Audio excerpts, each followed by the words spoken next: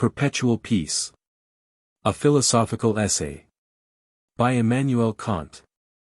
Preface. This translation of Kant's essay on perpetual peace was undertaken by Miss Mary Campbell Smith at the suggestion of the late Professor Ritchie of St. Andrews, who had promised to write for it a preface, indicating the value of Kant's work in relation to recent discussions regarding the possibility of making wars to cease. In view of the general interest which these discussions have aroused and of the vague thinking and aspiration which have too often characterized them, it seemed to Professor Ritchie that a translation of this wise and sagacious essay would be both opportune and valuable. His untimely death has prevented the fulfillment of his promise, and I have been asked, in his stead, to introduce the translator's work. This is, I think, the only complete translation into English of Kant's essay, including all the notes as well as the text, and the translator has added a full historical introduction, along with numerous notes of her own, so as, in Professor Ritchie's words, to meet the needs, 1. Of the student of political, p. 6. Science who wishes to understand the relation of Kant's theories to those of Grotius, Hobbes, Locke, Rousseau etc. And 2. Of the general reader who wishes to understand the significance of Kant's proposals in connection with the ideals of peace congresses, and with the development of international law from the end of the Middle Ages to the Hague Conference. Although it is more than 100 years since Kant's essay was written, its substantial value is practically unimpaired. Anyone who is acquainted with the general character of the mind of Kant will expect to find in him sound common sense, clear recognition of the essential facts of the case, and a remarkable power of analytically exhibiting the conditions on which the facts necessarily depend. These characteristics are manifest in the essay on perpetual peace. Kant is not pessimist enough to believe that a perpetual peace is an unrealizable dream or a consummation devoutly to be feared. Nor is he optimist enough to fancy that it is an ideal which could easily be realized if men would but turn their hearts to one another. For Kant, perpetual peace is an ideal, not merely as a speculative utopian idea, with which in fancy we may play, but as a moral principle, which ought to be, and therefore can be, realized. Yet he makes it perfectly clear that we cannot hope to approach the realization, page 7, of it unless we honestly face political facts and get a firm grasp of the indispensable conditions of a lasting peace.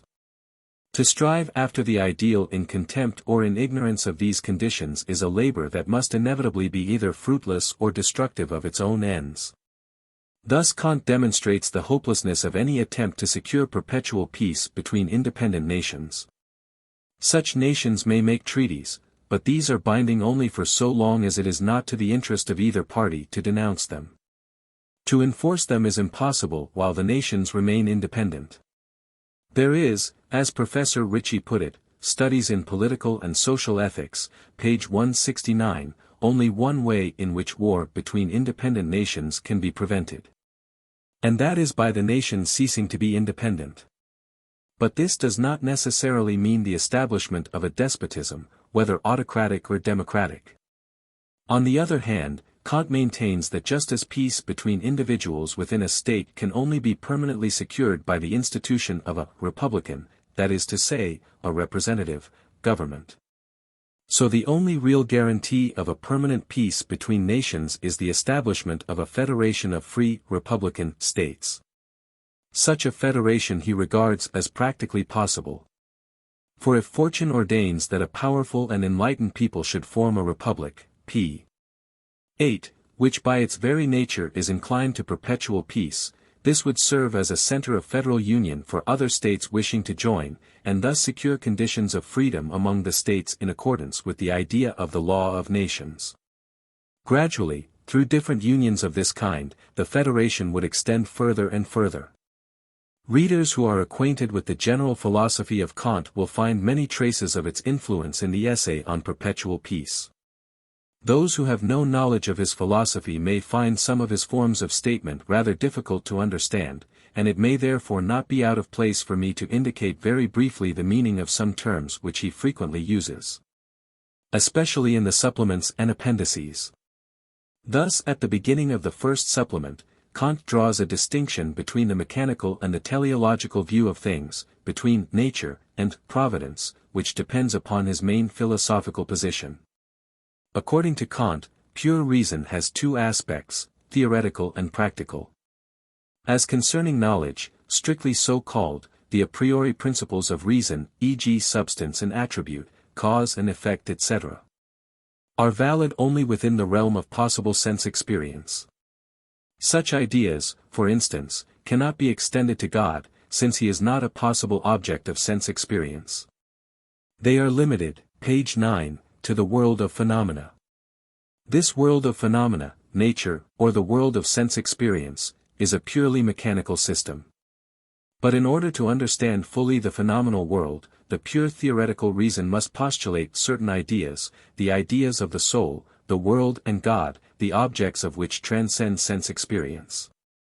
These ideas are not theoretically valid, but their validity is practically established by the pure practical reason, which does not yield speculative truth, but prescribes its principles, dogmatically, in the form of imperatives to the will.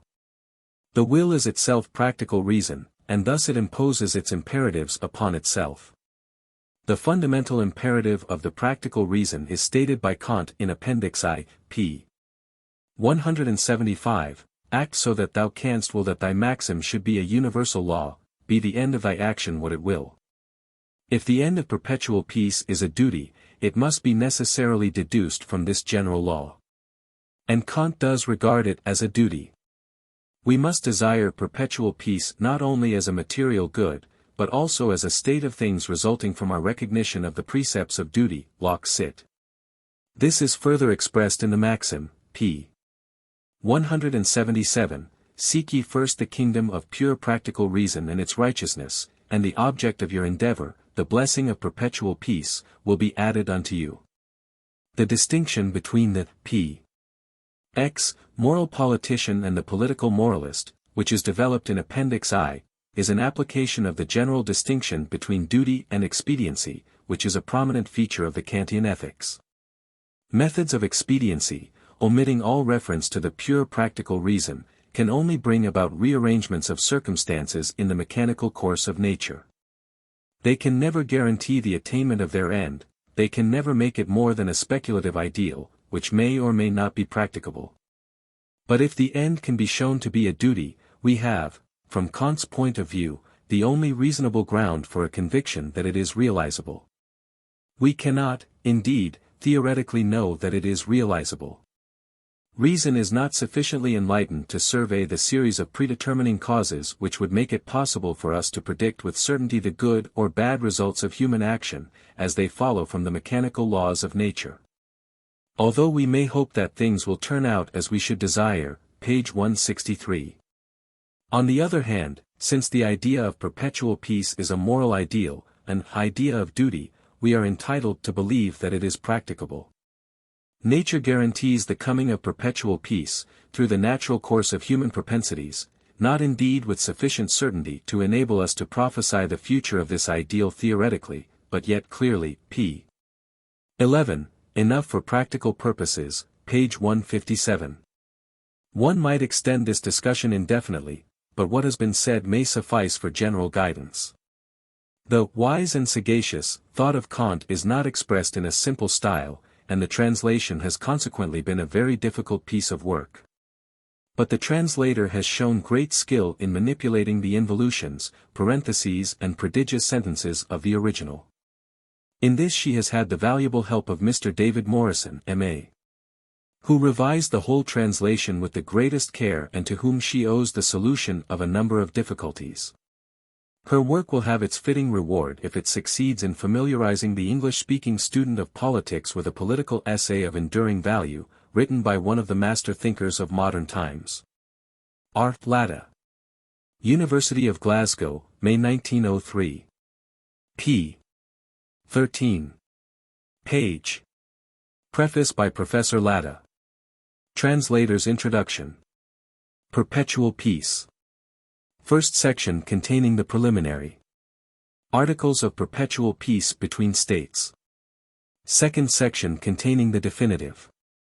Articles of Perpetual Peace between States.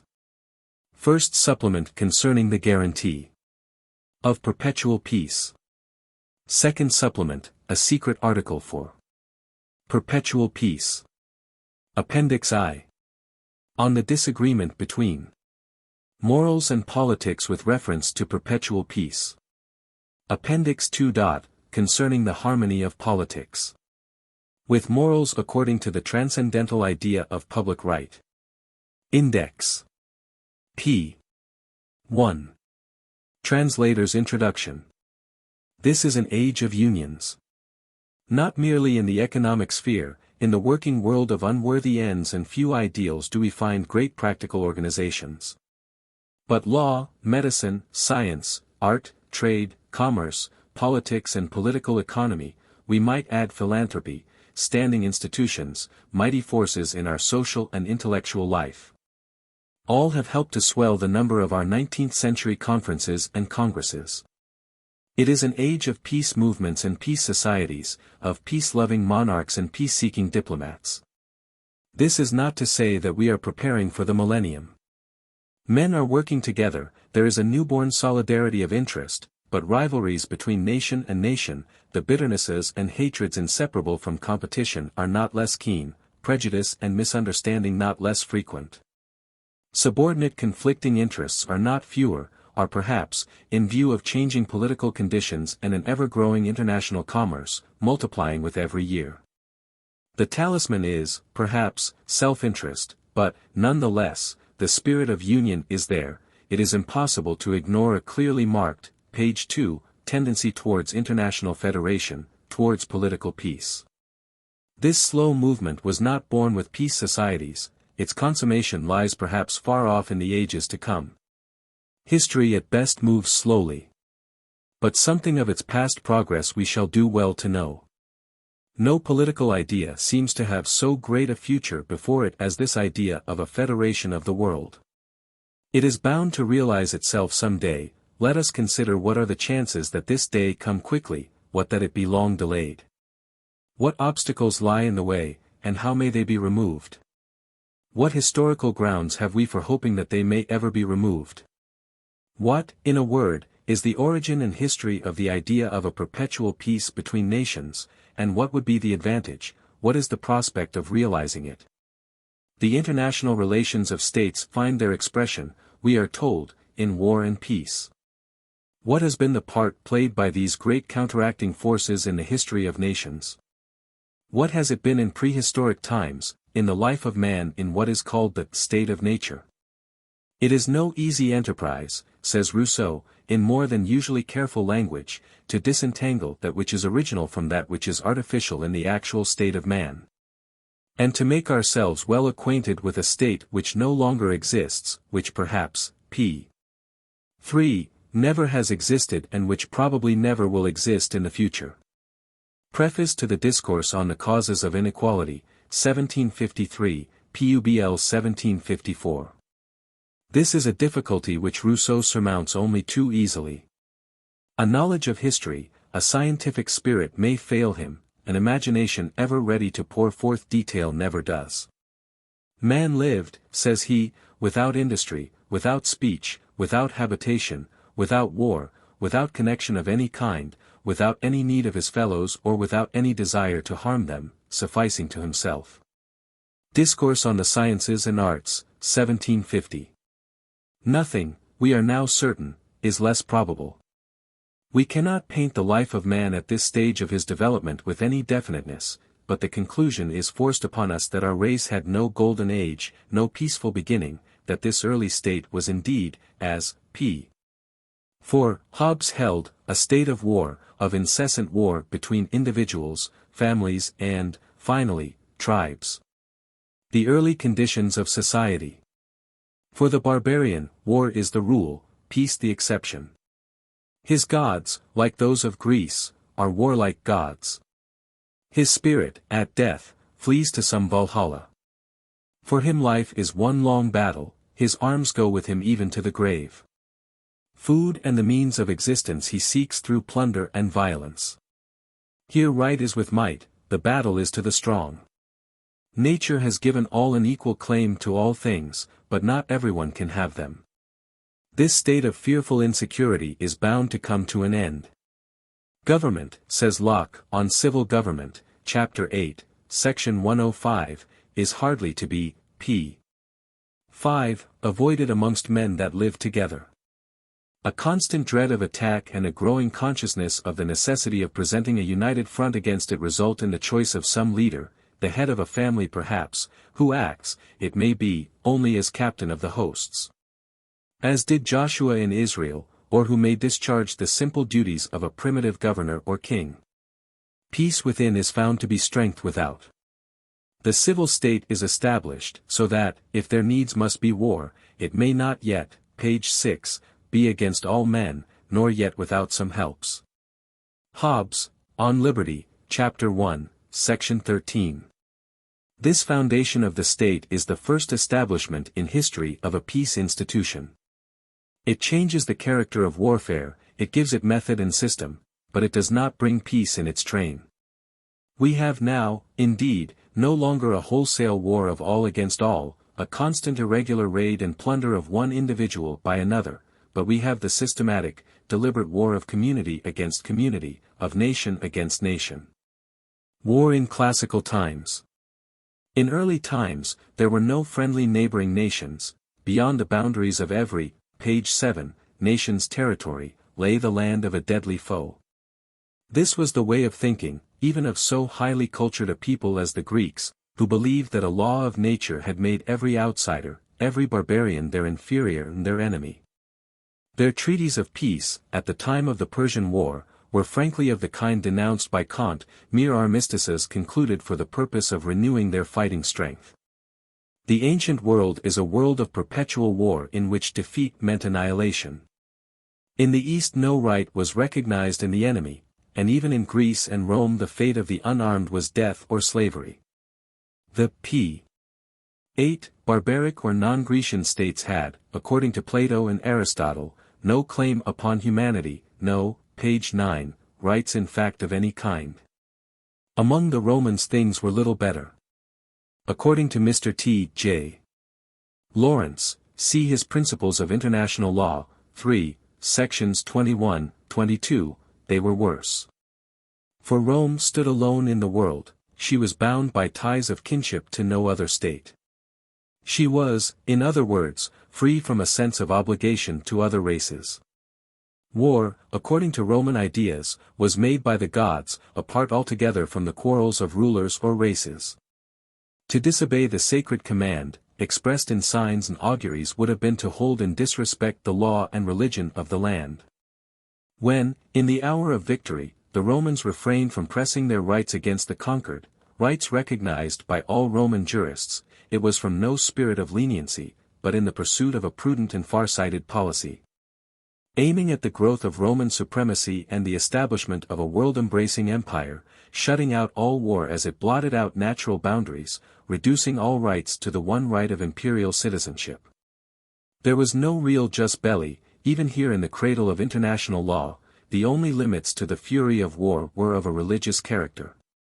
The treatment of a defeated enemy among the Jews rested upon a similar religious foundation. In the East, we find a special cruelty in the conduct of war. The wars of the Jews and Assyrians were, page 10, wars of extermination. The whole of the Old Testament, it has been said, resounds with the clash of arms. An eye for an eye, a tooth for a tooth, was the command of Jehovah to his chosen people.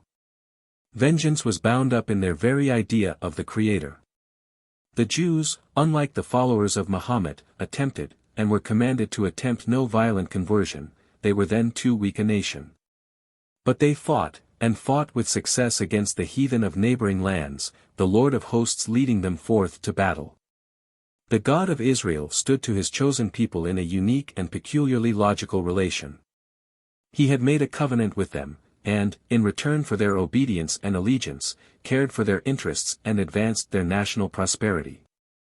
The blood of this elect people could not be suffered to intermix with that of idolaters. Canaan must be cleared of the heathen, on the coming, page 11, of the children of Israel to their promised land, and mercy to the conquered enemy, even to women, children or animals was held by the Hebrew prophets to be treachery to Jehovah. Sam 15. Josh 6:21. Hence the attitude of the Jews to neighboring nations was still more hostile than that of the Greeks. The cause of this difference is bound up with the transition from polytheism to monotheism. The most devout worshipper of the national gods of ancient times could endure to see other gods than is worshipped in the next town or by a neighboring nation. There was no reason why all should not exist side by side. Religious conflicts in polytheistic countries, when they arose, were due not to the rivalry of conflicting faiths, but to an occasional attempt to put one god above the others in importance. There could be no interest here in the propagation of belief through the sword. But, under the Jews, these relations were entirely altered. Jehovah, their Creator, became the one invisible God. Such an one can suffer no others near him. Their existence is a continual insult to him. Monotheism is, in its very nature, a religion of intolerance. Its spirit among the Jews was warlike, it commanded, p. 12, the subjugation of other nations, but its instrument was rather extermination than conversion. The attitude of Christianity and the early Church to war. From the standpoint of the peace of nations, we may say that the Christian faith, compared with other prominent monotheistic religious systems, occupies an intermediate position between two extremes, the fanaticism of Islam, and to a less extent of Judaism, and the relatively passive attitude of the Buddhist who thought himself bound to propagate his religion, but held himself justified only in the employment of peaceful means. Christianity, on the other hand, contains no warlike principles, it can in no sense be called a religion of the sword, but circumstances gave the history of the Church, after the first few centuries of its existence, a character which cannot be called peace-loving. This apparent contradiction between the spirit of the new religion and its practical attitude to war has led to some difference of opinion as to the actual teaching of Christ. The New Testament seems, at a superficial glance, to furnish support as readily to the champions of war as to its denouncers. The Messiah is the Prince of Peace, is 9, 6, 7, Heb 6, and here lies the way of, page 13, righteousness, Rom 3. 19 But Christ came not to bring peace, but a sword, Math. X. 34. Such statements may be given the meaning which we wish them to bear. The quoting of Scripture is ever an unsatisfactory form of evidence. But there is no direct statement in the New Testament in favor of war, no saying of Christ which, fairly interpreted, could be understood to regard this proof of human imperfection as less condemnable than any other. When men shall be without sin, nation shall rise up against nation no more. But man the individual can attain peace only when he has overcome the world, when, in the struggle with his lower self, he has come forth victorious. This is the spiritual sword which Christ brought into the world, strife, not with the unbeliever, but with the lower self. Meekness and the spirit of the Word of God are the weapons with which man must fight for the faith. An elect people there was no longer, Israel had rejected its Messiah. Instead there was a complete brotherhood of all men, the bond and the free, as children of one God. The aim of the Church was a world empire, bound together by a universal religion. In this sense, as sowing the first seeds of a universal peace, we may speak, page 14, of Christianity as a re-establishment of peace among mankind. The later attitude of Christians to war, however, by no means corresponds to the earliest tenets of the Church. Without doubt, certain sects, from the beginning of our era and through the ages up to the present time, held, like the Mennonites and Quakers in our day, that the divine command, "Love your enemies," could not be reconciled with the profession of a soldier. The early Christians were reproached under the Roman emperors, before the time of Constantine, with avoiding the citizen's duty of military service. To those enemies of our faith, wrote Origen, Contra Celsum, 8, CHLXXI. Ante-Nicene Christian Library, who require us to bear arms for the commonwealth, and to slay men, we can reply, do not those who are priests at certain shrines, and those who attend on certain gods, as you account them, keep their hands free from blood, that they may with hands unstained and free from human blood offer the appointed sacrifices to your p. 15, gods, and even when war is upon you, you never enlist the priests in the army. If that, then, is a laudable custom, how much more so, that while others are engaged in battle, these too should engage as the priests and ministers of God, keeping their hands pure, and wrestling in prayers to God on behalf of those who are fighting in a righteous cause, and for the king who reigns righteously, that whatever is opposed to those who act righteously may be destroyed. And we do take our part in public affairs, when along with righteous prayers we join self-denying exercises and meditations, which teach us to despise pleasures, and not to be led away by them. And none fight better for the king than we do. We do not indeed fight under him, although he require it, but we fight on his behalf, forming a special army, an army of piety, by offering our prayers to God. The fathers of the Church, Justin Martyr, Clement of Alexandria, Tertullian, Ambrose, and the rest gave the same testimony against war. The pagan rites connected with the taking of the military oath had no doubt some influence in determining the feeling of the pious with regard to this life of bloodshed, but the reasons lay deeper. Shall it be held lawful, asked Tertullian, de Corona, page 347, to make an occupation of the sword, when the Lord proclaims that he who uses the sword shall perish, page 16, by the sword? And shall the Son of Peace take part in the battle when it does not become him even to sue at law? And shall he apply the chain, and the prison, and the torture, and the punishment, who is not the avenger even of his own wrongs? The doctrine of the Church developed early in the opposite direction. It was its fighting spirit and not a love of peace that made Christianity a state religion under Constantine. Nor was Augustine the first of the Church Fathers to regard military service as permissible. To come to a later time, this change of attitude has been ascribed partly to the rise of Mahometan power and the wave of fanaticism which broke over Europe. To destroy these unbelievers with fire and sword was regarded as a deed of piety pleasing to God. Hence the wars of the Crusades against the infidel were holy wars, and appear as a new element in the history of civilization. The nations of ancient times had known only civil and foreign war. They had rebelled at home, and they had fought mainly for material interests abroad. In the Middle Ages there were, besides, religious wars and, with the rise of p. 17, feudalism, private war. Among all the powers of the Dark Ages and for centuries later, none was more aggressive than the Catholic Church, nor a more active and untiring defender of its rights and claims, spiritual or temporal. It was in some respects a more warlike institution than the states of Greece and Rome. It struggled through centuries with the emperor, it pronounced its ban against disobedient states and disloyal cities, it pursued with its vengeance each heretical or rebellious prince, unmindful of its early traditions about peace. It showed in every crisis a fiercely military spirit. For more than 1,000 years the Church, page 18, counted fighting clergy among its most active supporters. This strange anomaly was, it must be said, at first rather suffered in deference to public opinion than encouraged by ecclesiastical canons and councils, but it gave rise to great discontent at the time of the Reformation. The whole question of the lawfulness of military service for Christians was then raised again. If there be anything in the affairs of mortals, wrote Erasmus at this time, Opera, 2, Parovi, 951 c, which it, p. 19, becomes us deliberately to attack, which we ought indeed to shun by every possible means, to avert and to abolish, it is certainly war, than which there is nothing more wicked, more mischievous or more widely destructive in its effects. Nothing harder to be rid of, or more horrible and, in a word, more unworthy of a man, not to say of a Christian. The medieval Church indeed succeeded, by the establishment of such institutions as the truce of God, in setting some limits to the fury of the soldier, but its endeavors, and it made several to promote peace, were only to a trifling extent successful.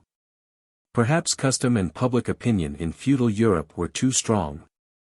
Perhaps the Church showed a certain apathy in denouncing the evils of a military society. No doubt the theoretical tenets of its doctrine did less to hinder war than its own strongly military tendency, its p.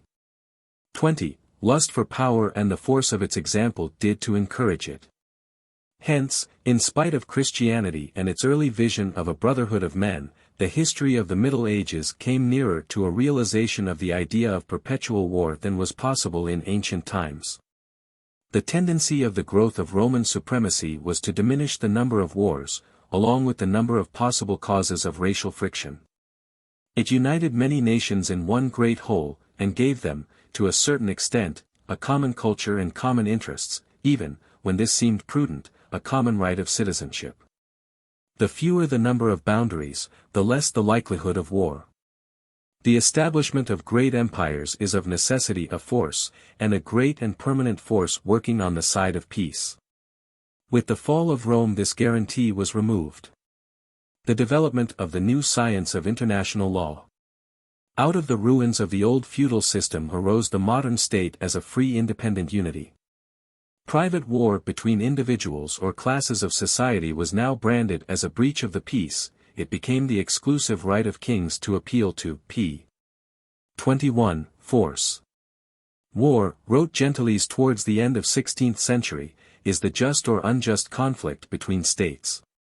Peace was now regarded as the normal condition of society. As a result of these great developments in which the name, state, acquired new meaning, jurisprudence freed itself from the trammeling conditions of medieval scholasticism. Men began to consider the problem of the rightfulness or wrongfulness of war, to question even the possibility of a war on rightful grounds. Out of Theses' new ideas, partly too as one of the fruits of the Reformation, arose the first consciously formulated principles of the science of international law, whose fuller, but not yet complete, development belongs to modern times.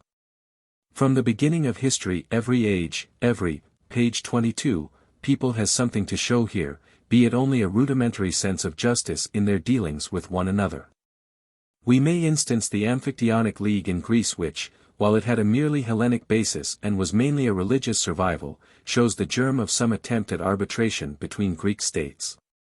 Among the Romans we have the jus ficial and the jus gentium, as distinguished from the civil law of Rome, and certain military regulations about the taking of booty in war. Ambassadors were held inviolate, page 23, in both countries. The formal declaration of war was never omitted. Many Roman writers held the necessity of a just cause for war. But nowhere do these considerations form the subject matter of a special science. In the Middle Ages the development of these ideas received little encouragement. All laws are silent in the time of war, and this was a period of war, both bloody and constant. There was no time to think of the right or wrong of anything. Moreover, the Church emphasized the lack of rights in unbelievers, and gave her blessing on their annihilation. The whole Christian world was filled with the idea of a spiritual universal monarchy. Not such as that in the minds of Greek and Jew and Roman who had been able to picture international peace only under the form of a great national and exclusive empire. In this great Christian state there were to be no distinctions between nations. Its sphere was bounded by the universe. But, here, there was no room or recognition for independent national states with equal and personal rights. This recognition, opposed by the Roman, page 24, Church, is the real basis of international law. The Reformation was the means by which the personality of the peoples, the unity and independence of the state were first openly admitted. On this foundation, mainly at first in Protestant countries, the new science developed rapidly. Like the civil state and the Christian religion, international law may be called a peace institution. Grotius, Pufendorf and Vattel. In the beginning of the 17th century, Grotius laid the foundations of a code of universal law, de jure belli et paces, 1625, independent of differences of religion. In the hope that its recognition might simplify the intercourse between the newly formed nations. The primary object of this great work, written during the misery and horrors of the 30 Years' War, was expressly to draw attention to these evils and suggest some methods by which the severity of warfare might be mitigated. Grotius originally meant to explain only one chapter of the Law of Nations. His book was to, page 25, be called De Jure Belli, but there is scarcely any subject of international law which he leaves untouched. He obtained, moreover, a general recognition for the doctrine of the law of nature which exerted so strong an influence upon succeeding centuries. Indeed, between these two sciences, as between international law and ethics, he draws no very sharp line of demarcation, although, on the whole, in spite of an unscientific, scholastic use of quotation from authorities, his treatment of the p. 26 new field is clear and comprehensive. Grotius made the attempt to set up an ethical principle of right, in the stead of such doctrines of self-interest as had been held by many of the ancient writers. There was a law, he held, established in each state purely with a view to the interests of that state, but, besides this, there was another higher law in the interest of the whole society of nations. Its origin was divine. The reason of man commanded his obedience. This was what we call international law.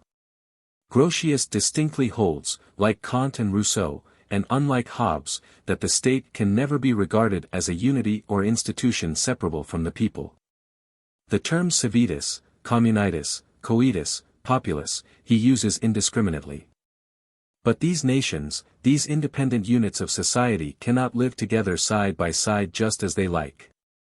They must recognize one another as members of a European society of states. Law, he said, stands above force even in war, which may only be begun to pursue the right. And the beginning and manner of conduct of war rests on fixed laws and can be justified only in certain cases. War is not to be, p. 27, done away with. Grotius accepts it as fact, as Hobbes did later, as the natural method for settling the disputes which were bound constantly to arise between so many independent and sovereign nations. A terrible scourge it must ever remain, but as the only available form of legal procedure, it is sanctioned by the practice of states and not less by the law of nature and of nations. Grotius did not advance beyond this position. Every violation of the law of nations can be settled but in one way, by war, the force of the stronger. The necessary distinction between law and ethics was drawn by Pufendorf, a successor of Grotius who gave an outwardly systematic form to the doctrine of the great jurist, without adding to it, page 28, either strength or completeness. His views, when they were not based upon the system of Grotius, were strongly influenced by the speculation of Hobbes, his chronological predecessor, to whom we shall have later occasion to refer. In the works of Vattel, who was, next to Rousseau, the most celebrated of Swiss publicists, we find the theory of the customs and practice in war widely developed. And the necessity for humanizing its methods and limiting its destructive effects upon neutral countries strongly emphasized. Grotius and Pufendorf, while they recommend acts of mercy, hold that there is legally no right which requires that a conquered enemy shall be spared. This is a matter of humanity alone. It is to the praise of Vattel that he did much to popularize among the highest and most powerful classes of society ideas of humanity in warfare, and of the rights and obligations of nations. He is, moreover, the first to make a clear separation between this science and the law of nature. What, he asks, is international law as distinguished from the law of nature? What are the powers of a state and the duties of nations to one another? What are the causes of quarrel among nations, and what the means by which they can be settled without any sacrifice of dignity? Page 29. They are, in the first place, a friendly conciliatory attitude. And secondly, such means of settlement as mediation, arbitration and peace congresses. These are the refuges of a peace-loving nation, in cases where vital interests are not at stake.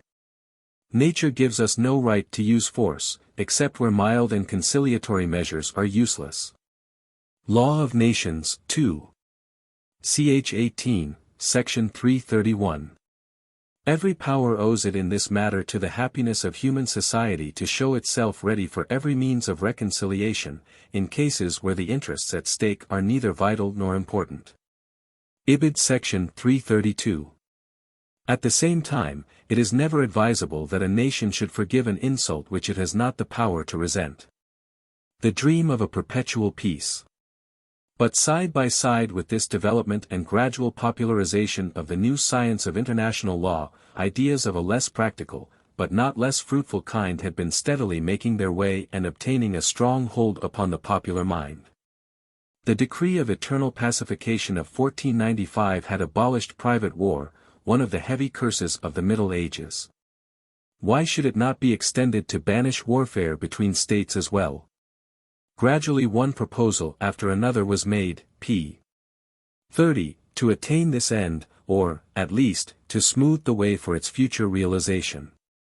The first of these in point of time is to be found in a somewhat bare, vague form in Sully's Memoirs, said to have been published in 1634. Half a century later the Quaker William Penn suggested an international tribunal of arbitration in the interests of peace. But it was by the French Abbé St. Pierre that the problem of perpetual peace was fairly introduced into political literature, and this, in an age of cabinet and dynastic wars, while the dreary cost of the War of the Spanish Succession was yet unpaid. St. Pierre was the first who really clearly realized and endeavored to prove that the establishment of a permanent state of peace is not only in the interest of the weaker, but is required by the European Society of Nations and by the reason of man. From the beginning of the history of humanity, poets and prophets had cherished the sweet dream of a peaceful civilization. It is in the form of a practical project that this idea is new. The ancient world actually represented a state, p. 31, of what was almost perpetual war. This was the reality which confronted man, his inevitable doom, it seemed, as it had been pronounced to the fallen sinners of Eden. Peace was something which man had enjoyed once, but forfeited. The myth and poetry-loving Greeks, and, later, the poets of Rome delighted to paint a state of eternal peace, not as something to whose coming they could look forward in the future, but as a golden age of purity whose records lay buried in the past, a paradise which had been, but which was no more. Voices, more scientific, were raised even in Greece in attempts, such as Aristotle's, to show that the evolution of man had been not a course of degeneration from perfection, but of continual progress upwards from barbarism to civilization and culture. But the change in popular thinking on this matter was due less to the arguments of philosophy than to a practical experience of the causes which operate in the interests of peace. The foundation of a universal empire under Alexander the Great gave temporary rest to nations heretofore incessantly at war. Here was a proof that the divine will had not decreed that man was to work out his punishment under unchanging conditions of perpetual warfare. This idea of a universal empire became the Greek ideal of a perpetual peace. Such an empire was, in the language of the Stoics, a world, page 32, state in which all men had rights of citizenship, in which all other nations were absorbed. Parallel to this ideal among the Greeks, we find the hope in Israel of a Messiah whose coming was to bring peace, not only to the Jewish race, but to all the nations of the earth. This idea stands out in the sharpest contrast to the early nationalism of the Hebrew people, who regarded every stranger as an idolater and an enemy. The prophecies of Judaism, combined with the cosmopolitan ideas of Greece, were the source of the idea, which is expressed in the teaching of Christ, of a spiritual world empire, an empire held together solely by the tie of a common religion. This hope of peace did not actually die during the first 1,000 years of our era, nor even under the morally stagnating influences of the Middle Ages. When feudalism and private war were abolished in Europe, it wakened to a new life.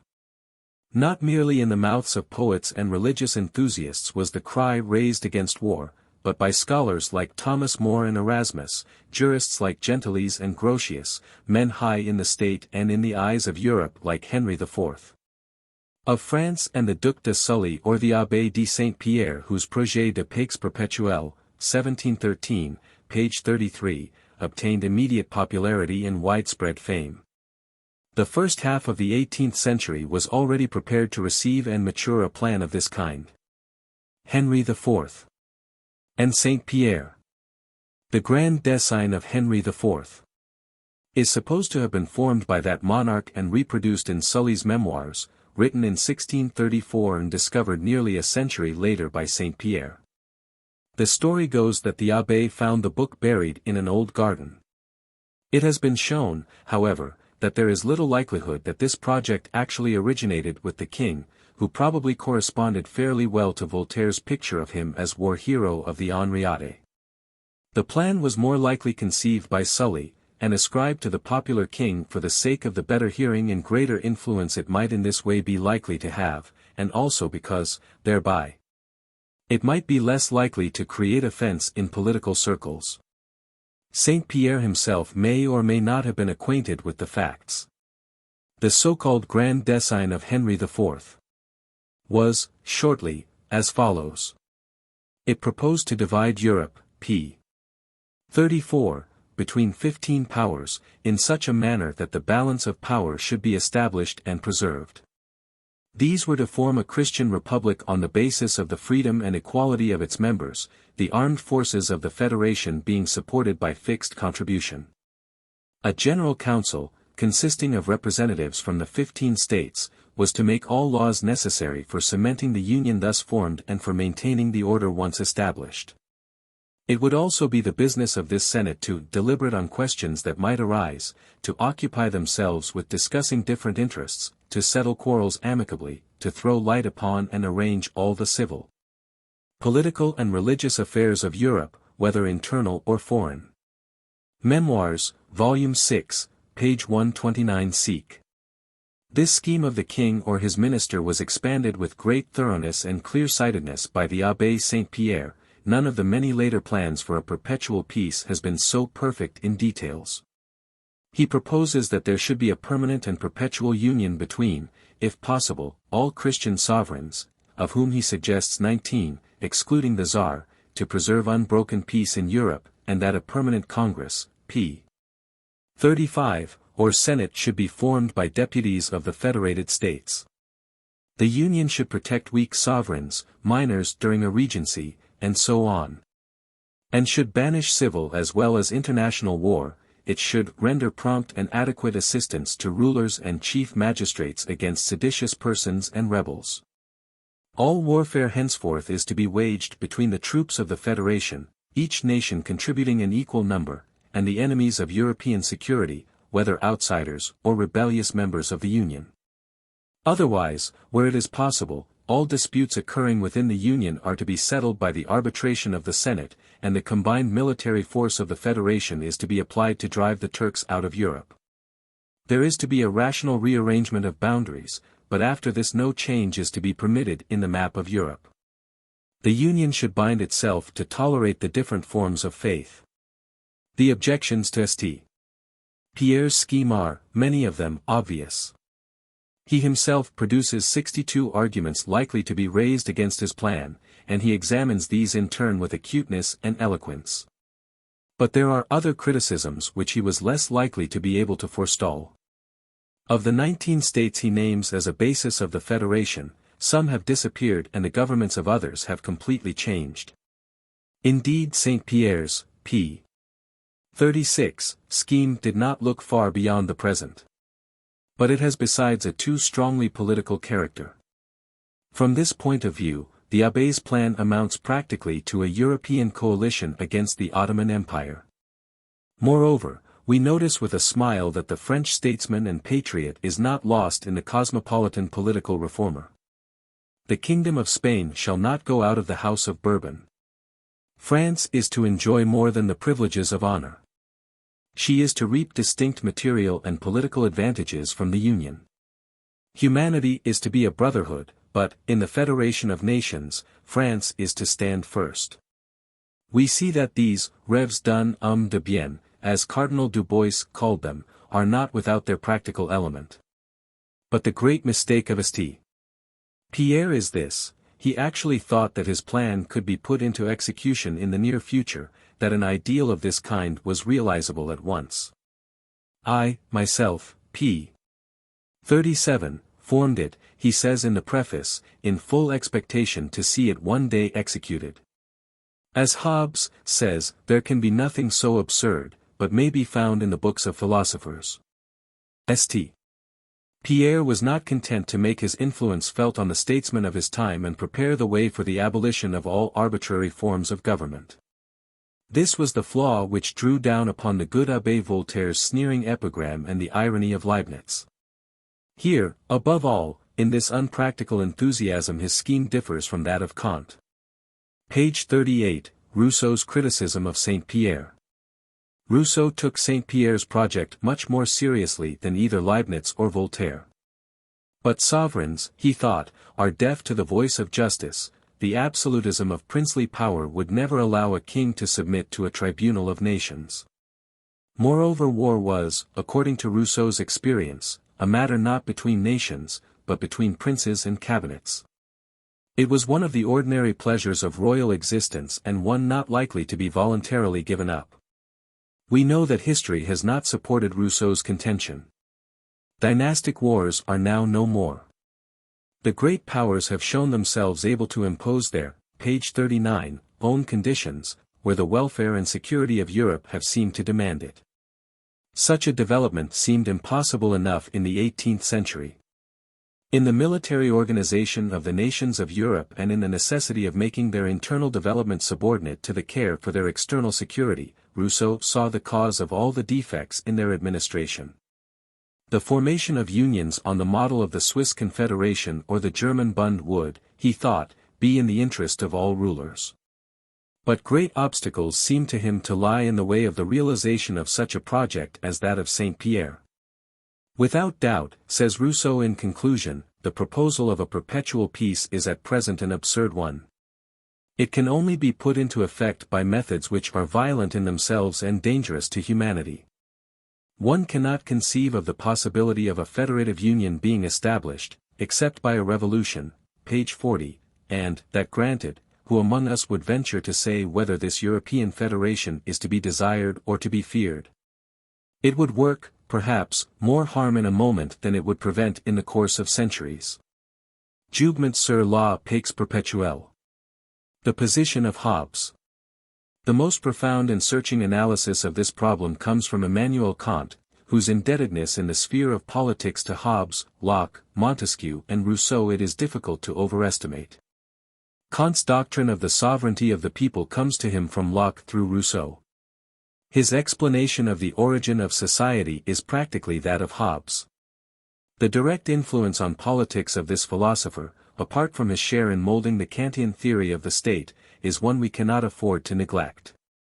His was a great influence on the new science just thrown on the world by Grotius, and is the first clear and systematic statement we have of the nature of society and the establishment of the state.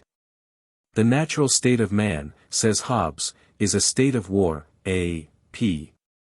41, bellum omnium contra omnes, where all struggle for honor and for preferment and the prizes to which every individual is by natural right equally entitled, but which can of necessity fall only to the few, the foremost in the race. Men hate and fear the society of their kind, but through this desire, page 42, to excel are forced to seek it, only where there are many can there be a first. This state of things, this apparent sociability which is brought about by and coupled with the least sociable of instincts, becomes unendurable. It is necessary to peace, writes Hobbes, on Dominion, ch. 6. 3. That a man be so far forth protected against the violence of others, that he may live securely, that is, that he may have no just cause to fear others, so long as he doth them no injury. Indeed, to make men altogether safe from mutual harms, so as they cannot be hurt or injuriously killed, is impossible, and, therefore, comes not within deliberation. But to protect them so far as is possible the state is formed. Hobbes has no great faith in human contracts or promises. Man's nature is malicious and untrustworthy. A coercive power is necessary to guarantee this long-desired security within the community. We must therefore, he adds, provide for our security, not by compacts, but by punishments. And there is then sufficient provision made, when there are so great punishments appointed for every injury, as apparently it prove a greater evil to have done it, than not to have done it. For all men, by a necessity of nature, choose that which to them appears to be the less evil. Op. Cit., ch. 6. 4. These precautions secure that relative peace, page 43, within the state which is one of the conditions of the safety of the people. But it is, besides, the duty of a sovereign to guarantee an adequate protection to his subjects against foreign enemies. A state of defense as complete and perfect as possible is not only a national duty, but an absolute necessity. The following statement of the relation of the state to other states shows how closely Hobbes has been followed by Kant. There are two things necessary, says Hobbes, on dominion, ch. 13. 7, for the people's defense. To be warned and to be forearmed. For the state of commonwealths considered in themselves, is natural, that is to say, hostile. Neither, if they cease from fighting, is it therefore to be called peace. But rather a breathing time, in which one enemy observing the motion and countenance of the other, values his security not according to pacts, but the forces and counsels of his adversary. Hobbes is a practical philosopher, no man was less a dreamer, a follower after ideals than he. He is, moreover, a pessimist, and his doctrine of the state is a political absolutism, the form of govern, p. 44, meant which above all has been, and is, favorable to war. He would no doubt have ridiculed the idea of a perpetual peace between nations, had such a project as that of St. Pierre, a practical project, counting upon a realization in the near future, been brought before him. He might not even have accepted it in the very much modified form which Kant adopts, that of an ideal, an unattainable ideal, towards which humanity could not do better than work. He expected the worst possible from man the individual. Homo homini lupus. The strictest absolutism, amounting almost to despotism, was required to keep the vicious propensities of the human animal in check. States he looked upon as units of the same kind, members also of a society. They had, and openly exhibited, the same faults as individual men. They too might be driven with a strong enough coercive force behind them, but not without it, and such a coercive force as this did not exist in a society of nations. Federation and federal troops are terms which represent ideas of comparatively recent origin, page 45, without something of this kind, any enduring peace was not to be counted upon. International relations were and must remain at least potentially warlike in character. Under no circumstances could ideal conditions be possible either between the members of a state or between the states themselves. Human nature could form no satisfactory basis for a council of perfection. Hence Hobbes never thought of questioning the necessity of war. It was in his eyes the natural condition of European society. But certain rules were necessary both for its conduct and, where this was compatible with a nation's dignity and prosperity, for its prevention. He held that international law was only a part of the law of nature, and that this law of nature laid certain obligations upon nations and their kings. Mediation must be employed between disputants as much as possible, the person of the mediators of peace being held inviolate. An umpire ought to be chosen to decide a controversy, to whose judgment the parties in dispute agree to submit themselves. Such an arbiter must be impartial. These are all what Hobbes calls precepts of the law of nature. And he appeals to the scriptures in confirmation of his assertion that peace is the way of righteousness and that the laws of nature of which these are a few are also laws of the heavenly kingdom. But peace is like the p. 46, straight path of Christian endeavor, difficult to find and difficult to keep. We must seek after it where it may be found, but, having done this and sought in vain, we have no alternative but to fall back upon war. Reason requires that every man ought to endeavor peace, Leviticus ch. 14. As far as he has hope of obtaining it, and when he cannot obtain it, that he may seek, and use, all helps, and advantages of war. This, says Hobbes elsewhere, on liberty, ch. 15, is the dictate of right reason, the first and fundamental law of nature. Kant's idea of a perpetual peace. With regard to the problems of international law, Kant is of course 150 years ahead of Hobbes. But he starts from the same point, his theory of the beginning of society is practically identical with that of the older philosopher. Men are by nature imperfect creatures, unsociable and untrustworthy, cursed by a love of glory, of possession, and of power, passions which make happiness something forever unattainable by them. Hobbes is content to leave them here with their imperfections, and let a strong government, page 47, help them out as it may. But not so Kant. He looks beyond man the individual, developing slowly by stages scarcely measurable, progressing at one moment, and the next, as it seems, falling behind, he looks beyond the individual, struggling in never attaining, to the race. Here Kant is no pessimist. The capacities implanted in man by nature are not all for evil, they are, he says, destined to unfold themselves completely in the course of time, and in accordance with the end to which they are adapted. Idea of a Universal History from a Cosmopolitan Point of View, 1784. Prop. 1. This end of humanity is the evolution of man from the stage of mere self-satisfied animalism to a high state of civilization. Through his own reason man is to attain a perfect culture, intellectual and moral. In this long period of struggle, the potential faculties which nature or providence has bestowed upon him reach their full development. The process in which this evolution takes place is what we call history.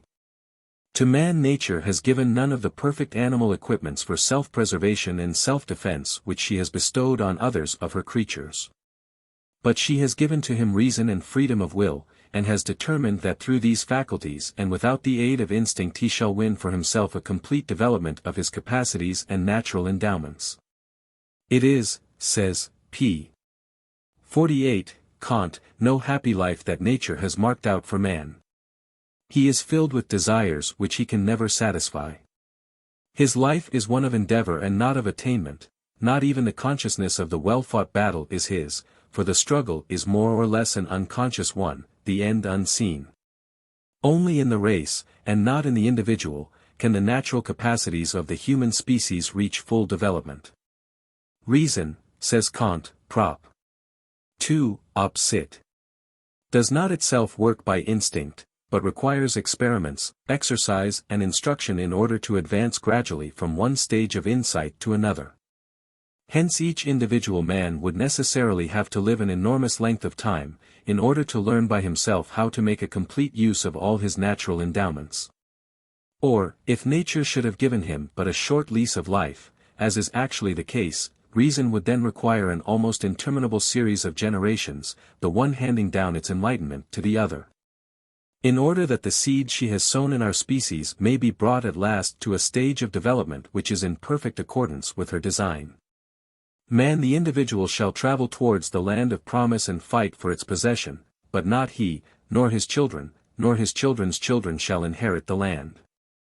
Only the latest comers can have the good fortune of inhabiting, p. 49, the dwelling which the long series of their predecessors have toiled, though, adds Kant, without any conscious intent, to build up without even the possibility of participating in the happiness which they were preparing. Proposition 3. The means which nature employs to bring about this development of all the capacities implanted in men is their mutual antagonism in society, what Kant calls the unsocial sociableness of men, that is to say, their inclination to enter into society. An inclination which yet is bound up at every point with a resistance which threatens continually to break up the society so formed. Proposition 4. Man hates society, and yet there alone he can develop his capacities, he cannot live there peaceably, and yet cannot live without it. It is the resistance which others offer to his inclinations and will, which he, on his part, shows likewise to the desires of others, that awakens all the latent powers of his nature and the determination to conquer his natural propensity to indolence and love of material comfort and to struggle for the first place among his fellow creatures. To satisfy, in outstripping them, his love of glory and possession and power. Without those, in themselves by no means lovely, qualities which set man in social opposition to man, so that each finds his selfish claims resisted by the selfishness of all the others, men would have lived, p. 50, on in an Arcadian shepherd life, in perfect harmony, contentment, and mutual love, but all their talents would forever have remained hidden and undeveloped. Thus, kindly as the sheep they tended, they would scarcely have given to their existence a greater value than that of their cattle. And the place among the ends of creation which was left for the development of rational beings would not have been filled. Thanks be to nature for the unsociableness, for the spiteful competition of vanity, for the insatiate desires of gain and power. Without these, all the excellent natural capacities of humanity would have slumbered undeveloped. Man's will is for harmony, but nature knows better what is good for his species, her will is for dissension. He would like a life of comfort and satisfaction, but nature wills that he should be dragged out of idleness and inactive content and plunged into labor and trouble, in order that he may be made to seek in his own prudence for the means of again delivering himself from them. The natural impulses which prompt this effort, the causes of unsociableness and mutual conflict, out of which so many evils spring, are also in turn the spurs which drive him to the development of his powers. Thus, they really betray the providence of a wise Creator, and not the interference of some evil spirit which has meddled with the world which God has, page 51, nobly planned, and enviously overturned its order. Proposition 4, Caird's translation in the Critical Philosophy of Kant, Volume 2, pages 550, 551. The problem now arises, how shall men live together, each free to work out his own development, without at the same time interfering with a like liberty on the part of his neighbor? The solution of this problem is the state. Here the liberty of each member is guaranteed and its limits strictly defined. A perfectly just civil constitution, administered according to the principles of right, would be that under which the greatest possible amount of liberty was left to each citizen within these limits. This is the ideal of Kant, and here lies the greatest practical problem which has presented itself to humanity. An ideal of this kind is difficult of realization. But nature imposes no such duty upon us. Out of such crooked material as man is made, says Kant, nothing can be hammered quite straight. Proposition 6. We must make our constitution as good as we can and, with that, rest content. The direct cause of this transition from a state of nature and conditions of unlimited freedom to civil society with its coercive and restraining forces is found in the evils of that state of nature as they are painted by Hobbes. A wild lawless freedom becomes impossible for man, he is compelled to, page 52, seek the protection of a civil society. He lives in uncertainty and insecurity, his liberty is so far worthless that he cannot peacefully enjoy it. For this peace he voluntarily yields up some part of his independence. The establishment of the state is in the interest of his development to a higher civilization. It is more, the guarantee of his existence and self-preservation. This is the sense, says Professor Paulsen, in which Kant like Hobbes regards the state as resting on a contract, that, page 53, is to say, on the free will of all. Valenti non fit injuria. Only, adds Paulsen, we must remember that this contract is not a historical fact, as it seemed to some writers of the 18th century, but an idea of reason. We are speaking here not of the history of the establishment of the state, but of the reason of its existence. Paulsen's Kant, page 354. Page 54. In this civil union, self-sought, yet sought reluctantly, man is able to turn his most unlovable qualities to a profitable use. They bind this society together. They are the instrument by which he wins for himself self-culture. It is here with men, says Kant, as it is with the trees in a forest, just because each one strives to deprive the other of air and sun, they compel each other to seek both above, and thus they grow beautiful and straight. Whereas those that, in freedom and isolation from one another, shoot out their branches at will, grow stunted and crooked and awry.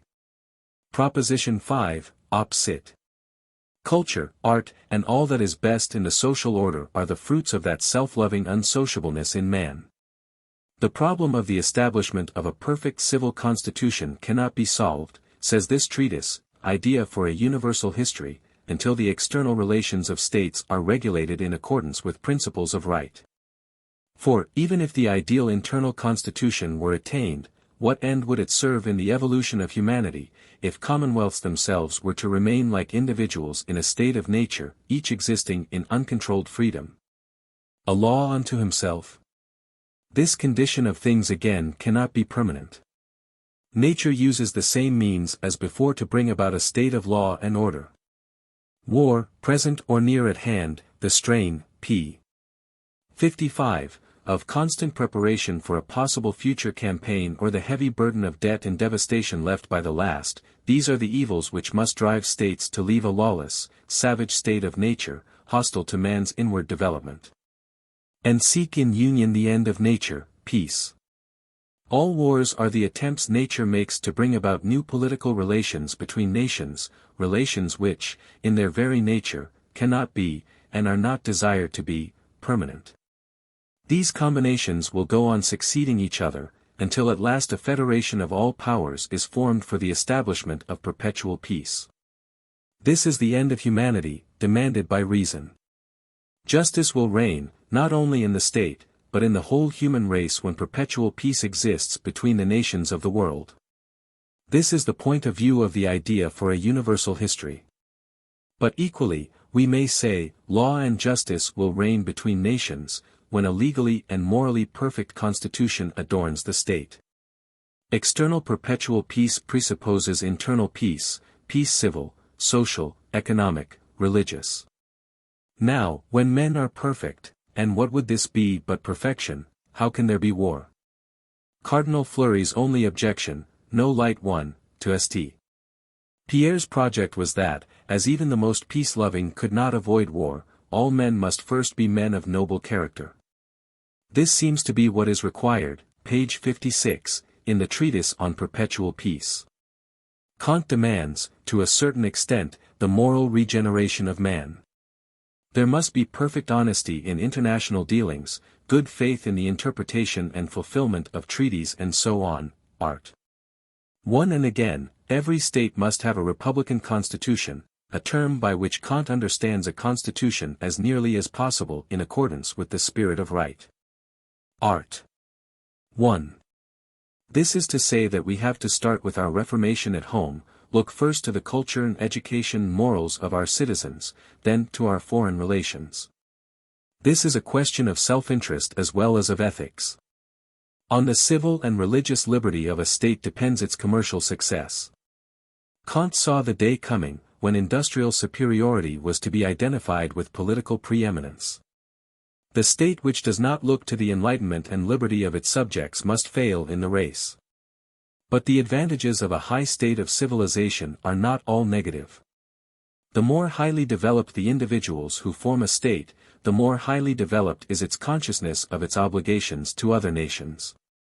In the ignorance and barbarism of races lies the great obstacle to a reign of law among states. Uncivilized states cannot be conceived as members of a federation of Europe, page 57, first, the perfect civil constitution according to right, then the federation of these law-abiding powers. This is the path which reason marks out. The treatise on perpetual peace seems to be in this respect more practical than the idea for a universal history. But it matters little which way we take it. The point of view is the same in both cases, the end remains the development of man towards good, the order of his steps in this direction is indifferent. The political and social conditions of Kant's time. The history of the human race, viewed as a whole. Kant regards as the realization of a hidden plan of nature to bring about a political constitution internally and externally perfect, the only condition under which the faculties of man can be fully developed. Does experience support this theory? Kant thought that, to a certain degree, it did. This conviction was not, however, a fruit of his experience of citizenship in Prussia, an absolute dynastic state, a military monarchy waging perpetual dynastic wars of the kind he most hotly condemned. Kant had no feeling of love to Prussia, and little of a citizen's patriotic pride, or even in, page 58, Terrorist, in its political achievements. This was partly because of his sympathy with republican doctrines, partly due to his love of justice and peculiar hatred of war, a hatred based, no doubt, not less on principle than on a close personal experience of the wretchedness it brings with it. It was not the political and social conditions in which he lived which fostered Kant's love of liberty and gave him inspiration, unless in the sense in which the mind reacts upon surrounding influences. Looking beyond, p. 59, Prussia to America, in whose struggle for independence he took a keen interest, and looking to France where the old dynastic monarchy had been succeeded by a republican state. Kant seemed to see the signs of a coming democratization of the old monarchical society of Europe. In this growing influence on the state of the mass of the people who had everything to lose in war and little to gain by victory, he saw the guarantee of a future perpetual peace. Other forces too were at work to bring about this consummation. There was a growing consciousness that war, this costly means of settling a dispute, is not even a satisfactory method of settlement. Hazardous and destructive in its effect, it is also uncertain in its results. Victory is not always gain. It no longer signifies a land to be plundered, a people to be sold to slavery.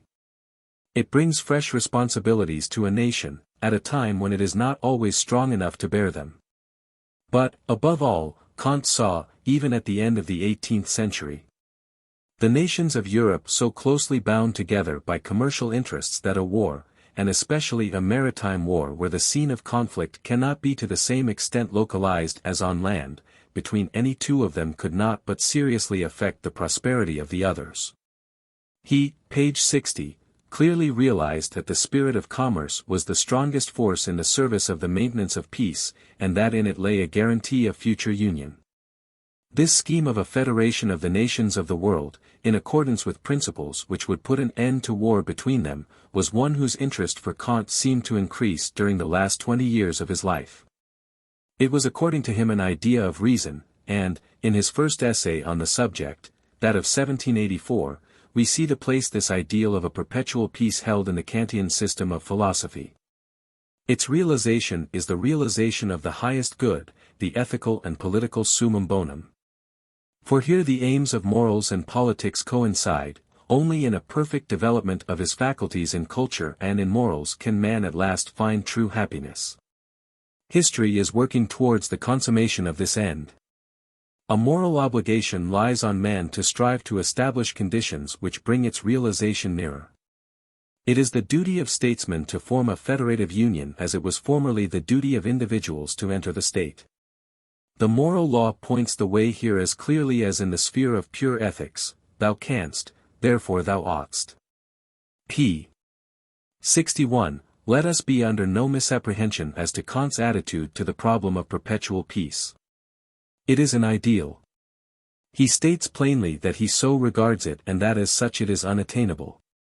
But this is the essence of all ideals, they have not the less value in shaping the life and character of men and nations on that account. They are not ends to be realized but ideas according to which we must live, regulative principles.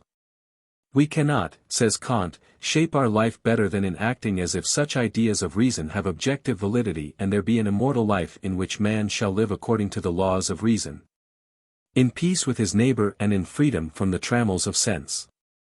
Hence we are concerned here, not with an end, but with the means by which we might best set about attaining it, if it were attainable.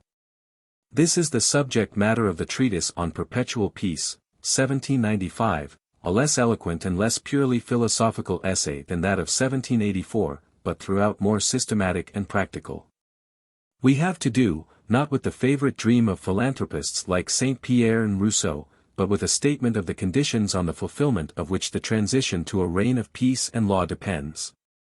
p. 62. The conditions of the realization of the Kantian ideal. These means are of two kinds. In the first place, what evils must we set about removing? What are the negative conditions? And, secondly, what are the general positive conditions which will make the realization of this idea possible and guarantee the permanence of an international peace once attained? These negative and positive conditions Kant calls preliminary and definitive articles respectively, the whole essay being carefully thrown into the form of a treaty. The preliminary articles of a treaty for perpetual peace are based on the principle that anything that hinders or threatens the peaceful coexistence of nations must be abolished. These conditions have been classified by Kuno Fischer. Kant, he points out, examines the principles of right governing the different sets of circumstances in which nations find themselves, namely, a. while they are actually at war, b. when the time comes to conclude a treaty of peace, c. when they are living in a state of peace. The 6 preliminary articles fall naturally into these groups. War must not be conducted in such a manner as to increase national hatred and embitter a future, page 63, peace. Art. 6. The treaty which brings hostilities to an end must be concluded in an honest desire for peace. Art. 1. Again, a nation, when in a state of peace, must do nothing to threaten the political independence of another nation or endanger its existence, thereby giving the strongest of all motives for a fresh war. A nation may commit this injury in two ways: 1. Indirectly, by causing danger to others through the growth of its standing army, art. 3. Always a menace to the state of peace, or by any unusual war preparations, and 2. Through too great a supremacy of another kind, by amassing money, the most powerful of all weapons in warfare. The national debt, art. 4. Is another standing danger to the peaceful coexistence of nations. But, besides, we have the danger of actual attack. There is no right of intervention between nations. Art. 5. Nor can states be inherited or conquered, art. 2. Or in any way treated in a manner subversive of their independence and sovereignty as individuals. For a similar reason, armed troops cannot be hired and sold as things. Page 64. These then are the negative conditions of peace. There are, besides, 3 positive conditions. Page 65. A. The intercourse of nations is to be confined to a right of hospitality. Art. 3. There is nothing new to us in this assertion of a right of way. The right to free means of international communication has in the last 100 years become a commonplace of law. And the change has been brought about, as Kant anticipated, not through an abstract respect for the idea of right, but through the pressure of purely commercial interests. Since Kant's time, the nations of Europe have all been more or less transformed from agricultural to commercial states whose interests run mainly in the same direction, whose existence and development depend necessarily upon conditions of universal hospitality. Commerce depends upon this freedom of international intercourse, and on commerce mainly depends our hope of peace. B. The first definitive article requires that the constitution of every state should be republican. What Kant understands by this term is that, in the state, law should rule above force and that its p. 66. Constitution should be a representative one, guaranteeing public justice and based on the freedom and equality of its members and their mutual dependence on a common legislature. Kant's demand is independent of the form of the government.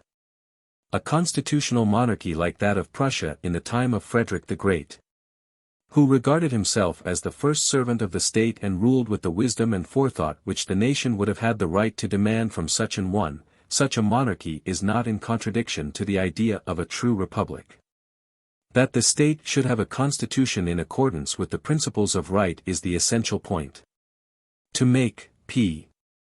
67 this possible, the law-giving power must lie with the representatives of the people. There must be a complete separation, such as Locke and Rousseau demand, between the legislature and executive. Otherwise we have despotism. Hence, while Kant admitted absolutism under certain conditions, he rejected democracy where, in his opinion, the mass of the people was despot.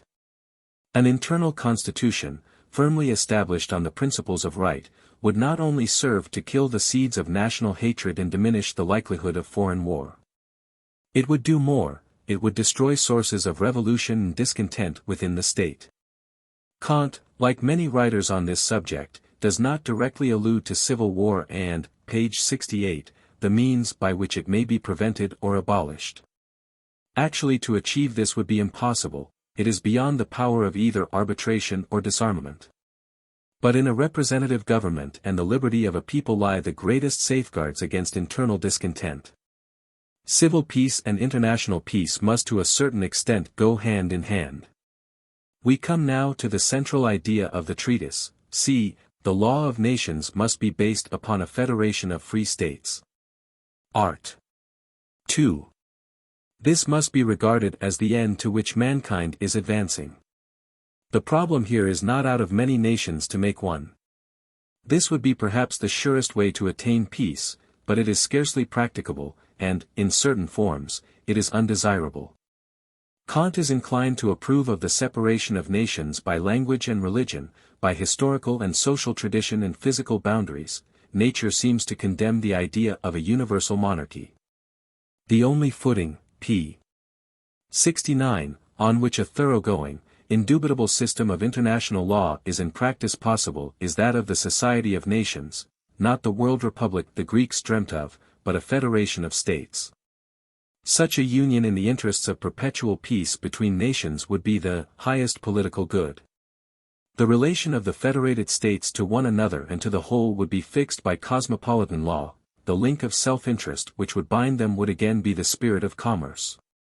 This scheme of a perpetual peace had not escaped ridicule in the 18th century, the name of, page 70, Kant protected it henceforth. The facts of history, even more conclusively than the voices of philosophers, soldiers, and princes, show how great has been the progress of this idea in recent years. But it has not gained its present hold upon the popular mind without great and lasting opposition. Indeed, we have here what must still be regarded as a controversial question. There have been, and are still, men who regard perpetual peace as a state of things as undesirable as it is unattainable. For such persons, war is a necessity of our civilization, it is impossible that it should ever cease to exist. All that we can do, and there is no harm, nor any contradiction in the attempt, is to make wars shorter, fewer and more humane. The whole question, beyond this, is without practical significance. Others, on the other hand, and these perhaps more thoughtful, regard war as hostile to culture, an evil of the worst kind, although a necessary evil.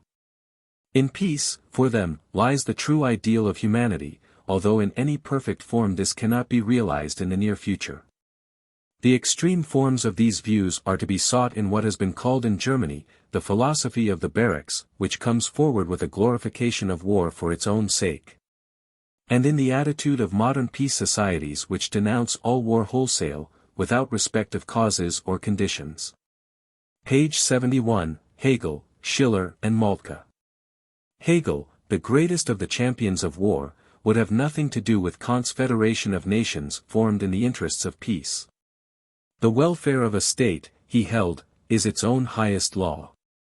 And he refused to admit that this welfare was to be sought in an international peace. Hegel lived in an age when all power and order seemed to lie with the sword. Something of the charm of Napoleonism seems to hang over him. He does not go the length of writers like Joseph de Maistre, who see in war the finger of God or an arrangement for the survival of the fittest, a theory, as far as regards individuals, quite in contradiction with the real facts. Which show that it is precisely the physically unfit whom war, as a method of extermination, cannot reach. But, like Schiller and Moltke, Hegel sees in war an educative instrument, developing virtues in a nation which could not be fully developed otherwise.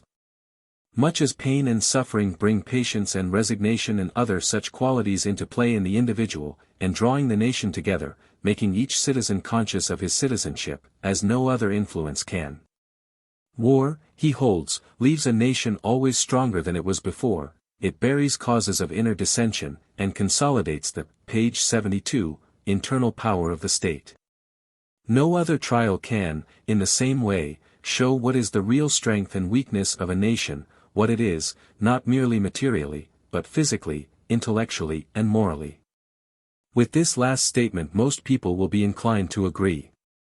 There is only a part of the truth in Napoleon's dictum that God is on the side of the biggest battalions, or in the old saying that war requires three necessaries, in the first place, money, in the second place, money, and in the third, money.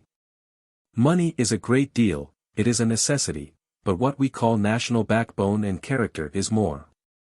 So far we are with Hegel. But he goes further. In peace, says he, mankind would grow effeminate and degenerate in luxury. This opinion was expressed in forcible language in his own time by Schiller, and in more, page 73, recent years by Count Moltke.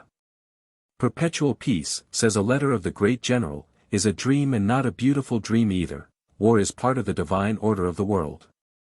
During war are developed the noblest virtues which belong to man, courage and self-denial, fidelity to duty and the spirit of self-sacrifice. The soldier is called upon to risk his life.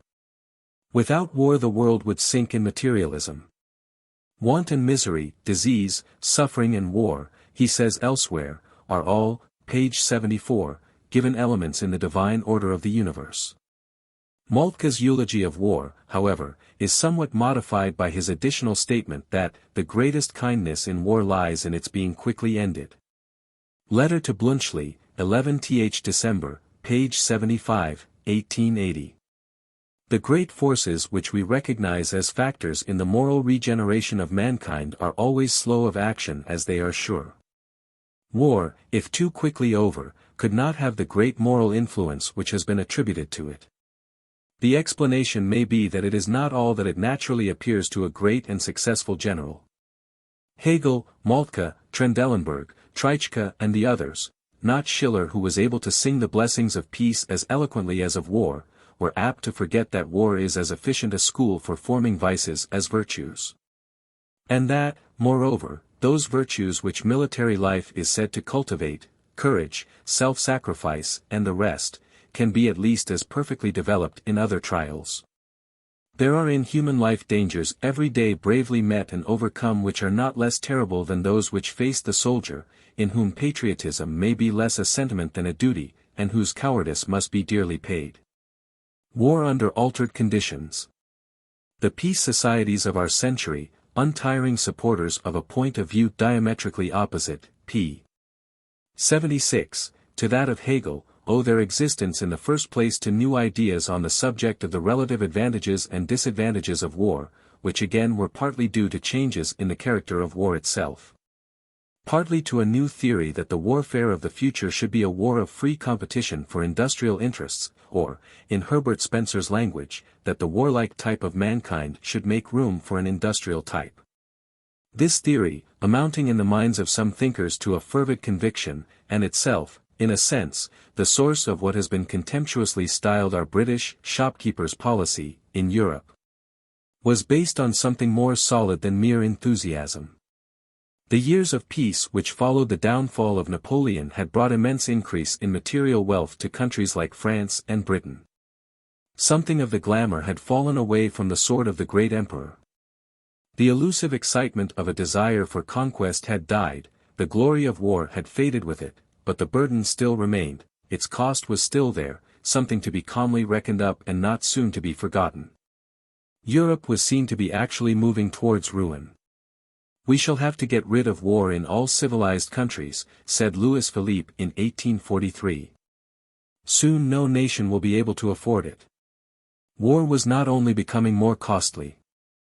New conditions had altered it in other directions, page 77, with the development of technical science and its application to the perfecting of methods and instruments of destruction. Every new war was found to be bloodier than the last. And the day seemed to be in sight, when this very development would make war, with instruments of extermination, impossible altogether. The romance and picturesqueness with which it was invested in the days of hand-to-hand combat was gone. But, above all, war was now waged for questions fewer and more important than in the time of Kant. Napoleon's successful appeal to the masses had suggested to Prussia the idea of consciously nationalizing the army. Our modern national wars exact a sacrifice, necessarily much more heavy, much more reluctantly made than those of the past which were fought with mercenary troops. Such wars have not only greater dignity, they are more earnest, and their issue, as in a sense the issue of conflict between higher and lower types of civilization, is speedier and more decisive. In the 100 years since Kant's death, much that he prophesied has come to pass, although sometimes by different paths than he anticipated.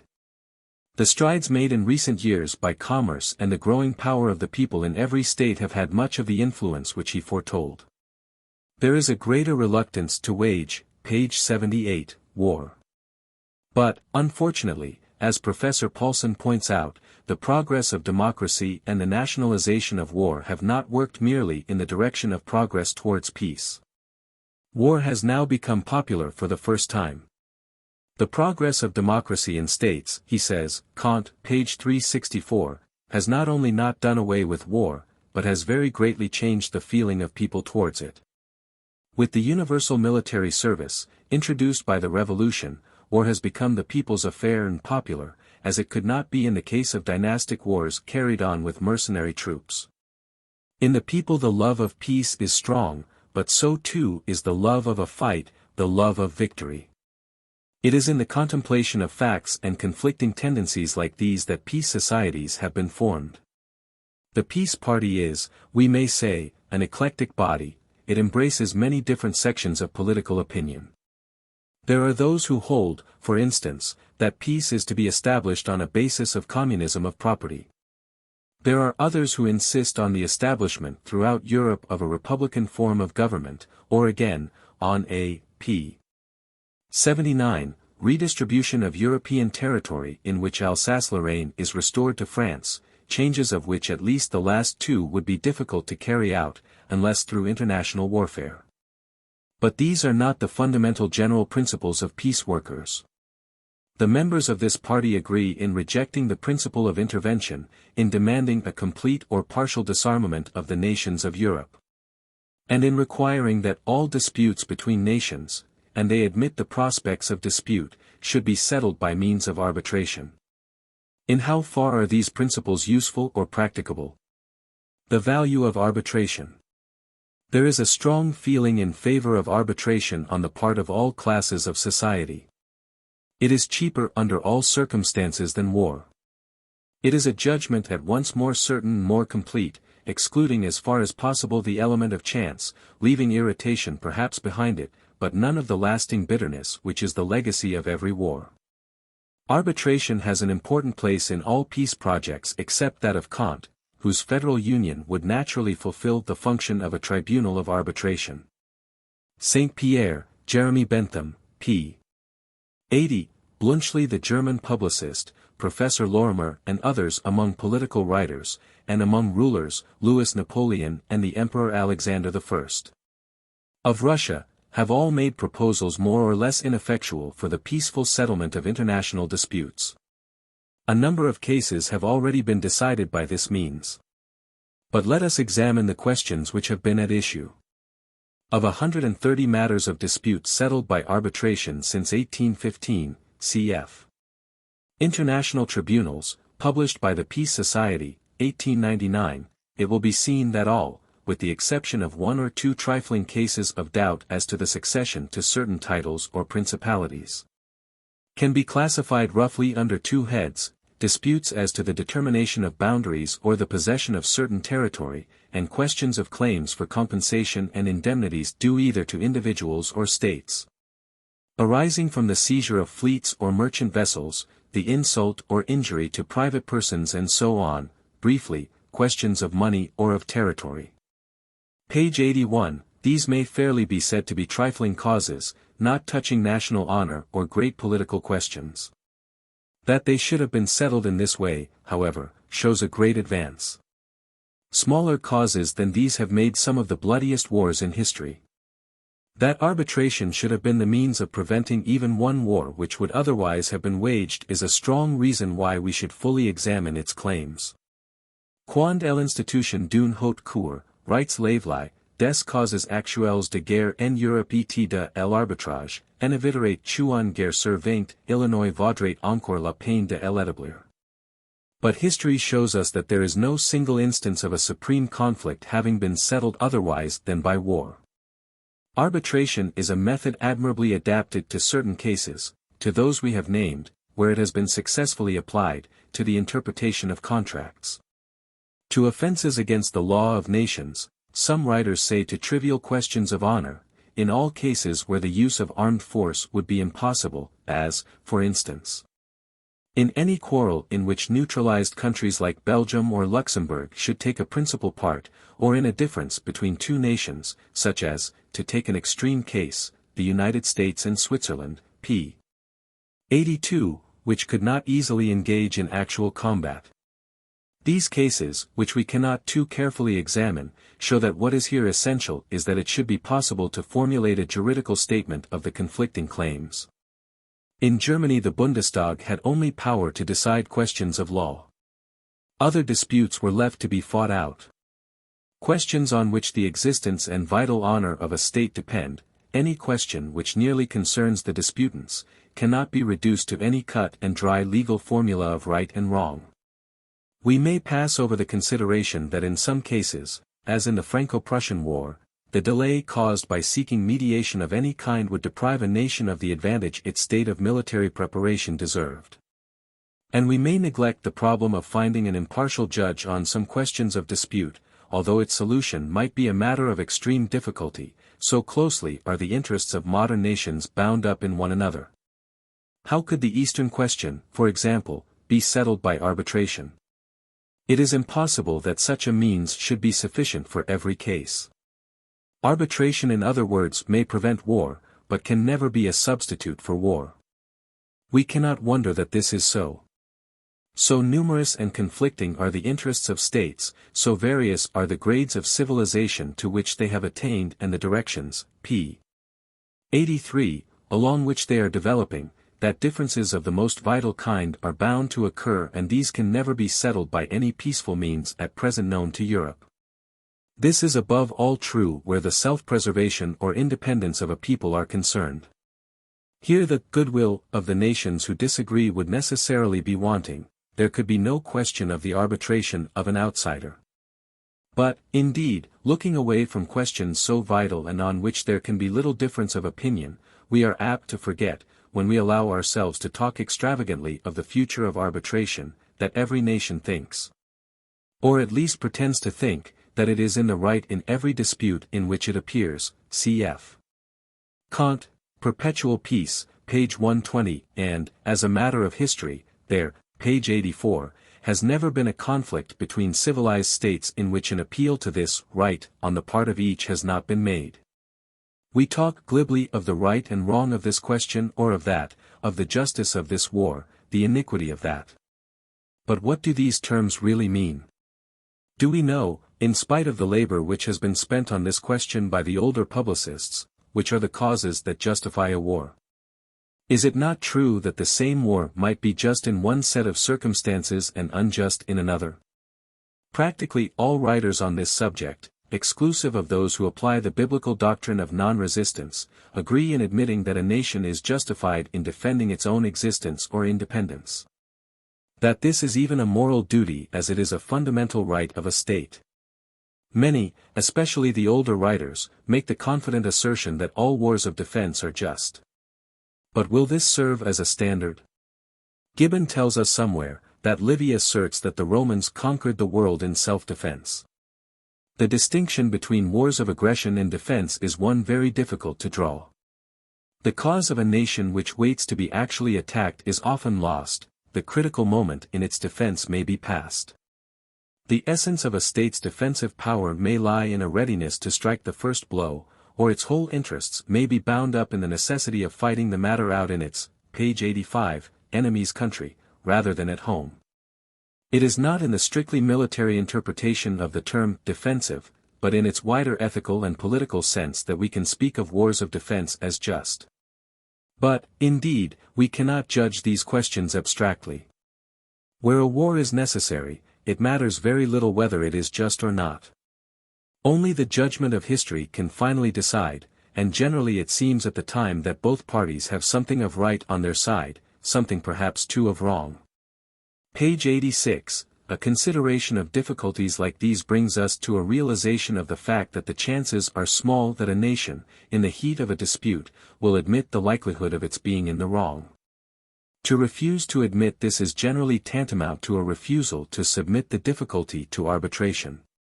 And neither international law, nor the moral force of public opinion can induce a state to act contrary to what it believes to be its own interest. Moreover, as international law now stands, it is not a duty to have recourse to arbitration.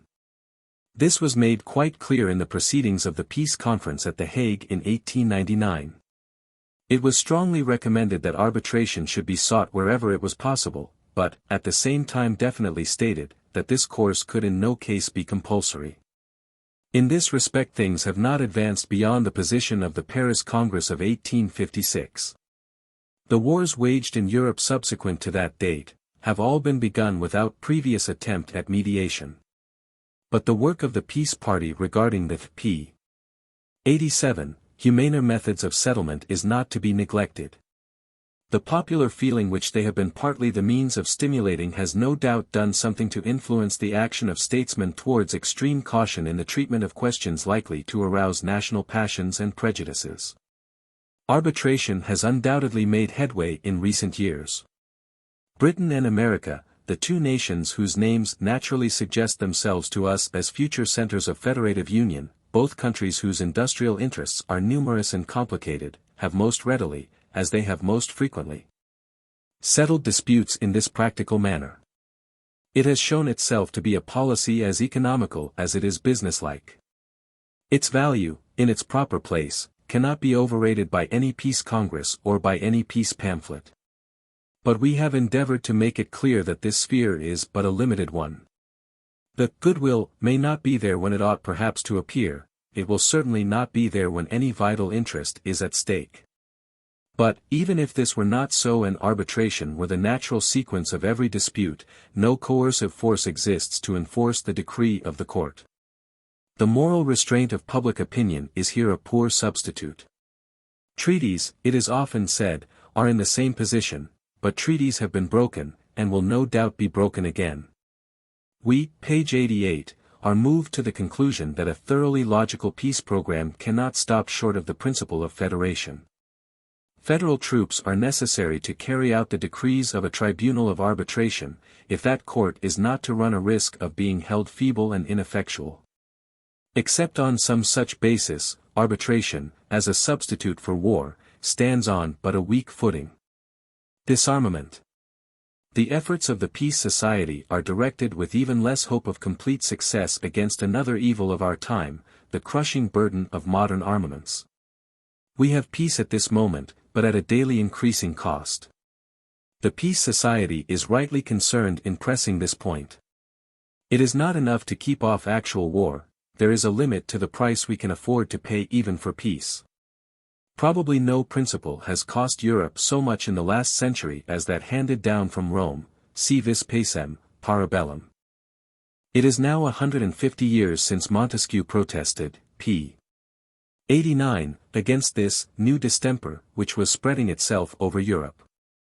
But never, in time of peace, has complaint been so loud or so general as now, and this, not only against the universal burden of taxation which weighs upon all nations alike, but, in continental countries, against the waste of productive force due to compulsory military service, a discontent which seems to strike at the very foundations of society. Vattel relates that in early times a treaty of peace generally stipulated that both parties should afterwards disarm. And there is no doubt that Kant was right in regarding standing armies as a danger to peace, not only as openly expressing the rivalry and distrust between nation and nation which Hobbes regards as the basis of international relations, but also as putting a power into the hand of a nation which it may some day have the temptation to abuse. A war-loving, overbearing spirit in a people thrives none the worse for a consciousness that its army or navy can hold its own with any other in Europe. Were it not the case that the essence of armed peace is that a high state of efficiency should be, page 90, general, the danger to peace would be very great indeed. No doubt it is due to this fact that France has kept quietly to her side of the Rhine during the last 30 years. The annexation of Alsace-Lorraine was an immediate stimulus to the increase of armaments. But otherwise, just because of this greater efficiency and the slightly stronger military position of Germany, it has been an influence on the side of peace. The Tsar's rescript of 1898 gave a new stimulus to an interest in this question which the subsequent conference at The Hague was unable fully to satisfy. We are compelled to consider carefully how a process of simultaneous disarmament can actually be carried out, and what results might be anticipated from this step, with a view not only to the present but the future. Can this be done in accordance with the principles of justice?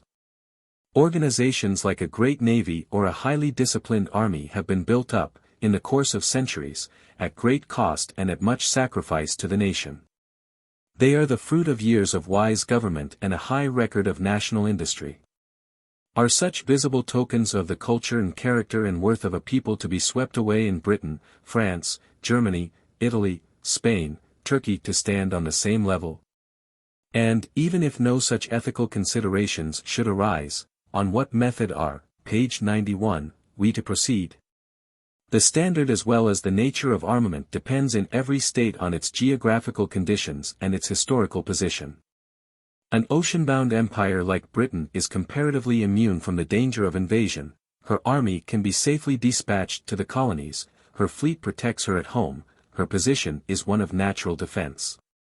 But Germany and Austria find themselves in exactly opposite circumstances, with the hard necessity imposed upon them of guarding their frontiers on every side.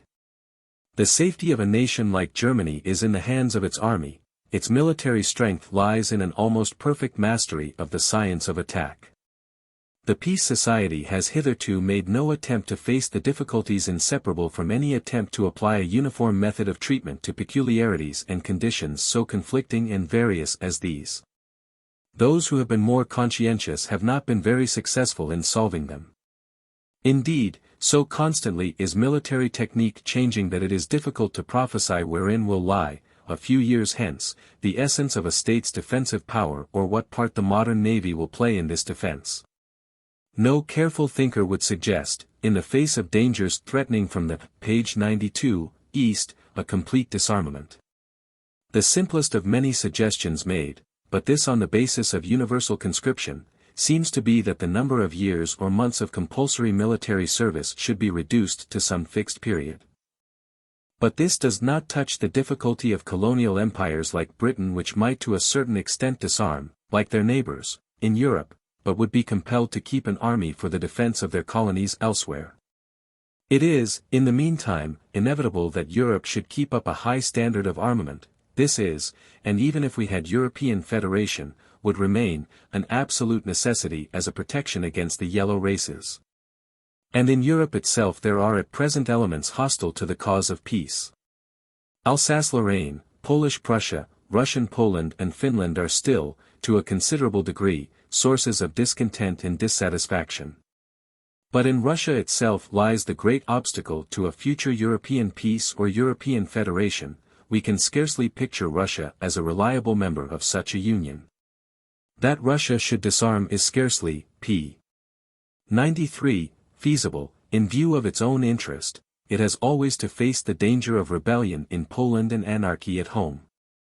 But that Europe should disarm, before Russia has attained a higher civilization, a consciousness of its great future as a northeastern, interoceanic empire, and a government more favorable to the diffusion of liberty, is still less practicable. We have here to fall back upon federation again. It is not impossible that, in the course of time, this problem may be solved and that the contribution to the federal troops of a European Union may be regulated upon some equitable basis, the form of which we cannot now well prophesy.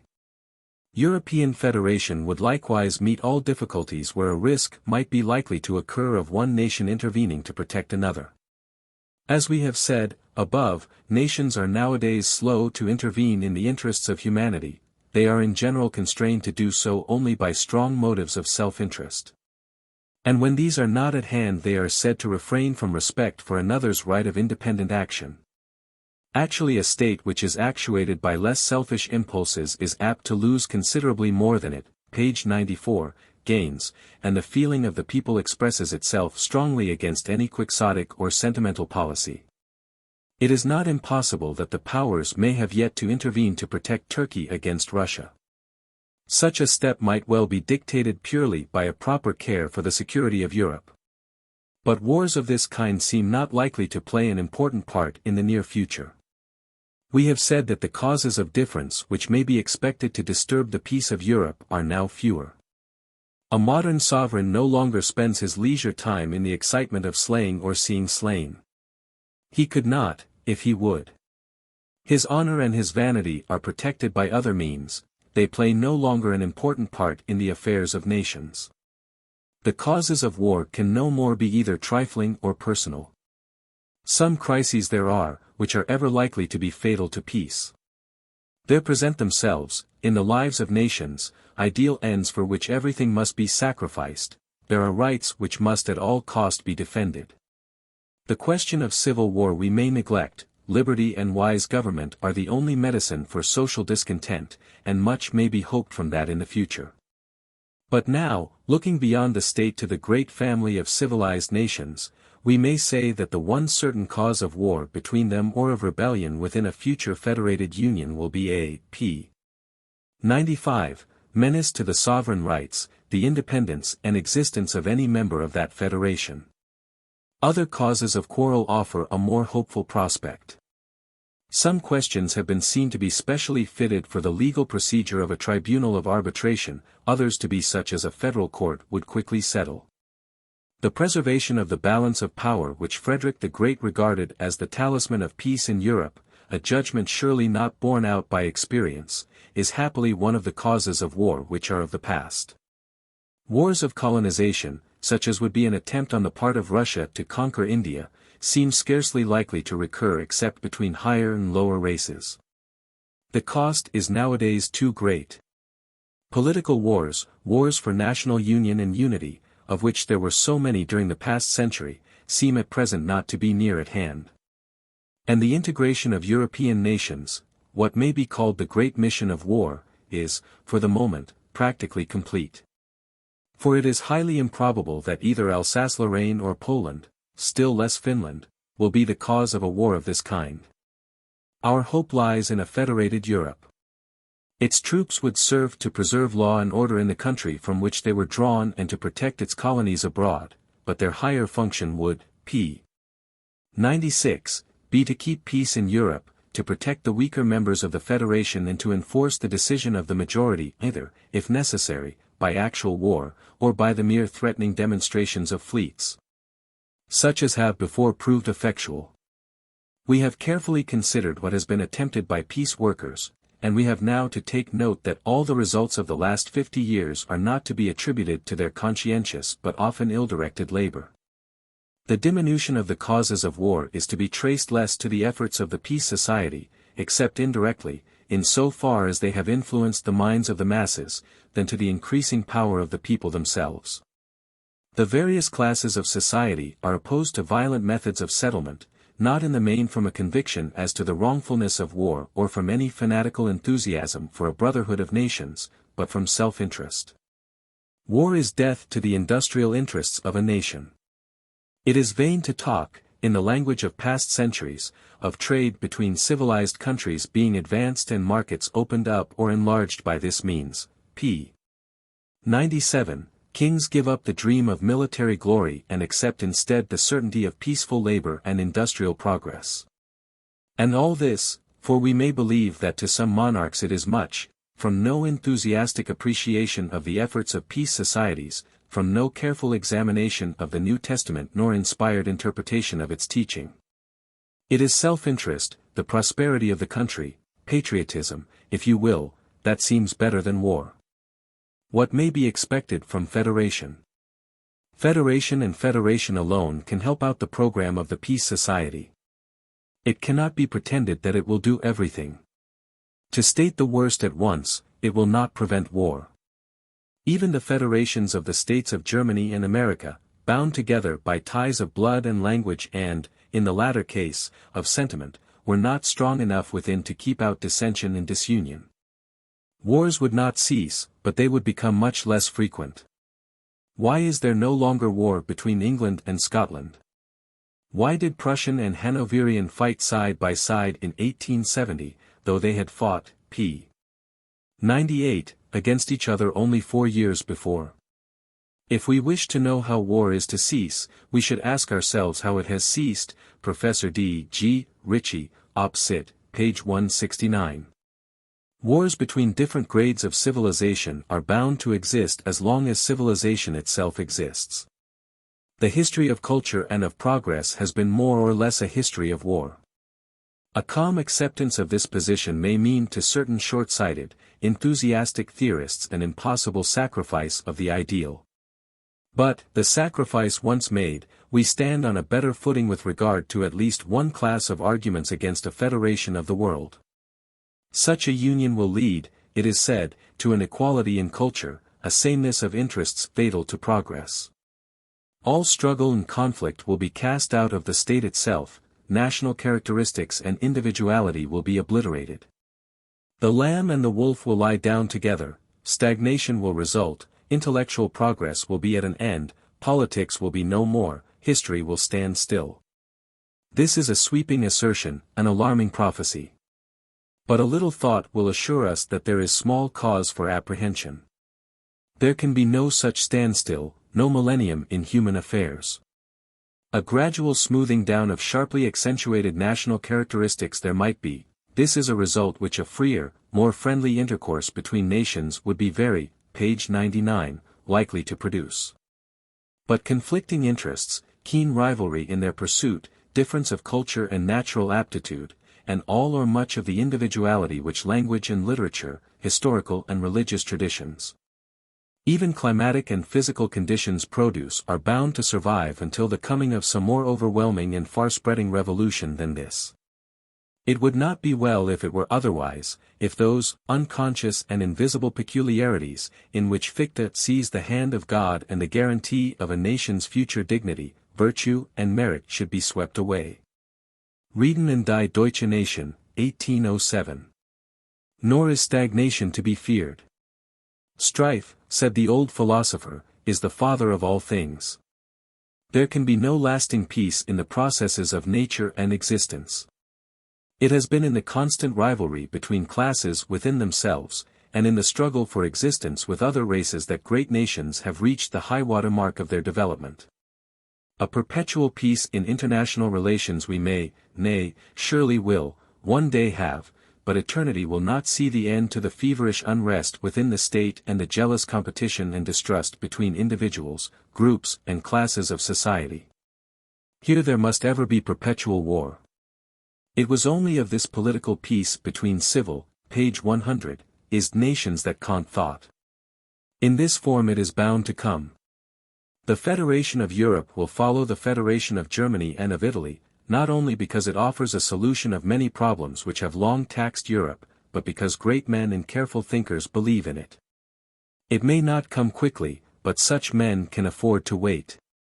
If I were legislator, cried Jean-Jacques Rousseau, I should not say what ought to be done, but I would do it. This is the attitude of the unthinking, unpractical enthusiast. The wish is not enough, the will is not enough. The mills of God must take their own time, no hope or faith of ours, no struggle or labor even can hurry them. It is a misfortune that the Peace Society has identified itself with so narrow and uncritical an attitude towards war, and that the copious ELO, page 101, quence of its members is not based upon a consideration of the practical difficulties of the case.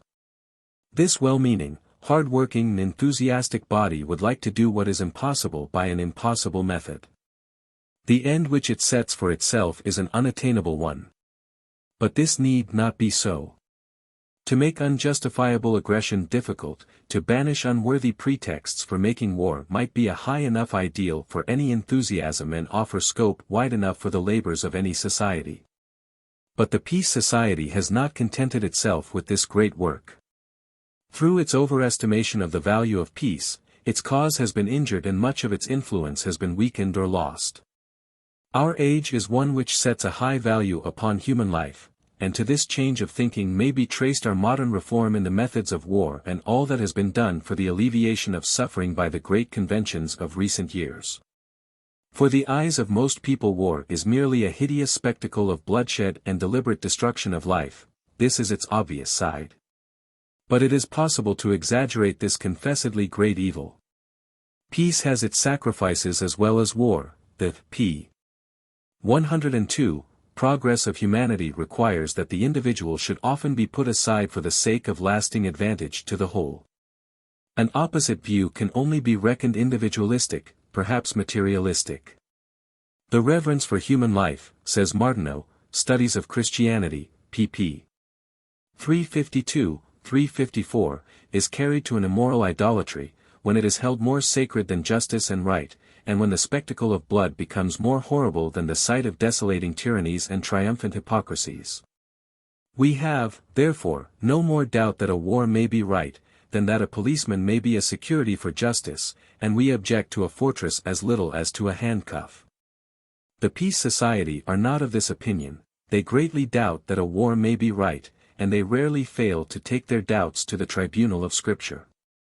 Their efforts are well meant, this piety may be genuine enough. But a text is rarely a proof of anything, and in any case serves one man in as good stead as another. We remember that the devil can cite scripture for his purpose. This unscientific method of proof or persuasion has ever been widely popular. It is a serious examination of the question that we want, a more careful study of its actual history and of the possibilities of human nature, less vague, exaggerated language about what ought to be done, and a realization of, p. 103, what has been actually achieved, above all, a clear perception of what may fairly be asked from the future. It used to be said, is perhaps asserted still by the war lovers, that there was no path to civilization which had not been beaten by the force of arms, no height to which the sword had not led the way. The inspiration of war was upon the great arts of civilization, its hand was upon the greatest of the sciences. These obligations extended even to commerce. War not only created new branches of industry, it opened new markets and enlarged the old. These are great claims, according to which war might be called the moving principle of history. If we keep our eyes fixed upon the history of the past, they seem not only plausible, they are in a great sense true. Progress did tread at the heels of the great Alexander's army, the advance of European culture stands in the closest connection with the Crusades. But was this happy compensation for a miserable state of affairs not due to the peculiarly unsocial conditions of early times and the absence of every facility for the interchange of ideas or material advantages? It is inconceivable that nowadays any aid to the development of thought in Europe should come from war. The page 104, old adage, in more than a literal sense, has but too often been proved true, inter arma, musi silent. Peace is for us the real promoter of culture.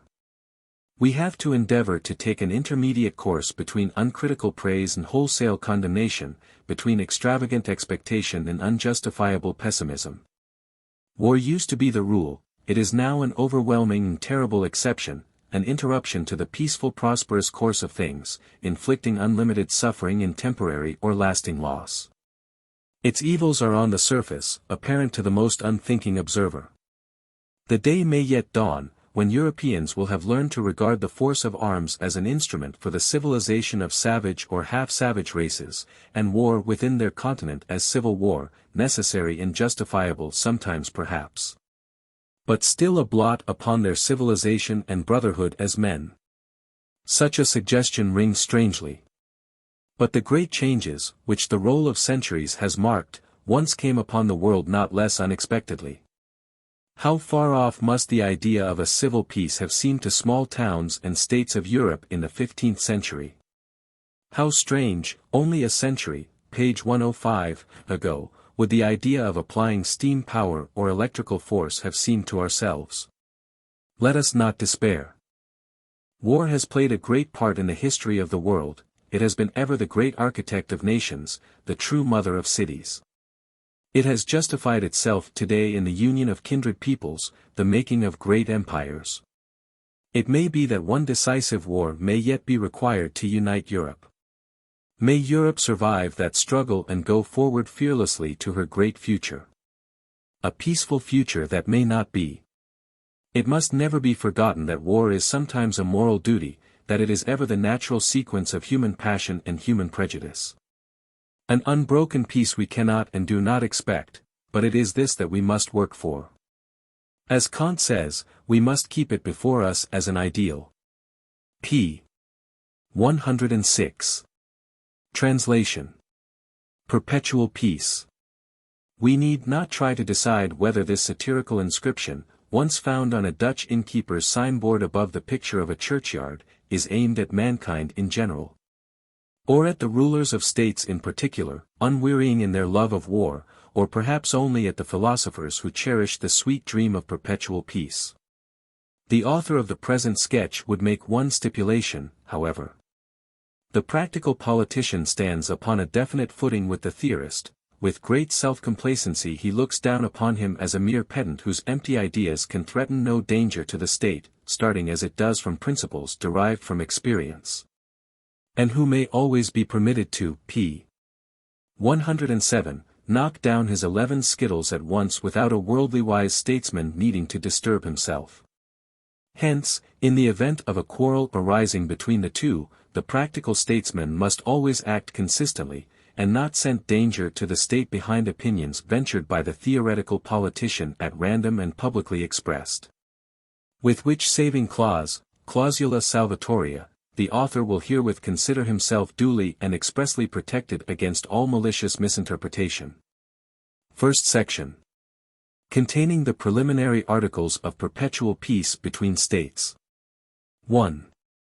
No treaty of peace shall be regarded as valid, if made with the secret reservation of material for a future war. For then it would be a mere truce, a mere suspension of hostilities, not peace. A peace signifies the end of all hostilities, and to attach to it the epithet, eternal, is not only a verbal pleonasm, but matter of suspicion. The causes of a future war existing, although perhaps not yet known to the high contracting parties themselves, are entirely, p.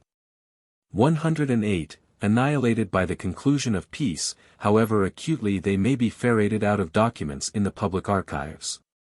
There may be a mental reservation of old claims to be thought out at a future time, which are, none of them, mentioned at this stage, because both parties are too much exhausted to continue the war. While the evil intention remains of using the first favorable opportunity for further hostilities. Diplomacy of this kind only Jesuitical casuistry can justify. It is beneath the dignity of a ruler, just as acquiescence in such processes of reasoning is beneath the dignity of his minister, if one judges the facts as they really are. If, however, according to present enlightened ideas of political wisdom, the true glory of a state lies in the uninterrupted development of its power by every possible means, this judgment must certainly strike one as scholastic and pedantic. 2. No state having an independent existence, whether it be great or small, shall be acquired by another through inheritance, exchange, purchase or donation. p. 109.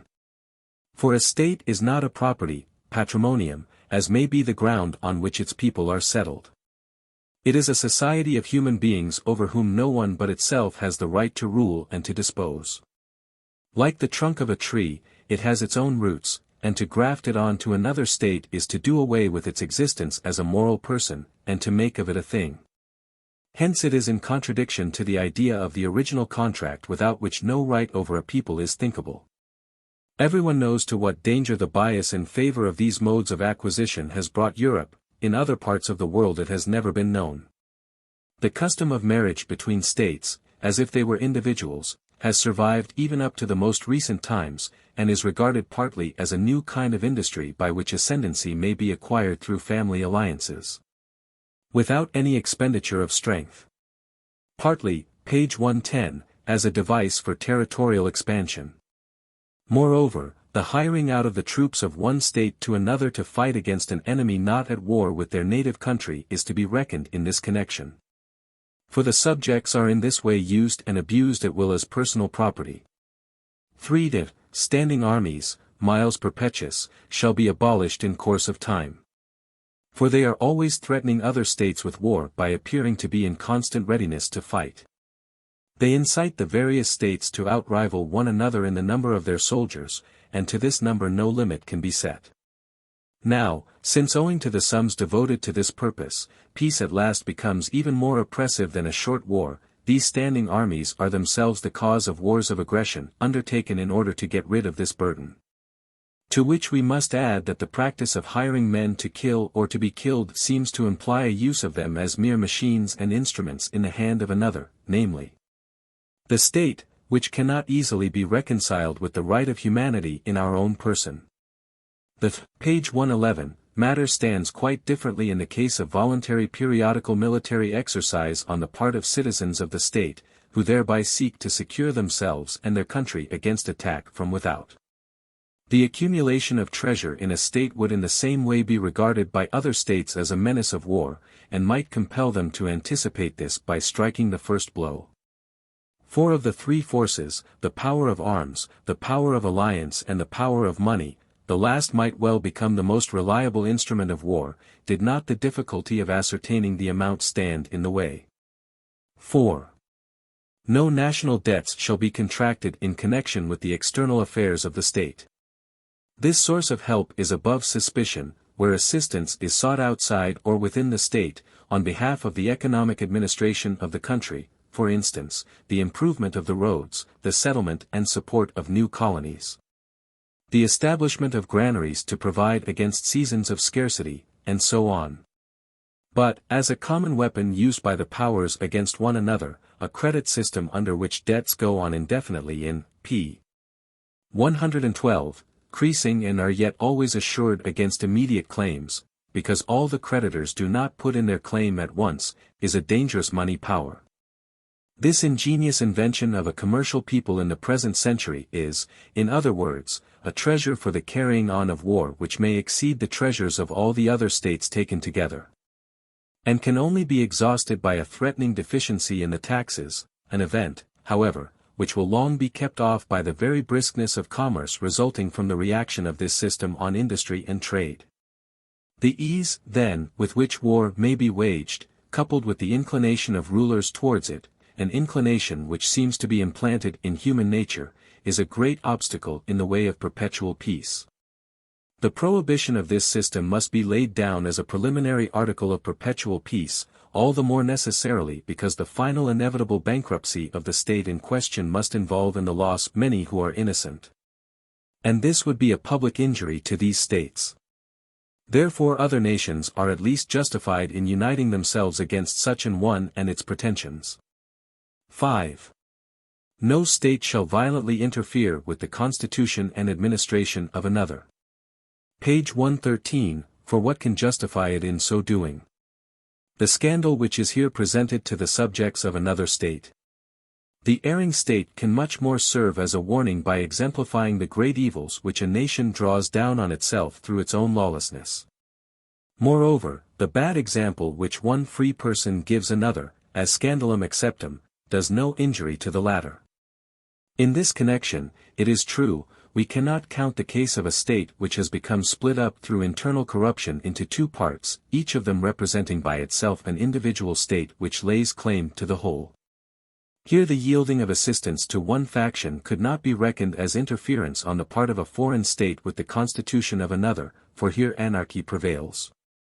So long, however, as the inner strife has not yet reached this stage, the interference of other powers would be a violation of the rights of an independent nation which is only struggling with internal disease. It would, p. 114, therefore itself cause a scandal, and make the autonomy of all states insecure.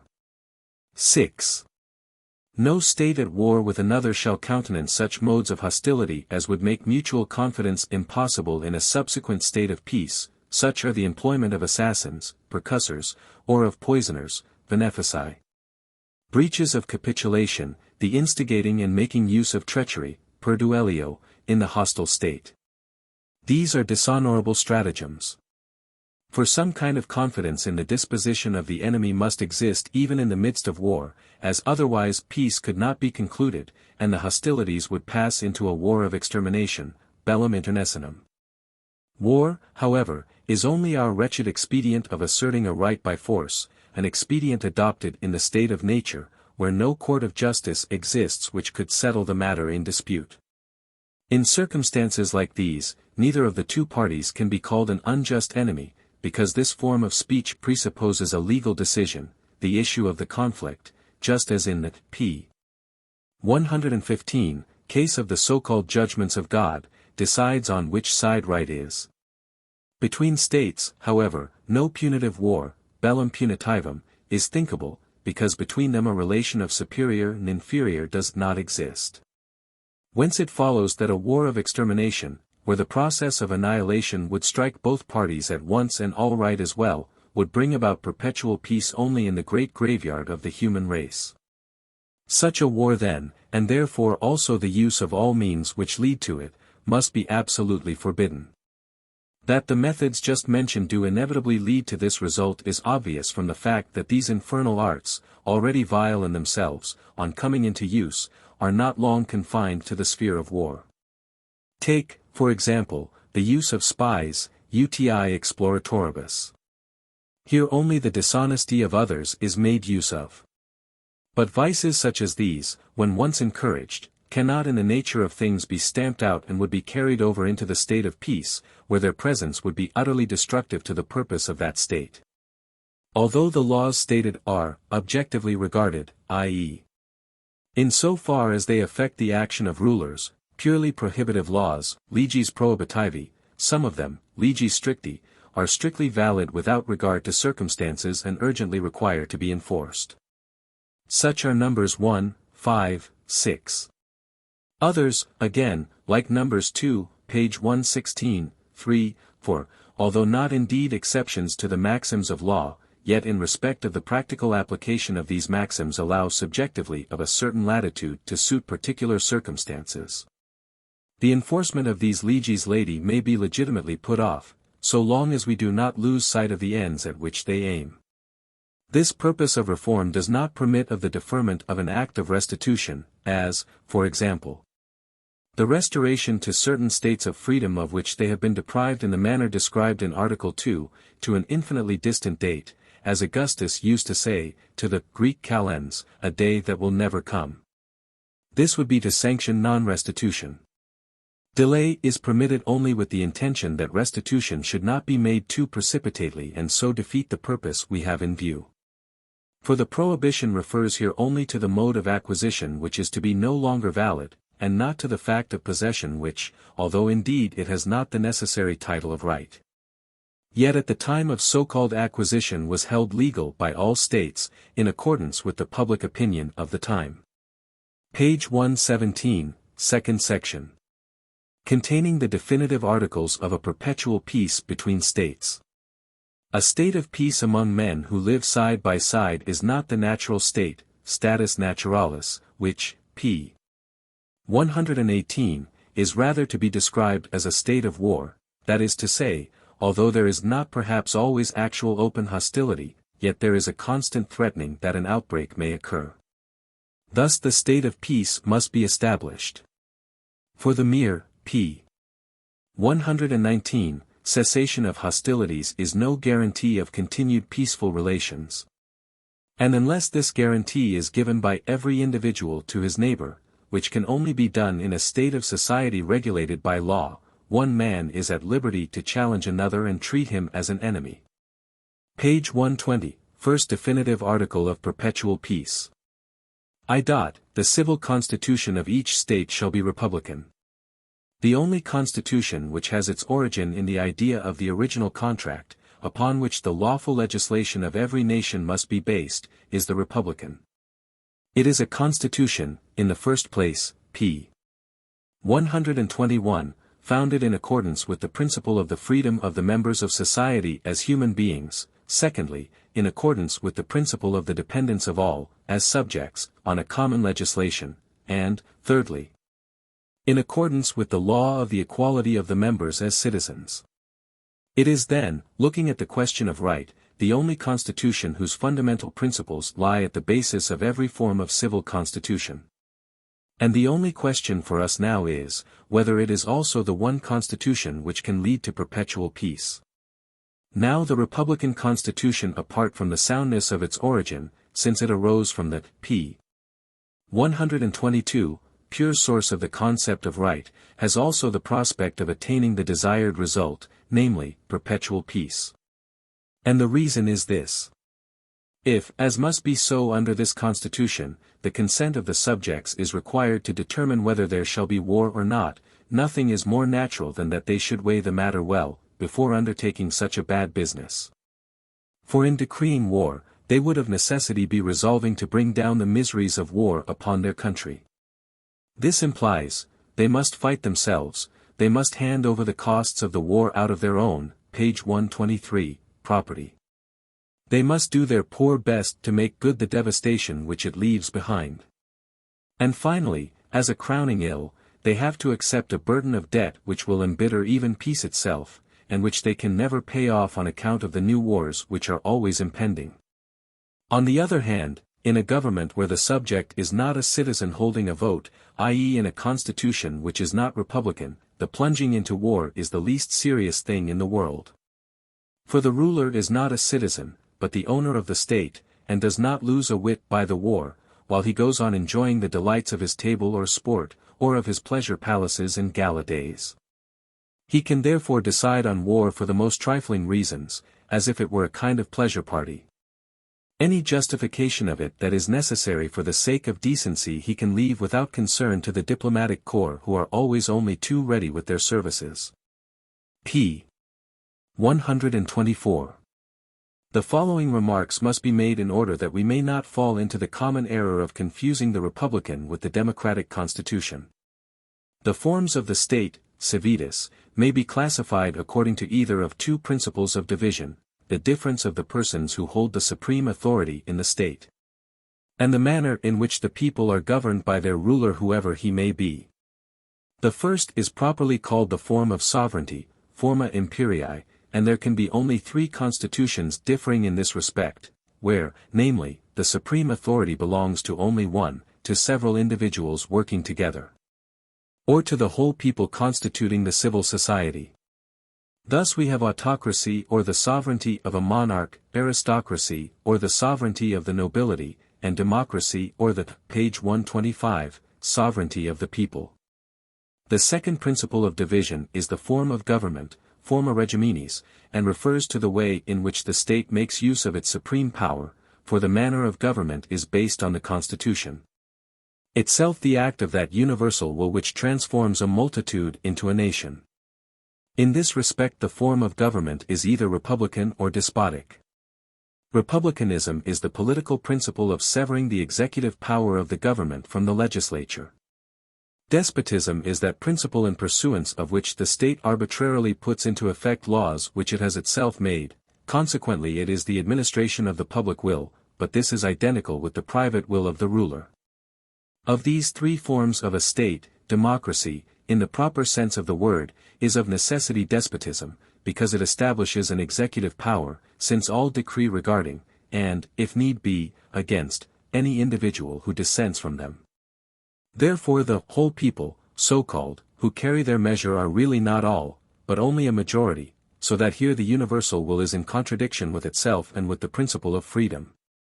Every form of government in fact which is not representative is really no true constitution at all, because a lawgiver may no more be, in one and the same person, the administrator of his own, p. 126, will, than the universal major premise of a syllogism may be, at the same time, the subsumption under itself of the particulars contained in the minor premise. And, although the other two constitutions, autocracy and aristocracy, are always defective in so far as they leave the way open for such a form of government, yet there is at least always a possibility in these cases that they may take the form of a government in accordance with the spirit of a representative system. Thus Frederick the Great used at least to say that he was merely the highest servant of the state. The democratic constitution, on the other hand, makes this impossible, because under such a government every one wishes to be master. We may therefore say that the smaller the staff of the executive, that is to say, the number of rulers, and the more real, on the other hand, their representation of the people, so much the more is the government of the state in p. 127, accordance with a possible republicanism, and it may hope by gradual reforms to raise itself to that standard.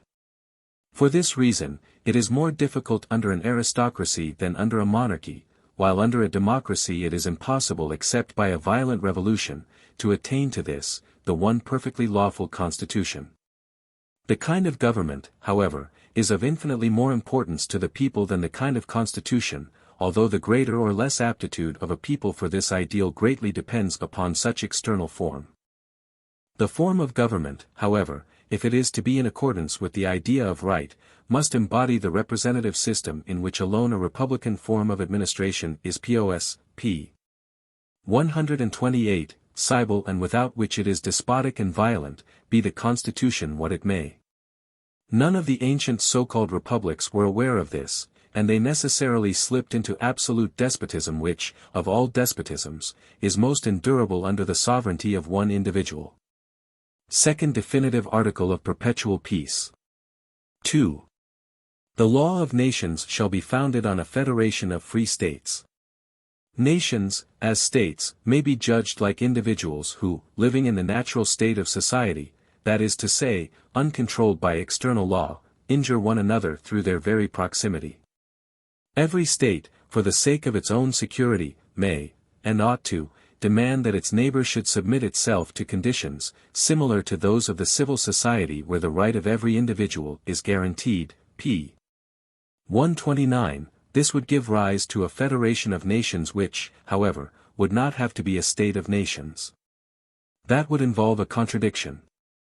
For the term, state, implies the relation of one who rules to those who obey, that is to say, of lawgiver to the subject people, and many nations in one state would constitute only one nation, which contradicts our hypothesis. Since here we have to consider the right of one nation against another, in so far as they are so many separate states and are not to be fused into one. p. 130, the attachment of savages to their lawless liberty, the fact that they would rather be at hopeless variance with one another than submit themselves to a legal authority constituted by themselves. That they therefore prefer their senseless freedom to a reason-governed liberty, is regarded by us with profound contempt as barbarism and uncivilization and a brutal degradation of humanity. So one would think that civilized races, each formed into a state by itself, must come out of such an abandoned condition as soon as they possibly can. On the contrary, however, every state thinks rather that its majesty, the majesty of a people is an absurd expression, lies just in the very fact that it is subject to no external legal authority. And the glory of the ruler consists in this, that, without his requiring to expose himself to danger, thousands stand at his command ready to let themselves be sacrificed for a matter of no concern to them. The difference between the savages of Europe and those of America lies chiefly in this, that, while many tribes of the latter have been entirely devoured by their enemies, Europeans know a better way of using the vanquished than by eating, p. 131, them, and they prefer to increase through them the number of their subjects, and so the number of instruments at their command for still more widely spread war. The depravity of human nature shows itself without disguise in the unrestrained relations of nations to each other, while in the law-governed civil state much of this is hidden by the check of government. This being so, it is astonishing that the word right has not yet been entirely banished from the politics of war as pedantic, and that no state has yet ventured to publicly advocate this point of view. For Hugo Grotius, Puffendorf, Vattel and others, Job's comforters, all of them, are always quoted in good faith to justify an attack, although their codes, whether couched in philosophical or diplomatic terms, have not, nor can have, the slightest legal force, because states, as such, are under no common external authority.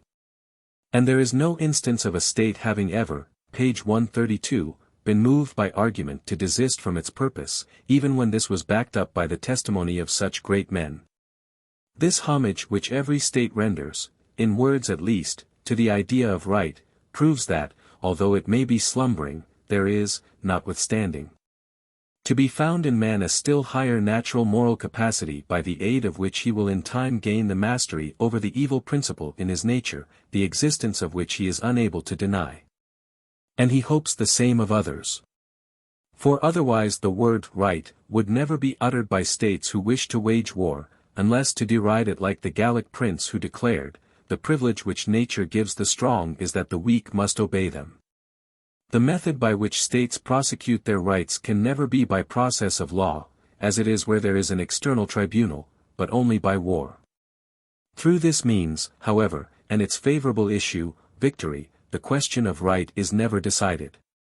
A treaty of peace makes, it may be, an end to the war of the moment, but not to the conditions, page 133, of war which at any time may afford a new pretext for opening hostilities. And this we cannot exactly condemn as unjust, because under these conditions everyone is his own judge. Notwithstanding, not quite the same rule applies to states according to the law of nations as holds good of individuals in a lawless condition according to the law of nature, namely, that they ought to advance out of this condition. This is so, because, as states, they have already within themselves a legal constitution, and have therefore advanced beyond the stage at which others, in accordance with their ideas of right, can force them to come under a wider legal constitution. Meanwhile, however, reason, from her throne of the supreme law-giving moral power, absolutely condemns war as a morally lawful proceeding, page 134, and makes a state of peace, on the other hand, an immediate duty. Without a compact between the nations, however, this state of peace cannot be established or assured. Hence there must be an alliance of a particular kind which we may call a covenant of peace, foedus pacificum, which would differ from a treaty of peace, pactum pacis, in this respect, that the latter merely puts an end to one war, while the former would seek to put an end to war forever. This alliance does not aim at the gain of any power whatsoever of the state, but merely at the preservation and security of the freedom of the state for itself and of other allied states at the same time. The latter do not, however, require, for this reason, to submit themselves like individuals in the state of nature to public laws and coercion. The practicability or objective reality of this idea of federation, which is to extend gradually over all states and so lead to perpetual peace, can be shown. For, if fortune ordains that a powerful and enlightened people should form a republic, which by its very nature is inclined to perpetual peace, this would serve as a center of federal union for other states wishing to join, and thus secure conditions of freedom, p. 135, among the states in accordance with the idea of the law of nations. Gradually, through different unions of this kind, the federation would extend further and further. It is quite comprehensible that a people should say, "There shall be no war among us, for we shall form ourselves into a state," that is to say, constitute for ourselves a supreme legislative, administrative and judicial power which will settle our disputes peaceably. But if this state says, "There shall be no war between me and other states, although I recognize no supreme law-giving power which will secure me my rights and whose rights I will guarantee," then it is not at all clear upon what grounds I could base my confidence in my right, unless it were the substitute for that compact on which civil society is based, namely, free federation, which reason must necessarily connect with the idea of the law of nations, if indeed any meaning is to be left in that concept at all. There is no intelligible meaning in the idea of the law of nations as giving a right to make war. For that must be a right to decide what is just, not in accordance with universal, external laws limiting the freedom of each individual, but by means of one-sided maxims applied by force. We must then understand by this that men of such ways of thinking are quite justly served, when they, p. 136, destroy one another, and thus find perpetual peace in the wide grave which covers all the abominations of acts of violence as well as the authors of such deeds. For states, in their relation to one another, there can be, according to reason, no other way of advancing from that lawless condition which unceasing war implies, than by giving up their savage lawless freedom, just as individual men have done, and yielding to the coercion of public laws. Thus they can form a state of nations, civitas gentium, 1, 2, which will be ever increasing and would finally embrace all the peoples of the earth. States, however, in accordance with their understanding of the law of nations, by no means desire this, and therefore reject in hypothesi what is correct in thesi. Hence, instead of the positive idea of a world republic, if all is not to be lost, only the negative substitute for it, a federation averting war, maintaining its ground and ever extending over the world, may stop the current of this tendency to war and shrinking from the control of law. But even then there will be a constant danger that this propensity may break out, page 137, furor impius intus, fremit horridus or cruento. Virgil. Third definitive article of Perpetual Peace. 3. The rights of men, as citizens of the world, shall be limited to the conditions of universal hospitality. We are speaking here, as in the previous articles, not of philanthropy, but of right. And in this sphere hospitality signifies the claim of a stranger entering foreign territory to be treated by its owner without hostility. The latter may send him away again, if this can be done without causing his death. But, so long as he conducts himself peaceably, he must not be treated as an enemy. It is not a right to be treated as a guest to which the stranger can lay, p. 138, claim. A special friendly compact on his behalf would be required to make him for a given time an actual inmate, but he has a right of visitation. This right to present themselves to society belongs to all mankind in virtue of our common right of possession on the surface of the earth on which, as it is a globe, we cannot be infinitely scattered. And must in the end reconcile ourselves to existence side by side. At the same time, originally no one individual had more right than another to live in any one particular spot. Uninhabitable portions of the surface, ocean and desert, split up the human community. But in such a way that ships and camels, the ship of the desert, make it possible for men to come into touch with one another across these unappropriated regions and to take advantage of our common claim to the face of the earth with a view to a possible intercommunication. The inhospitality of the inhabitants of certain sea coasts, as, for example, the coast of Barbary, in plundering ships in neighboring seas or making slaves of shipwrecked mariners. Or the behavior of the Arab Bedouins in the deserts, who think that, page 139, proximity to nomadic tribes constitutes a right to rob, is thus contrary to the law of nature. This right to hospitality, however, that is to say, the privilege of strangers arriving on foreign soil, does not amount to more than what is implied in a permission to make an attempt at intercourse with the original inhabitants. In this way far distant territories may enter into peaceful relations with one another. These relations may at last come under the public control of law, and thus the human race may be brought nearer the realization of a cosmopolitan constitution.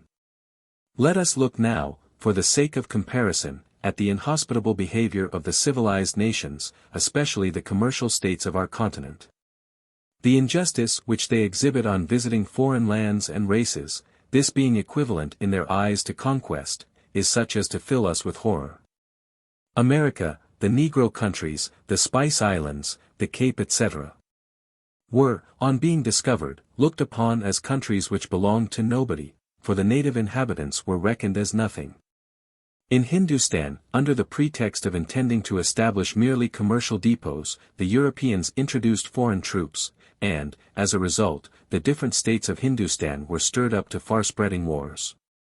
Oppression of the natives followed, famine, insurrection, perfidy in all, page 140, the rest of the litany of evils which can afflict mankind. China and Japan, Nippon, which had made an attempt at receiving guests of this kind, have now, p. 141, taken a prudent step. Only to a single European people, the Dutch, has China given the right of access to her shores, but not of entrance into the country, while Japan has granted both these concessions. But at the same time they exclude the Dutch who enter, as if they were prisoners, from social intercourse with the inhabitants.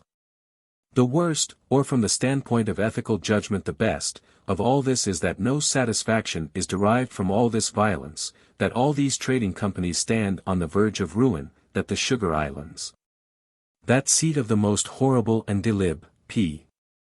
142, irate slavery, yield no real profit, but only have their use indirectly and for no very praiseworthy object, namely, that of furnishing men to be trained as sailors for the men of war and thereby contributing to the carrying on of war in Europe.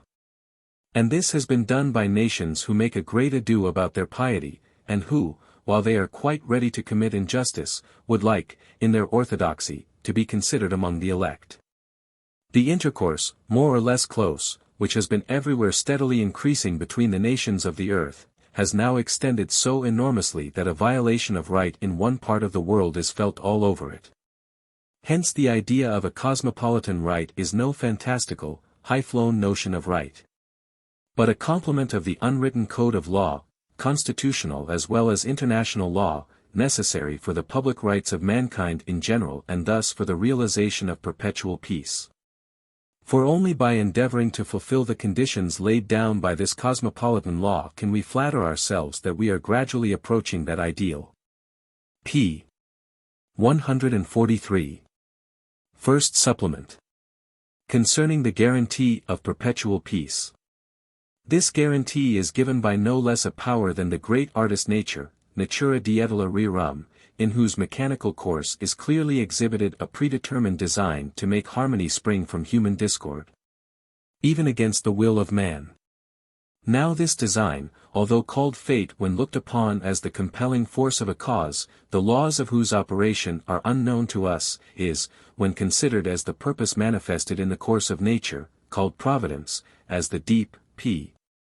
144, lying wisdom of a higher cause, directing itself towards the ultimate practical end of the human race and predetermining the course of things with a view to its realization. This providence we do, p. 145, not, it is true, perceive in the cunning contrivances, Constantine, of nature, nor can we even conclude from the fact of their existence that it is there. But, as in every relation between the form of things and their final cause, we can, and must, supply the thought of a higher wisdom. In order that we may be able to form an idea of the possible existence of these products after the analogy of human works of art, Kunststand, p. 146, Lungen. The representation to ourselves of the relation and agreement of these formations of nature to the moral purpose for which they were made and which reason directly prescribes to us, is an idea, it is true, which is in theory superfluous. But in practice it is dogmatic, and its objective reality is well established. Thus we see, for example, with regard to the ideal, Pflichtbegriff, of perpetual peace, that it is our duty to make use of the mechanism of nature for the realization of that end. Moreover, in a case like this where we are interested merely in the theory and not in the religious question, the use of the word nature is more appropriate than that of providence, in view of the limitations of human reason, which, in considering the relation of effects to their causes, must keep within the limits of possible experience. And the term nature is also less presumptuous than the other. To speak of a providence knowable by us would be boldly to put on the wings of Icarus in order to draw near to the mystery of its unfathomable purpose. Before we determine the surety given by nature more exactly, we must first look at what ultimately makes this guarantee of peace necessary, that, page 147, circumstances in which nature has carefully placed the actors in her great theatre. In the next place, we shall proceed to consider the manner in which she gives this surety. The provisions she has made are as follow: 1. She has taken care that men can live in all parts of the world. 2. She has scattered them by means of war in all directions, even into the most inhospitable regions, so that these too might be populated. 3. By this very means she has forced them to enter into relations more or less controlled by law. It is surely wonderful that, on the cold wastes round the Arctic Ocean, there is always to be found moss for the reindeer to scrape out from under the snow, the reindeer itself either serving as food or to draw the sledge of the Ostyak or Samoyeds. And salt deserts which would otherwise be left unutilized have the camel, which seems as if created for traveling in such lands. This evidence of design in things, however, is still more clear when we come to know that, besides the fur-clad animals of the shores of the Arctic Ocean, there are seals, walruses and whales whose flesh furnishes food and whose oil fire for the dwellers in these regions. But the providential care of nature excites our wonder above all, when we hear of the driftwood which is carried, whence no one knows, to these treeless shores, for without the p. 148, aid of this material the natives could neither construct their craft, nor weapons, nor huts for shelter. Here too they have so much to do, making war against wild animals, that they live at peace with one another. But what drove them originally into these regions was probably nothing but war. Of animals, used by us as instruments of war, the horse was the first which man learned to tame and domesticate during the period of the peopling of the earth. The elephant belongs to the later period of the luxury of states already established. In the same way, the art of cultivating certain grasses called cereals, no longer known to us in their original form, and also the multiplication and improvement, by transplanting and grafting, of the original kinds of fruit, in Europe. Probably only two species, the crab-apple and wild pear, could only originate under the conditions accompanying established states where the rights of property are assured. That is to say, it would be after man, hitherto existing in lawless liberty, had advanced beyond the occupations of a hunter, a fisherman, p. 149, or a shepherd to the life of a tiller of the soil, when salt and iron were discovered, to become, perhaps, the first articles of commerce between different peoples, and were sought far and near. In this way the peoples would be at first brought into peaceful relation with one another, and so come to an understanding and the enjoyment of friendly intercourse, even with their most distant neighbors. Now while nature provided that men could live on all parts of the earth, she also at the same time despotically willed that they should live everywhere on it. Although against their own inclination, and even although this imperative did not presuppose an idea of duty which would compel obedience to nature with the force of a moral law. But, to attain this end, she has chosen war. So we see certain peoples, widely separated, whose common, page 150, descent is made evident by affinity in their languages. Thus, for instance, we find the Samoyeds on the Arctic Ocean, and again a people speaking a similar language on the Altai Mts. 200 miles, Malen, off, between whom has pressed in a mounted tribe, warlike in character and of Mongolian origin, which has driven one branch of the race far from the other into the most inhospitable regions where their own inclination would certainly not have carried them. In the same way, through the intrusion of the Gothic and Sarmatian tribes, the Finns in the most northerly regions of Europe, whom we call Laplanders, have been separated by as great a distance from the Hungarians, with whose language their own is allied.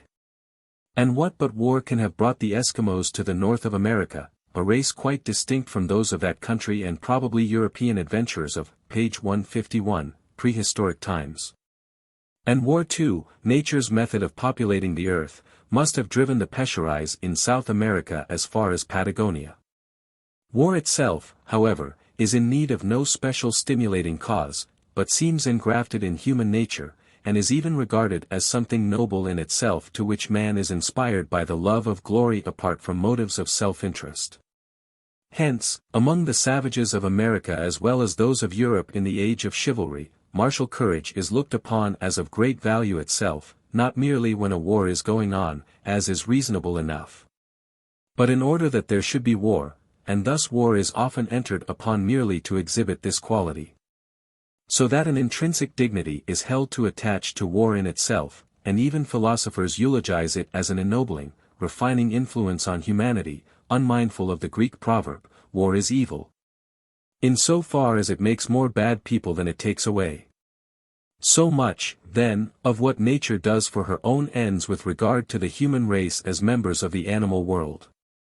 Now comes the question which touches the essential points in this design of a perpetual peace: what does nature do in this respect with reference to the end which man's own, page 152, reason sets before him as a duty? And consequently what does she do to further the realization of his moral purpose? How does she guarantee that what man, by the laws of freedom, ought to do and yet fails to do, he will do, without any infringement of his freedom by the compulsion of nature, and that, moreover, this shall be done in accordance with the three forms of public right: constitutional or political law, international law, and cosmopolitan law? When I say of nature that she wills that this or that should take place, I do not mean that she imposes upon us the duty to do it, for only the free, unrestrained, practical reason can do that, but that she does it herself, whether we will or not. Fata volentem ducent, nolentem trahunt. 1. Even if a people were not compelled through internal discord to submit to the restraint of public laws, war would bring this about, working from without. For, according to the contrivance of nature which we have mentioned, every people finds another tribe in its neighborhood, pressing upon it in such a manner that it is compelled to form itself internally into a state to be able to defend itself as a power should. Now the Republican Constitution is the only one which is perfectly adapted to the rights of man, but it is also the most difficult to establish and still more to maintain. So generally is this recognized that people, p. 153, often say the members of a republican state would require to be angels, because men, with their self-seeking propensities, are not fit for a constitution of so sublime a form. But now nature comes to the aid of the universal, reason-derived will which, much as we honor it, is in practice powerless. And this she does, by means of these very self-seeking propensities, so that it only depends, and so much lies within the power of man, on a good organization of the state for their forces to be so pitted against one another that the one may check the destructive activity of the other or neutralize its effect. And hence, from the standpoint of reason, the result will be the same as if both forces did not exist, and each individual is compelled to be, if not a morally good man, yet at least a good citizen. The problem of the formation of the state, hard as it may sound, is not insoluble, even for a, page 154, race of devils, granted that they have intelligence. It may be put thus: given a multitude of rational beings who, in a body, require general laws for their own preservation, but each of whom, as an individual, is secretly inclined to exempt himself from this restraint, how are we to order their affairs and how establish for them a constitution such that, although their private dispositions may be really antagonistic, they may yet so act as a check upon one another, that, in their public relations, the effect is the same as if they had no such evil sentiments? Such a problem must be capable of solution. For it deals, not with the moral reformation of mankind, but only with the mechanism of nature. And the problem is to learn how this mechanism of nature can be applied to men, in order so to regulate the antagonism of conflicting interests in a people that they may even compel one another to submit to compulsory laws and thus necessarily bring about the state of peace in which laws have force. We can see, in states actually existing, although very imperfectly organized, that, in externals, they already approximate very nearly to what the idea of right prescribes, although the principle of morality is certainly not the cause. A good political constitution, however, is not to be expected as a result of progress in morality, but rather, conversely, the good moral condition of a nation is to be looked for, as one of, page 155, the first fruits of such a constitution. Hence the mechanism of nature, working through the self-seeking propensities of man, which of course counteract one another in their external effects, may be used by reason as a means of making way for the realization of her own purpose. The empire of right, and, as far as is in the power of the state, to promote and secure in this way internal as well as external peace. We may say, then, that it is the irresistible will of nature that right shall at last get the supremacy. What one here fails to do will be accomplished in the long run, although perhaps with much inconvenience to us. As Bouderweck says, if you bend the reed too much it breaks, he who would do too much does nothing. 2. The idea of international law presupposes the separate existence of a number of neighboring and independent states. And, although such a condition of things is in itself already a state of war, if a federative union of these nations does not prevent the outbreak of hostilities, yet, according to the idea of reason, this is better than that all the states should be merged into one under a power which has gained the ascendancy over its neighbors and gradually become a universal monarchy. For the wider the sphere of their jurisdic, page 156, tie-in, the more laws lose in force, and soulless despotism, when it has choked the seeds of good, at last sinks into anarchy.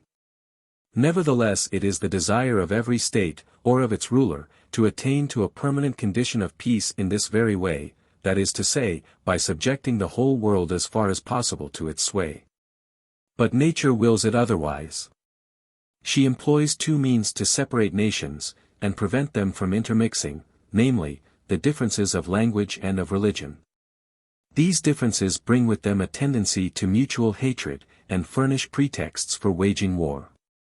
But, none the less, with the growth of culture and the gradual advance of men to greater unanimity of principle, they lead to concord in a state of peace which, unlike the despotism we have spoken of, the churchyard of freedom, does not arise from the weakening of all forces, but is brought into being and secured through the equilibrium of these forces in their most active rivalry.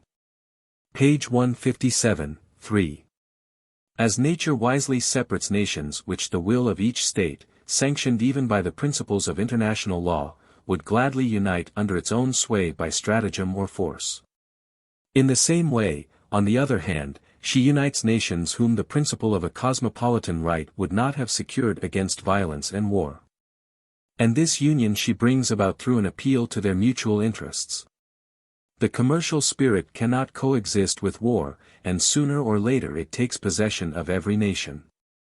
For, of all the forces which lie at the command of a state, the power of money is probably the most reliable.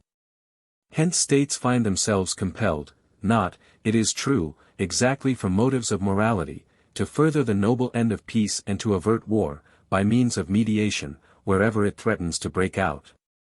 Just as if they had made a permanent league for this purpose. For great alliances with a view to war can, from the nature of things, only very rarely occur, and still more seldom succeed. In this way nature guarantees the coming of perpetual peace, through the natural course of human propensities, not indeed with sufficient certainty to enable us to prophesy the future of this ideal theoretically, but yet clearly enough for practical purposes. And thus this guarantee of nature makes it a duty that we should labor for this end, an end which is no mere chimera. p. 158. Second Supplement. A secret article for perpetual peace. A secret article in negotiations concerning public right is, when looked at objectively or with regard to the meaning of the term, a contradiction. When we view it, however, from the subjective standpoint, with regard to the character and condition of the person who dictates it, we see that it might quite well involve some private consideration.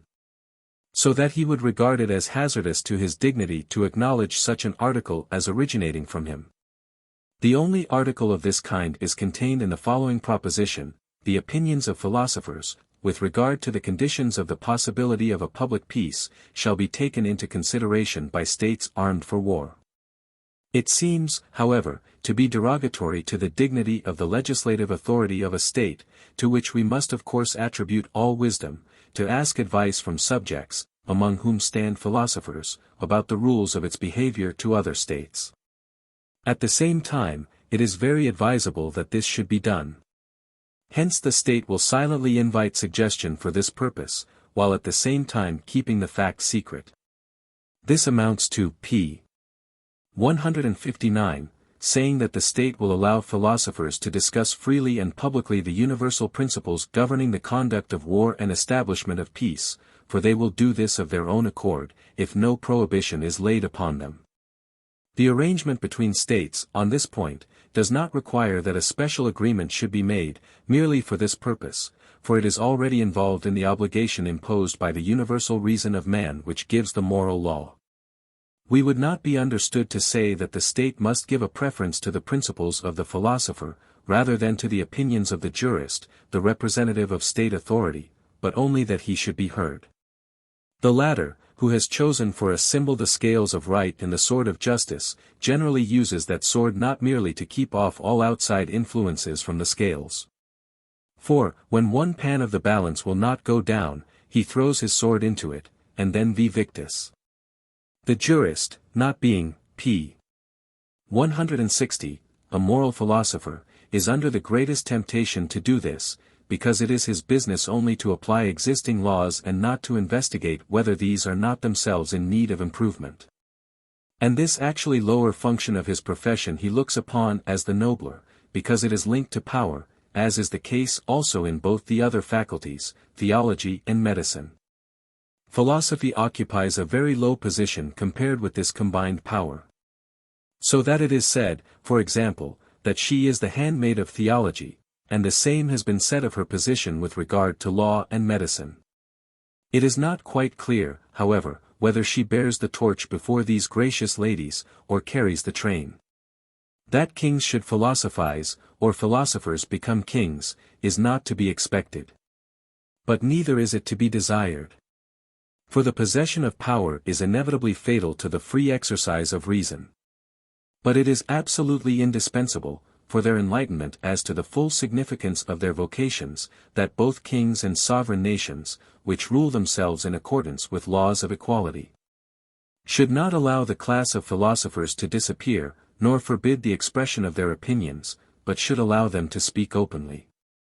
And since this class of men, by their very nature, are incapable of instigating rebellion or forming unions for purposes of political agitation, they should not be suspected of propagandism. p. 161. Appendix I. On the disagreement between morals and politics with reference to perpetual peace. In an objective sense, morals is a practical science, as the sum of laws exacting unconditional obedience, in accordance with which we ought to act. Now, once we have admitted the authority of this idea of duty, it is evidently inconsistent that we should think of saying that we cannot act thus. For, in this case, the idea of duty falls to the ground of itself, ultra posse nemo obligator. Hence there can be no quarrel between politics, as the practical science of right, and morals, which is also a science of right, but theoretical. That is, theory cannot come into conflict with practice. For, in that case, we would need to understand under the term ethics, or morals, a universal doctrine of expediency, or, in other words, a theory of precepts which may guide us in choosing the best means for attaining ends calculated for our advantage.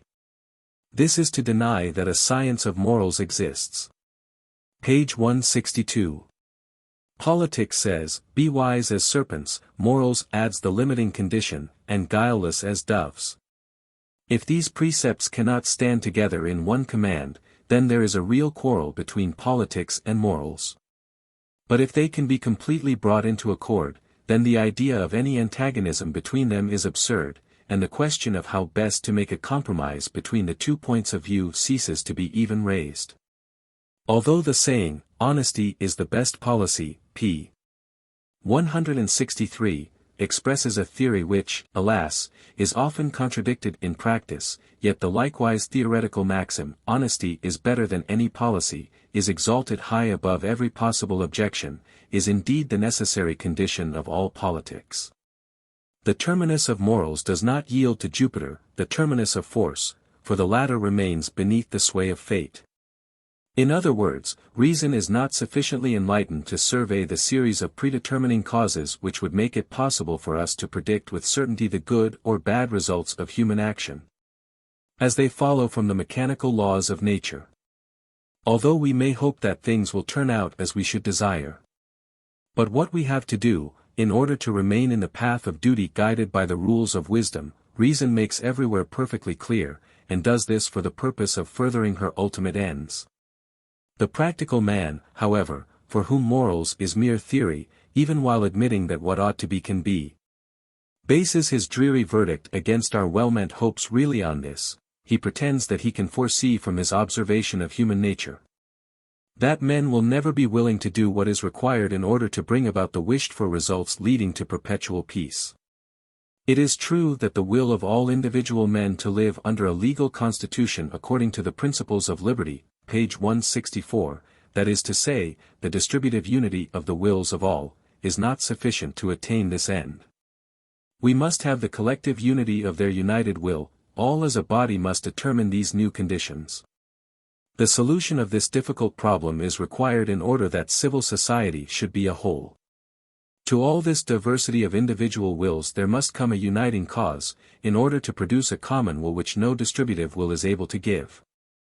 Hence, in the practical realization of that idea, no other beginning of a law-governed society can be counted upon than one that is brought about by force. Upon this force, too, public law afterwards rests. This state of things certainly prepares us to meet considerable deviation in actual experience from the theoretical idea of perpetual peace, since we cannot take into account the moral character and disposition of a lawgiver in this connection.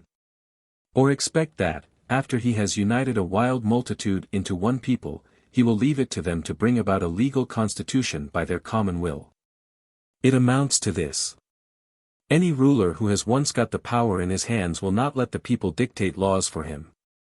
A state which enjoys an independence of the control of external law will not submit to the judgment of the tribunals of other states, when it has to consider how to obtain, page 165, its rights against them. And even a continent, when it feels its superiority to another, whether this be in its way or not, will not fail to take advantage of an opportunity offered of strengthening its power by the spoliation or even conquest of this territory. Hence all theoretical schemes, connected with constitutional, international or cosmopolitan law, crumble away into empty impracticable ideals. While, on the other hand, a practical science, based on the empirical principles of human nature, which does not disdain to model its maxims on an observation of actual life, can alone hope to find a sure foundation on which to build up a system of national policy. Now certainly, if there is neither freedom nor a moral law founded upon it, and every actual or possible event happens in the mere mechanical course of nature, then politics, as the art of making use of this physical necessity in things for the government of men, is the whole of practical wisdom, and the idea of right is an empty concept. If, on the other hand, we find that this idea of right is necessarily to be conjoined with politics and even to be raised to the position of a limiting condition of that science, then the possibility of reconciling them must be admitted. I can thus imagine a moral politician, that is to say, one who understands the principles of statesmanship to be such as do not, page 166, conflict with morals. But I cannot conceive of a political moralist who fashions for himself such a system of ethics as may serve the interest of statesmen. The moral politician will always act upon the following principle: if certain defects which could not have been avoided are found in the political constitution or foreign relations of a state, it is a duty for all, especially for the rulers of the state, to apply their whole energy to correcting them as soon as possible, and to bringing the constitution and political relations on these points into conformity with the law of nature, as it is held up as a model before us in the idea of reason. And this they should do even at a sacrifice of their own interest. Now it is contrary to all politics, which is, in this particular, in agreement with morals, to dissever any of the links binding citizens together in the state or nations in cosmopolitan union. Before a better constitution is there to take the place of what has been thus destroyed. And hence it would be absurd indeed to demand that every imperfection in political matters must be violently altered on the spot. But, at the same time, it may be required of a ruler at least that he should earnestly keep the maxim in mind which points to the necessity of such a change, so that he may go on constantly approaching the end to be realized, p. 167, namely, the best possible constitution according to the laws of right. Even although it is still under despotic rule, in accordance with its constitution as then existing, a state may govern itself on republican lines, until the people gradually become capable of being influenced by the mere idea of the authority of law, just as if it had physical power.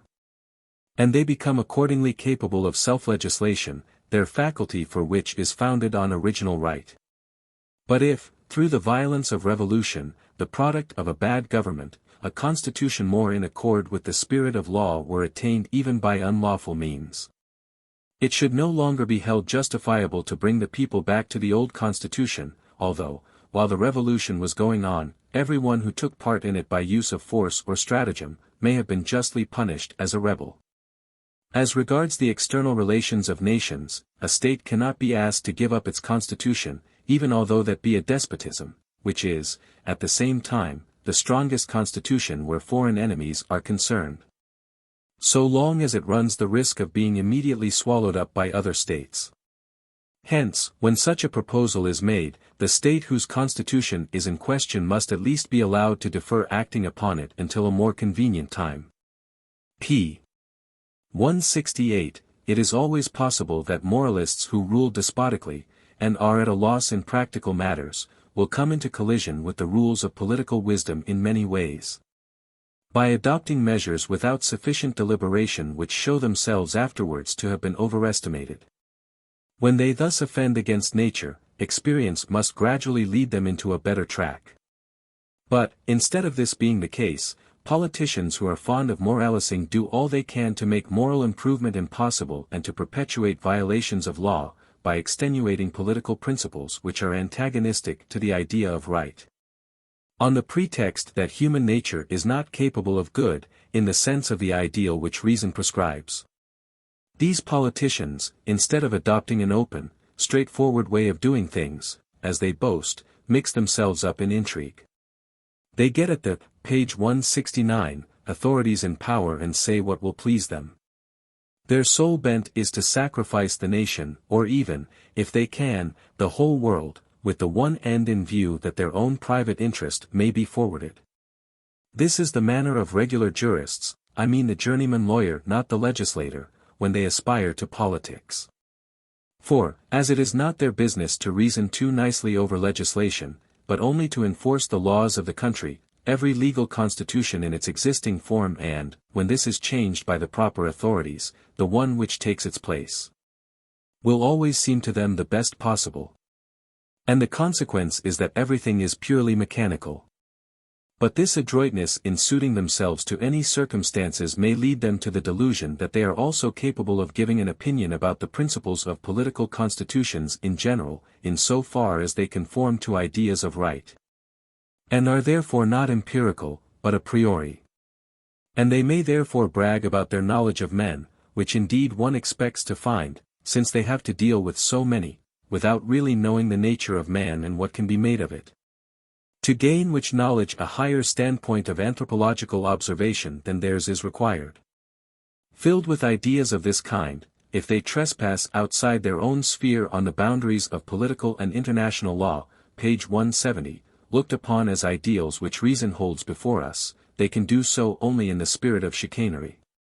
For they will follow their usual method of making everything conform mechanically to compulsory laws despotically made and enforced, even here, where the ideas of reason recognize the validity of a legal compulsory force only when it is in accordance with the principles of freedom through which a permanently valid constitution becomes first of all possible. The would-be practical man, leaving out of account this idea of reason, thinks that he can solve this problem empirically by looking to the way in which those constitutions which have best survived the test of time were established, even although the spirit of these may have been generally contrary to the idea of right. The principles which he makes use of here, although indeed he does not make them public, amount pretty much to the following sophistical maxims. 1. Facet excusa. Seize the most favorable opportunity for arbitrary usurpation, either of the authority of the state over its own people or over a neighboring people. The justification of the act and extenuation of the use of force will come much more easily and gracefully, when the deed is done, than if one has to think out convincing reasons for taking this step and first hear through all the objections which can be made against it. This is, page 171, especially true in the first case mentioned, where the supreme power in the state also controls the legislature which we must obey without any reasoning about it. Besides, this show of audacity in a statesman even lends him a certain semblance of inward conviction of the justice of his action, and once he has got so far the god of success, bonus eventus, is his best advocate. 2. Si facisti, nega. As for any crime you have committed, such as has, for instance, brought your people to despair and thence to insurrection, deny that it has happened owing to any fault of yours. Say rather that it is all caused by the insubordination of your subjects, or, in the case of your having usurped a neighboring state, that human nature is to blame. For, if a man is not ready to use force and steal a march upon his neighbor, he may certainly count on the latter forestalling him and taking him prisoner. 3. Divide et impera. That is to say, if there are certain privileged persons, holding authority among the people, who have merely chosen you for their sovereign as primus inter pares, bring about a quarrel among them, and make mischief between them and the people. Now back up the people with a dazzling promise of greater freedom, everything will now depend unconditionally on your will. Or again, if there is a difficulty with, p. 172, foreign states, then to stir up dissension among them is a pretty sure means of subjecting first one and then the other to your sway, under the pretext of aiding the weaker. It is true that nowadays no body is taken in by these political maxims, for they are all familiar to everyone. Moreover, there is no need of being ashamed of them, as if their injustice were too patent. For the great powers never feel shame before the judgment of the common herd, but only before one another. So that as far as this matter goes, it is not the revelation of these guiding principles of policy that can make rulers ashamed, but only the unsuccessful use of them. For as to the morality of these maxims, politicians are all agreed. Hence there is always left political prestige on which they can safely count, and this means the glory of increasing their power by any means that offer. In all these twistings and turnings of an immoral doctrine of expediency which aims at substituting a state of peace for the warlike conditions in which men are placed by nature, so much at least is clear, that men cannot get away from, p. 173, the idea of right in their private any more than in their public relations, and that they do not dare. This is indeed most strikingly seen in the concept of an international law, to base politics, p. 174, merely on the manipulations of expediency and therefore to refuse all obedience to the idea of a public right. On the contrary, they pay all fitting honor to the idea of right in itself, even although they should, at the same time, devise 100 subterfuges and excuses to avoid it in practice, and should regard force, backed up by cunning, as having the authority which comes from being the source and unifying principle of all right.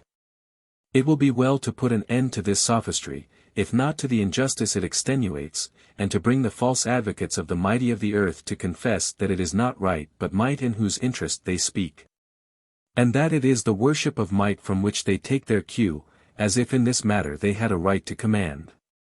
In order to do this, we must first expose the delusion by which they deceive them, page 175, selves and others, then discover the ultimate principle from which their plans for a perpetual peace proceed, and thence show that all the evil which stands in the way of the realization of that ideal springs from the fact that the political moralist begins where the moral politician rightly ends, and that, by subordinating principles to an end or putting the cart before the horse, he defeats his intention of bringing politics into harmony with morals.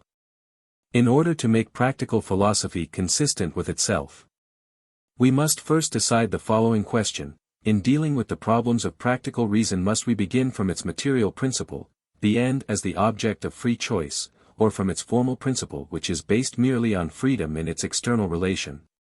From which comes the following law: act so that thou canst will, that thy maxim should be a universal law, be the end of thy action what it will. Without doubt, the latter determining principle of action must stand first. For, as a principle of right, it carries unconditional necessity with it, whereas the former is obligatory only if we assume the empirical conditions of the end set before us, that is to say, that it is an end capable of being, p. 176, practically realized. And if this end, as, for example, the end of perpetual peace, should be also a duty, this same duty must necessarily have been deduced from the formal principle governing the maxims which guide external action. Now the first principle is the principle of the political moralist. The problems of constitutional, international and cosmopolitan law are mere technical problems, problema technicum. The second or formal principle, on the other hand, as the principle of the moral politician who regards it as a moral problem, problema morale, differs widely from the other principle in its methods of bringing about perpetual peace, which we desire not only as a material good, but also as a state of things resulting from our recognition of the precepts of duty. To solve the first problem, that, namely, of political expediency, much knowledge of nature is required, that her mechanical laws may be employed for the end in view. And yet the result of all knowledge of this kind is uncertain, as far as perpetual peace is concerned. This we find to be so, whichever of the three departments of public law we take. It is uncertain whether a people could be better kept in obedience and at the same time prosperity by severity or by baits held out to their, page 177, vanity. Whether they would be better governed under the sovereignty of a single individual or by the authority of several acting together. Whether the combined authority might be better secured merely, say, by an official nobility or by the power of the people within the state, and, finally, whether such conditions could be long maintained. There are examples to the contrary in history in the case of all forms of government, with the exception of the only true republican constitution, the idea of which can occur only to a moral politician.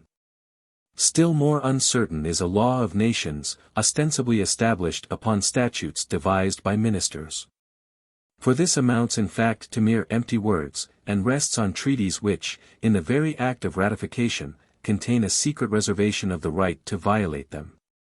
On the other hand, the solution of the second problem, the problem of political wisdom, forces itself, we may say, upon us. It is quite obvious to every one, and puts all crooked dealings to shame. It leads, too, straight to the desired end, while at the same time, discretion warns us not to drag in the conditions of perpetual peace by force, but to take time and approach this ideal gradually as favorable circumstances permit. This may be expressed in the following maxim: seek ye first the kingdom of pure practical reason and its righteousness, and the object of your end, page 178, Dever, the blessing of perpetual peace, will be added unto you. For the science of morals generally has this peculiarity, and it has it also with regard to the moral principles of public law, and therefore with regard to a science of politics knowable a priori. That the less it makes a man's conduct depend on the end he has set before him, his purposed material or moral gain, so much the more, nevertheless, does it conform in general to this end. The reason for this is that it is just the universal will, given a priori, which exists in a people or in the relation of different peoples to one another, that alone determines what is lawful among men. This union of individual wills, however, if we proceed consistently in practice, in observance of the mechanical laws of nature, may be at the same time the cause of bringing about the result intended in practically realizing the idea of right. Hence it is, for example, a principle of moral politics that a people should unite into a state according to the only valid concepts of right, the ideas of freedom and equality, and this principle is not based on expediency, but upon duty. Political moralists, however, do not deserve a hearing, much and sophistically as they may reason about the existence, in a multitude of men forming a society, of certain natural tendencies which would weaken those principles and defeat their intention. They, page 179, may endeavor to prove their assertion by giving instances of badly organized constitutions, chosen both from ancient and modern times, as, for example, democracies without a representative system. But such arguments are to be treated with contempt, all the more, because a pernicious theory of this kind may perhaps even bring about the evil which it prophesies. For, in accordance with such reasoning, man is thrown into a class with all other living machines which only require the consciousness that they are not free creatures to make them in their own judgment the most miserable of all beings. Fiat justitia, perit mundus. This saying has become proverbial, and although it savors a little of boastfulness, is also true. We may translate it thus: let justice rule on earth, although all the rogues in the world should go to the bottom. It is a good, honest principle of right cutting off all the crooked ways made by knavery or violence. It must not, however, be misunderstood as allowing anyone to exercise his own rights with the utmost severity, a course in contradiction to our moral duty. But we must take it to signify an obligation, binding upon rulers, to refrain from refusing to yield anyone his rights or from curtailing them, out of personal feeling or sympathy for others.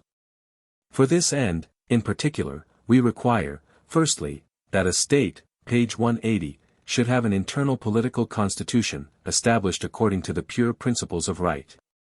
Secondly, that a union should be formed between this state and neighboring or distant nations for a legal settlement of their differences, after the analogy of the universal state.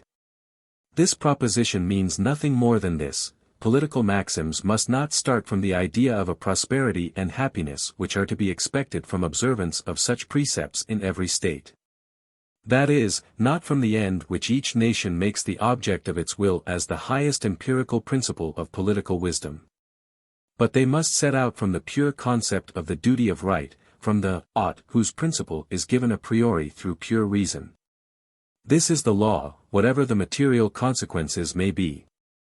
The world will certainly not perish by any means, because the number of wicked people in it is becoming fewer. The morally bad has one peculiarity, inseparable from its nature. In its purposes, especially in relation to other evil influences, it is in contradiction with itself, and counteracts its own natural effect, and thus makes room for the moral principle of good, although advance in this direction may be slow. Hence objectively, in theory, there is no quarrel between morals and politics. But subjectively, in the self-seeking tendencies of men, which we cannot, p. 181, actually call their morality, as we would a course of action based on maxims of reason, this disagreement in principle exists and may always survive, for it serves as a whetstone to virtue. According to the principle, tu ne sed malis, sed contra denturido. The true courage of virtue in the present case lies not so much in facing the evils and self-sacrifices which must be met here as in firmly confronting the evil principle in our own nature and conquering its wiles. For this is a principle far more dangerous, false, treacherous and sophistical, which puts forward the weakness in human nature as a justification for every transgression. In fact, the political moralist may say that a ruler and people, or nation and nation do one another no wrong, when they enter on a war with violence or cunning, although they do wrong, generally speaking, in refusing to respect the idea of right which alone could establish peace for all time. For, as both are equally wrongly disposed to one another, each transgressing the duty he owes to his neighbor, they are both quite rightly served, when they are thus destroyed in war. This mutual destruction stops short at the point of extermination, so that there are always enough of the race left to keep this game going on through all the ages, and a far-off posterity may take warning, page 182, by them. The providence that orders the course of the world is hereby justified.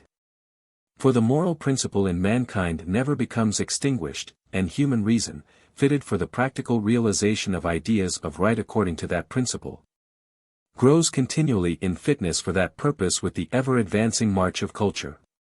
While at the same time, it must be said, the guilt of transgression increases as well. But it seems that, by no theodicy or vindication of the justice of God, can we justify creation in putting such a race of corrupt creatures into the world at all, if, that is, we assume that the human race neither will nor can ever be in a happier condition than it is now. This standpoint, however, is too high a one for us to judge from, or to theorize, with the limited concepts we have at our command, about the wisdom of that supreme power which is unknowable by us. We are inevitably driven to such despairing conclusions as these, if we do not admit that the pure principles of right have objective reality, that is to say, are capable of being practically realized, and consequently that action must be taken on the part of the people of a state and, further, by states in relation to one another. Whatever arguments empirical politics may bring forward against this course, politics in the real sense cannot take a step forward without first paying homage, page 183, to the principles of morals. And, although politics, per se, is a difficult art, in its union with morals no art is required. For in the case of a conflict arising between the two sciences, the moralist can cut asunder the knot which politics is unable to untie. Right must be held sacred by man, however great the cost and sacrifice to the ruling power. Here is no half-and-half course. We cannot devise a happy medium between right and expediency, a right pragmatically conditioned. But all politics must bend the knee to the principle of right, and may, in that way, hope to reach, although slowly perhaps, a level whence it may shine upon men for all time. p. 184. Appendix 2. Concerning the harmony of politics with morals according to the transcendental idea of public right. If I look at public right from the point of view of most professors of law, and abstract from its matter or its empirical elements, varying according to the circumstances given in our experience of individuals in a state or of states among themselves, then there remains the form of publicity. The possibility of this publicity, every legal title implies. For without it there could be no justice, which can only be thought as before the eyes of men, and, without justice, there would be no right, for, from justice only, right can come. This characteristic of publicity must belong to every legal title. Hence, as, in any particular case that occurs, there is no difficulty in deciding whether this essential attribute is present or not, whether, that is, it is reconcilable with the principles of the agent or not. It furnishes an easily applied criterion, p. 185, which is to be found a priori in the reason, so that in the particular case we can at once recognize the falsity or illegality of a proposed claim, pretentio juris, as it were by an experiment of pure reason. Having thus, as it were, abstracted from all the empirical elements contained in the concept of a political and international law, such as, for instance, the evil tendency in human nature which makes compulsion necessary, we may give the following proposition as the transcendental formula of public right: all actions relating to the rights of other men are wrong, if the maxims from which they follow are inconsistent with publicity. This principle must be regarded not merely as ethical, as belonging to the doctrine of virtue, but also as juridical, referring to the rights of men. For there is something wrong in a maxim of conduct which I cannot divulge without at once defeating my purpose, a maxim which must therefore be kept secret, if it is to succeed, and which I could not publicly acknowledge without infallibly stirring up the opposition of everyone. This necessary and universal resistance with which everyone meets me, a resistance therefore evident a priori, can be due to no other cause than the injustice with which such a maxim threatens everyone. Further, this testing principle is merely negative, that is, it serves only as a means by which we may know, page 186, when an action is unjust to others. Like axioms, it has a certainty incapable of demonstration. It is besides easy of application as appears from the following examples of public right. 1. Constitutional law. Let us take in the first place the public law of the state, jus civitatis, particularly in its application to matters within the state. Here a question arises which many think difficult to answer, but which the transcendental principle of publicity solves quite readily: is revolution a legitimate means for a people to adopt? For the purpose of throwing off the oppressive yoke of a so-called tyrant, non titulo, sed exercitio talis. The rights of a nation are violated in a government of this kind, and no wrong is done to the tyrant in dethroning him. Of this there is no doubt. None the less, it is in the highest degree wrong of the subjects to prosecute their rights in this way. And they would be just as little justified in complaining, if they happened to be defeated in their attempt and had to endure the severest punishment in consequence. A great many reasons for and against both sides of this question may be given, if we seek to settle it by a dogmatic deduction of the principles of right. But the transcendental principle of the publicity of public right can spare itself this diffuse argumentation. For, according to that principle, the p. 187, people would ask themselves, before the civil contract was made, whether they could venture to publish maxims, proposing insurrection when a favorable opportunity should present itself. It is quite clear that if, when a constitution is established, it were made a condition that force may be exercised against the sovereign under certain circumstances, the people would be obliged to claim a lawful authority higher than his. But in that case, the so-called sovereign would be no longer sovereign, or, if both powers, that of the sovereign and that of the people, were made a condition of the constitution of the state. Then its establishment, which was the aim of the people, would be impossible. The wrongfulness of revolution is quite obvious from the fact that openly to acknowledge maxims which justify this step would make attainment of the end at which they aim impossible. We are obliged to keep them secret. But this secrecy would not be necessary on the part of the head of the state. He may say quite plainly that the ringleaders of every rebellion will be punished by death, even although they may hold that it was he who first transgressed the fundamental law. For, if a ruler is conscious of possessing irresistible sovereign power, and this must be assumed in every civil constitution, because a sovereign who has not power to protect any individual member, p.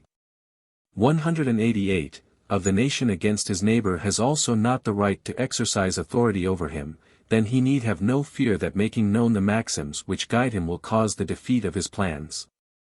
And it is quite consistent with this view to hold that, if the people are successful in their insurrection, the sovereign must return to the rank of a subject and refrain from inciting rebellion with a view to regaining his lost sovereignty. At the same time he need have no fear of being called to account for his former administration. Page 189. 2. International law. There can be no question of an international law, except on the assumption of some kind of a law-governed state of things, the external condition under which any right can belong to man. For the very idea of international law, as public right, implies the publication of a universal will determining the rights and property of each individual nation. And this status juridicus must spring out of a contract of some sort which may not, like the contract to which the state owes its origin, be founded upon compulsory laws, but may be, at the most, the agreement of a permanent free association such as the federation of the different states, to which we have alluded above. For, without the control of law to some extent, to serve as an active bond of union among different merely natural or moral individuals, that is to say, in a state of nature, there can only be private law. And here we find a disagreement between morals, regarded as the science of right, and politics. The criterion, obtained by observing the effect of publicity on maxims, is just as easily applied, but only when we understand that this agreement binds the contracting states solely with the object that peace may be preserved among them, and between them and other states. In no sense with a view to the acquisition of new territory or power. The following instances of antinomy occur between, page 190, politics and morals, which are given here with the solution in each case. A.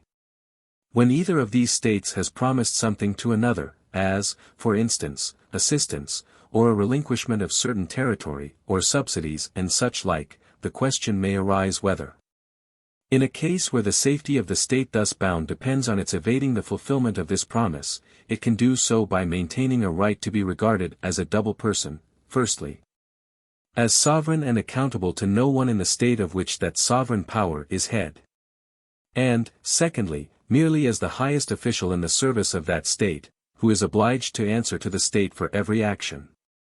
And the result of this is that the state is acquitted in its second capacity of any obligation to which it has committed itself in the first. But, if a nation or its sovereign proclaimed these maxims, the natural consequence would be that every other would flee from it, or unite with other states to oppose such pretensions. And this is a proof that politics, with all its cunning, defeats its own ends, if the test of making principles of action public, which we have indicated, be applied. Hence the maxim we have quoted must be wrong. B. If a state which has increased its power to a formidable extent, potentia tremenda, excites anxiety in its neighbors, is it right to assume, page 191, that, since it has the means, it will also have the will to oppress others? And does that give less powerful states a right to unite and attack the greater nation without any definite cause of offense? A state which would here answer openly in the affirmative would only bring the evil about more surely and speedily. For the greater power would forestall those smaller nations, and their union would be but a weak reed of defense against a state which knew how to apply the maxim, divide et impera. This maxim of political expediency then, when openly acknowledged, necessarily defeats the end at which it aims, and is therefore wrong. C. If a smaller state by its geographical position breaks up the territory of a greater, so as to prevent a unity necessary to the preservation of that state, is the latter not justified in subjugating its less powerful neighbor and uniting the territory in question with its own? We can easily see that the greater state dare not publish such a maxim beforehand, for either all smaller states would without loss of time unite against it, or other powers would contend for this booty. Hence the impracticability of such a maxim becomes evident under the light of publicity. And this is a sign that it is wrong, and that in a very great degree, for, although the victim of an act of injustice may be, p. 192, of small account, that does not prevent the injustice done from being very great. 3. Cosmopolitan law. We may pass over this department of right in silence, for, owing to its analogy with international law, its maxims are easily specified and estimated. In this principle of the incompatibility of the maxims of international law with their publicity, we have a good indication of the non-agreement between politics and morals, regarded as a science of right. Now we require to know under what conditions these maxims do agree with the law of nations. For we cannot conclude that the converse holds, and that all maxims which can bear publicity are therefore just. For anyone who has a decided supremacy has no need to make any secret about his maxims. The condition of a law of nations being possible at all is that, in the first place, there should be a law-governed state of things. If this is not so, there can be no public right, and all right which we can think of outside the law-governed state, that is to say, in the state of nature, is mere private right. Now we have seen, p. 193, above that something of the nature of a federation between nations, for the sole purpose of doing away with war, is the only rightful condition of things reconcilable with their individual freedom. Hence the agreement of politics and morals is only possible in a federative union, a union which is necessarily given a priori, according to the principles of right. And the lawful basis of all politics can only be the establishment of this union in its widest possible extent. Apart from this end, all political sophistry is folly in veiled injustice. Now this sham politics has a casuistry, not to be excelled in the best Jesuit school. It has its mental reservatio mentalis as in the drawing up of a public treaty in such terms as we can, if we will, interpret when occasion serves to our advantage. For example, the distinction between the status quo in fact, de fait, and in right, de droit. Secondly, it has its probabilism. When it pretends to discover evil intentions in another, or makes the probability of their possible future ascendancy a lawful reason for bringing about the destruction of other peaceful states. Finally, it has its philosophical sin, peccatum philosophicum, peccatillum, bagatelle, which is that of holding it a trifle easily pardoned that a smaller state should be swallowed up, if this be to the gain of a nation much more powerful. For such an increase in power is, page 194, supposed to tend to the greater prosperity of the whole world. Duplicity gives politics the advantage of using one branch or the other of morals, just as suits its own ends. The love of our fellow men is a duty, so too is respect for their rights. But the former is only conditional, the latter, on the other hand, an unconditional, absolutely imperative duty. And anyone who would give himself up to the sweet consciousness of well-doing must be first perfectly assured that he has not transgressed its commands. Politics has no difficulty in agreeing with morals in the first sense of the term, as ethics, to secure that men should give to superiors their rights. But when it comes to morals, in its second aspect, as the science of right before which politics must bow the knee, the politician finds it prudent to have nothing to do with compacts and rather to deny all reality to morals in this sense, and reduce all duty to mere benevolence. Philosophy could easily frustrate the artifices of a politics like, page 195, this, which shuns the light of criticism, by publishing its maxims, if only statesmen would have the courage to grant philosophers the right to ventilate their opinions. With this end in view, I propose another principle of public right, which is at once transcendental and affirmative. Its formula would be as follows: all maxims which require publicity, in order that they may not fail to attain their end, are in agreement both with right and politics. For, if these maxims can only attain the end at which they aim by being published, they must be in harmony with the universal end of mankind, which is happiness. And to be in sympathy with this, to make the people contented with their lot, is the real business of politics. Now, if this end should be attainable only by publicity, or in other words, through the removal of all distrust of the maxims of politics, these must be in harmony with the right of the people. For a union of the ends of all is only possible in a harmony with this right. I must postpone the further development and discussion of this principle till another opportunity.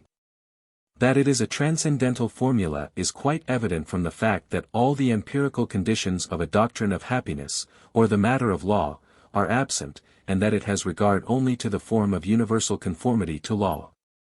p. 196.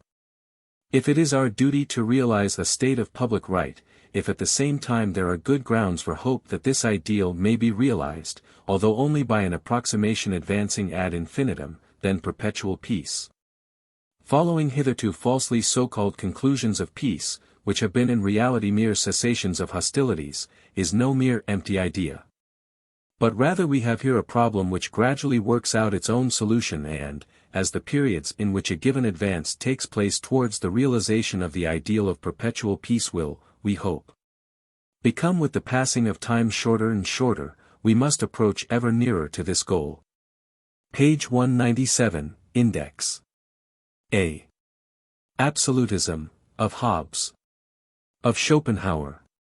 According to Kant, to Locke. Alexander I, of Russia. Alexander the Great. Alsace-Lorraine, annexation of. Ambrose, Saint. Amphictyonic League. Aquinas, Thomas, on fighting clergy. On war. Arbitration, as a substitute for war. Difficulties settled by. Where it is useless. Aristotle, On war and rights of an enemy. On the relation between politics and ethics. Assyrians, War among the. Augustine, Saint. B. Balance of Power. Bentham, Jeremy. Bluntschli, J. K. C. Caird, Edward. Calvin, John. Carnegie, Andrew. China, A Danger to Europe. Page 198, Cicero, On the Conduct of War. Clement of Alexandria. Clergy, Fighting, Origen on. Wycliffe. Erasmus. Aquinas. Cobden, Richard. Corvinus, Matthias. Cooper, William. Crusades, Wars of the. D. Dante, Alighieri, On Mediation. On Universal Monarchy. Disarmament, dash. Tsar's Proposal of. Practicability of, dash. Du Bois, Cardinal. E. Empire, of Rome. World dash, spiritual. Of Alexander the Great. Frankish. Holy Roman. Of Napoleon I. Erasmus, Desiderius, and European Peace. On War. On Fighting Clergy. F. Farrar, J. A. Federation, Kant's idea of, dash. Probable results of. Fichte, J. G. Finland. Fischer, Kuno. Fleury, Cardinal. Frederick the Great. Page 199, G. Gentiles, Albericus. Golden Age. Government, Origin of, according to Plato. According to Hume. To Cooper. To Hobbes, dash. To Kant, dash, dash. To Rousseau. To Locke. Representative, dash, dash. Greeks, their attitude to other nations. To an enemy. Their sacred wars. The Amphictyonic League. Grotius, Hugo, his de jure belli et paces, dash. And the just gentium. And the law of nature. On peace. H. Hague Conference, 1899. Hegel, G. W. F. On War. Henry IV. Of France. Hobbes, Thomas. His theory of the state of nature and origin of government, dash. His influence on Kant. His views on revolution. Of the relations between states, dash. On the conduct of war. Holes, Fred. W. Hooker, Richard. On the depravity of man. Hume, David, On the origin of government. On the state of nature. On the original contract. I. International law, the development of, dash. Its connection with the Reformation. In Greece and Rome. Intervention. J. Jews, War among the, dash. Their dream of peace. Justin. Page 200, K. Kant, Immanuel. His indebtedness to earlier political writers. His theory of human development, dash. And how this is possible, dash. On the foundation of the state, dash, dash. The relations between states and individuals, dash. The necessity for reform within the state. The political and social conditions of his time, dash. His attitude to war, dash. On the growing power of commerce. His idea of federation, dash. An ideal of perpetual peace. The conditions of its realization, dash. On representative and other constitutions, dash, dash. His opinion of the English Constitution. His disapproval of universal monarchy. On the right of way, dash. On nature's guarantee of a perpetual peace, dash. On the relation between politics and morals, dash. On revolution, dash. L. Laveley, Emile de. Lawrence, T. J. Leibniz, Gottfried W. His Criticism of Saint Pierre. Locke, John, and the Golden Age. On the Original Contract. On Revolution. Lorimer, James. Louis Philippe. Luther, Martin, on War. M. Machiavelli, Niccolo. Maine, Henry, on Grotius and the Just Gentium. Meister, Joseph de. Martineau, James. Mennonites, and War. Page 201, Military Service, of Christians. Compulsory. Voluntary. Mill, John Stuart. Moltke, Graf von, Dash. Monarchy, Universal, the Ideal of Dante. Disapproved by Kant. And Fichte. Montesquieu, Baron de, on Self-Preservation. On Armed Peace. Moore, Thomas.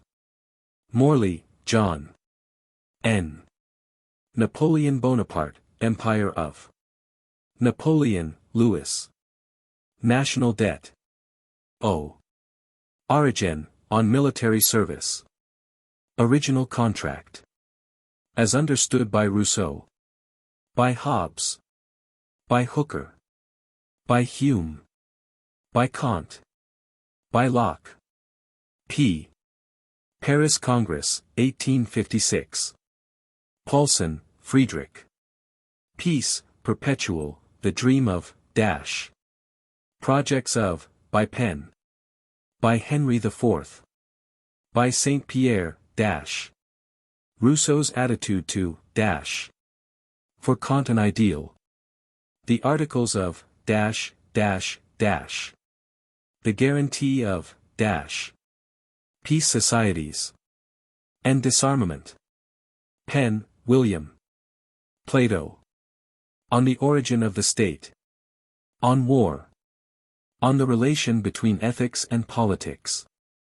Poland. Page 202, Politics, and Morals, according to Kant, Dash. To Plato. To Aristotle. To Hume. Sophistical maxims of, Dash. Pope, Alexander. Puffendorf, Samuel. On Intervention. Q. Quakers, and War. R. Reformation, and Military Service. And International Law. Religion, Roman, and War. Jewish, Dash. Mohammedan. Buddhist, and Conversion. Christian, and War, Dash. Revolution, right of, according to Hobbes. And Spinoza. According to Locke. To Rousseau. To Kant, Dash. Right of way, Vattel on. Kant on, Dash. Ritchie, D. G., on Rousseau. On Locke and the Golden Age. Robertson, William. Romans, and War. And International Law. Rousseau, J. J., and the State of Nature. His Criticism of Saint Pierre, Dash. His Views on Militarism. On the Original Contract. On Revolution. On Democratic and Republican Governments.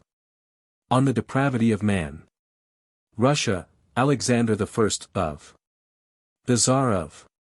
The Backward Civilization of. S. Schiller, Friedrich von. On War and Peace. Schopenhauer, Arthur. Spencer, Herbert. Spinoza, Benedict, on the State of Nature. And Revolution. Standing Armies. Page 203, State of Nature, according to Rousseau. And the Golden Age. Hobbes' theory of. According to Hume, a philosophical fiction. According to Kant, Dash. States, transference of. Marriage between. Saint Pierre, Castel de. His projet, Dash. And Leibniz. And Rousseau, Dash. Sully, Duke of. T. Tennyson, Lord. Tertullian. Treaties of Peace, in Greece. Treichke, H. Vaughan. Trendelenburg, F. A. V. Vattel, Emmerich, His Droit de gens. On Intervention. On the Right of Way. Of Self-Preservation. On Treaties. Voltaire, François de W. War, Religious. Private. Dynastic. Kant's attitude to, its influence on progress. Views of Hegel on. Of Schiller. Of Moltke. Under altered conditions. When just. Future probable causes of. Honorable conduct of. Wycliffe, John, and Fighting Clergy. Z. Zwingli, Huldreich. p. 204, printed in Great Britain by Unwin Brothers, Limited. Woking in London. Footnotes. Cf. His Studies in Political and Social Ethics, pages 169, 170.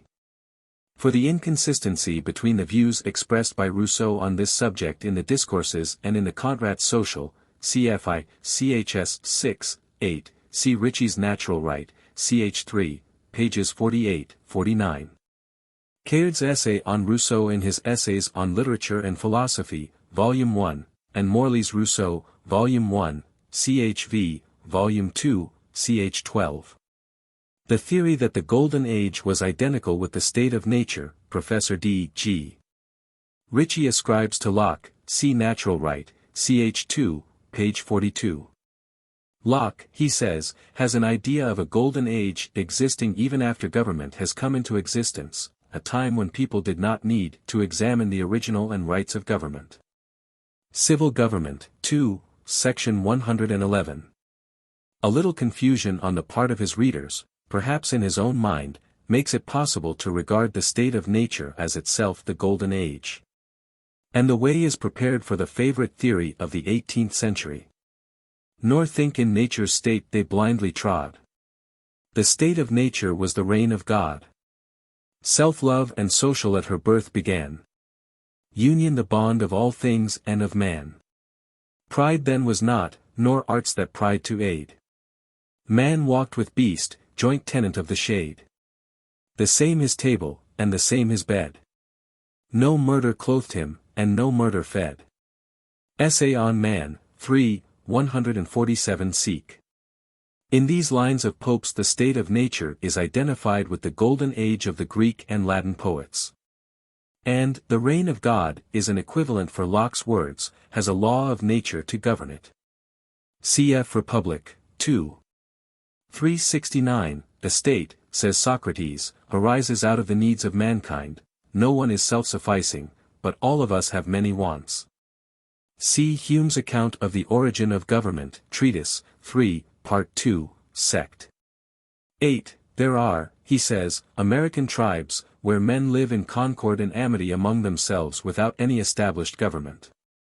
And never pay submission to any of their fellows, except in time of war, when their captain enjoys a shadow of authority, which he loses after their return from the field, and the establishment of peace with the neighboring tribes. This authority, however, instructs them in the advantages of government, and teaches them to have recourse to it, when either by the pillage of war, by commerce, or by any fortuitous inventions. Their riches and possessions have become so considerable as to make them forget, on every emergence, the interest they have in the preservation of peace and justice.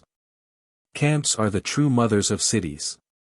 And as war cannot be administered, by reason of the suddenness of every exigency, without some authority in a single person, the same kind of authority naturally takes place in that civil government, which succeeds the military. Cf. Cooper, The Winter Morning Walk.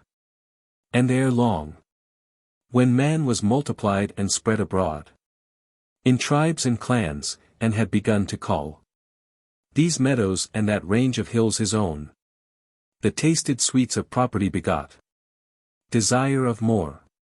Thus wars began on earth. These fought for spoil, and those in self-defense. Savage at first, the onset, and irregular. At length. One eminent above the rest, for strength. For stratagem, or courage, or for all. Was chosen leader. Him they served in war. And him in peace for sake of warlike deeds. Reverenced no less. Thus kings were first invented. Among uncivilized nations, there is but one profession honorable, that of arms. All the ingenuity and vigor of the human mind are exerted in acquiring military skill or address. Cf.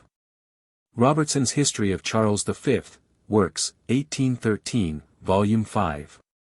Sect. I. 7. Similarly we find that the original meaning of the Latin word hostes was a stranger. In Aristotle we find the high-water mark of Greek thinking on this subject.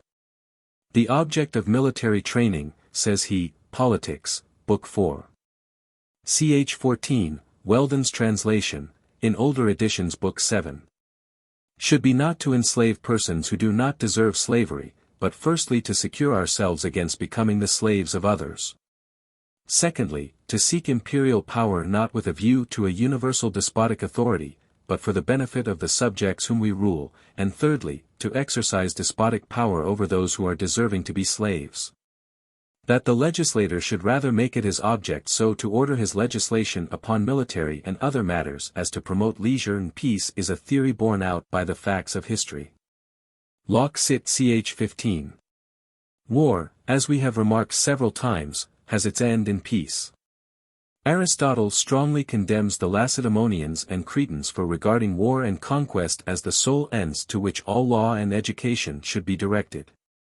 Also in non-Greek tribes like the Scythians, Persians, Thracians and Celts he says, only military power is admired by the people and encouraged by the state. There was formerly too a law in Macedonia that anyone who had never slain an enemy should wear the halter about his neck.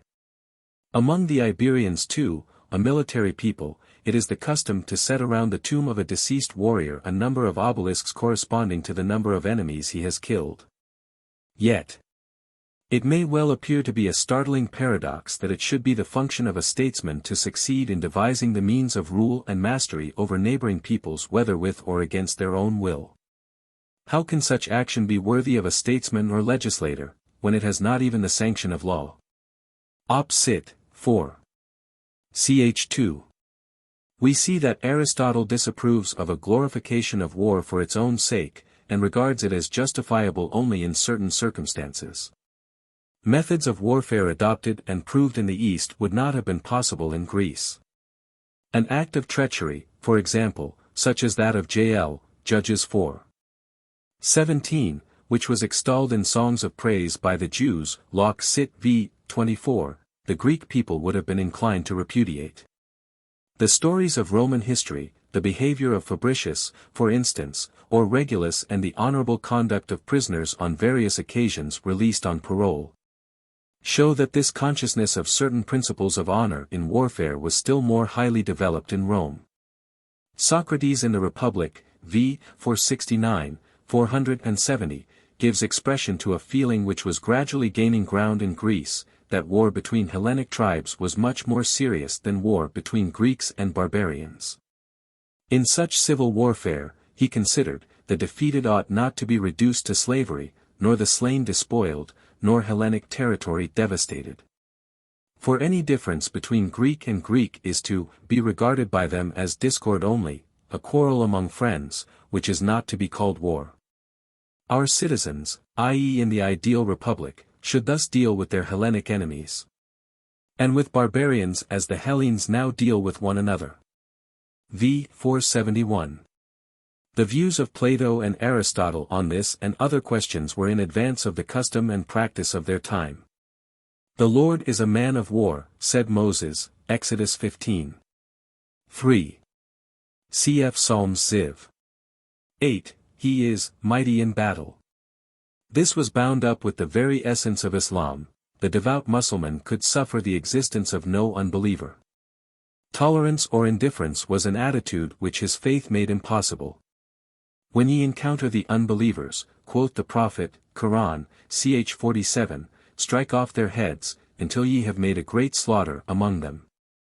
Verily if God pleased he could take vengeance on them without your assistance. But he commandeth you to fight his battles. The propagation of the faith by the sword was not only commanded by the Mohammedan religion, it was that religion itself. See Acts X. 28, Ye know that it is an unlawful thing for a man that is a Jew to keep company, or come unto one of another nation. Neither, however, is there any which regards the soldier as a murderer. In the early centuries of our era Christians seem to have occasionally refused to serve in the army from religious scruples. But soldiers were not always required to change their profession after baptism. And in Acts X. For example, nothing is said to indicate that the centurion, Cornelius, would have to leave the Roman army. See Tertullian, De Corona, Ante-Nicene Christian Library, page 348. There were so-called sacred wars in Greece, but these were due mainly to disputes caused by the Amphictyonic League.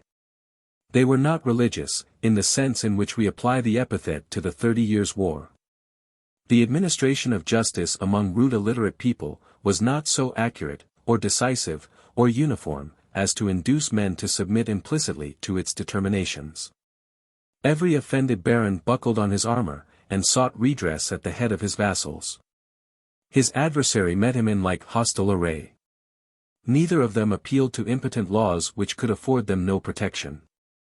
Neither of them would submit points, in which their honor and their passions were warmly interested, to the slow determination of a judicial inquiry. Both trusted to their swords for the decision of the contest.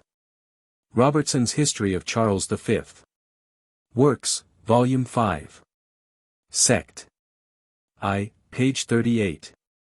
Erasmus in the Chi Theta Upsilon Omicron Phi Alpha Gamma Alpha, Colloquies, Bailey's edition, Volume 2, pp. 55, 56, puts forward the suggestion that a general peace might be obtained in the Christian world, if the emperor would remit something of his right and the pope some part of his. C. F. Robertson, Op. Cit., Sect. 3, page 106, Seek. Robertson, Op. Cit., Note XXI, page 483, quotes the following statement, Flamma, Pharaoh, Quid, Possessions Ecclesiarum Prelati Defendabant. Guido Abbas A. P. du Cange, page 179. J. A. Farrar, in a pamphlet, reprinted from the Gentleman's Magazine, Volume 257, 1884, on War and Christianity, quotes the following passage from Wycliffe in which he protests against this blot upon the Church and Christian professions. Friars now say that bishops can fight best of all men, and that it falleth most properly to them, since they are lords of all this world. They say Christ bade his disciples sell their coats, and buy them swords, but whereto, if not to fight? Thus friars make a great array, and stir up many men to fight.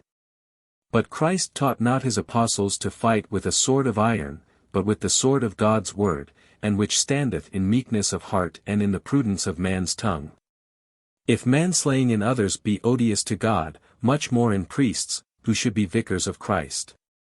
See also the passage where Erasmus points out that King David was not permitted to build a temple to God, because he was a man of blood. Nolo clericos ullo sanguine contaminari. Gravis impietas. Opera, 9, 370b.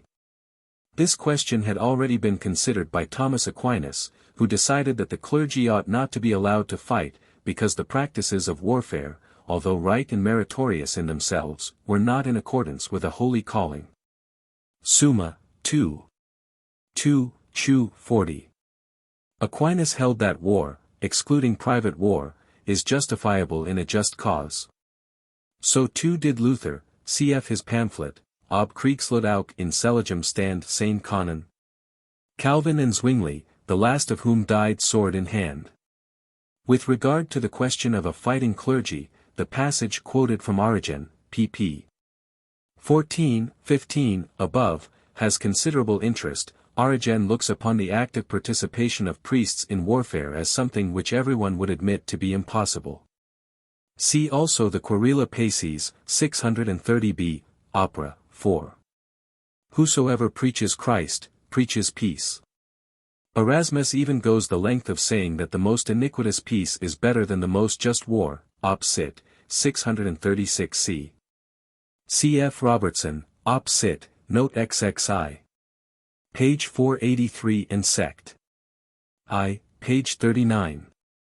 It is uncertain in what year the De Jure Belli of Gentiles was published, a work to which Grotius acknowledges considerable indebtedness. Wool, in the preface to his translation of Grotius, gives the date 1598, but some writers suppose it to have been 10 years earlier. This came about in two ways.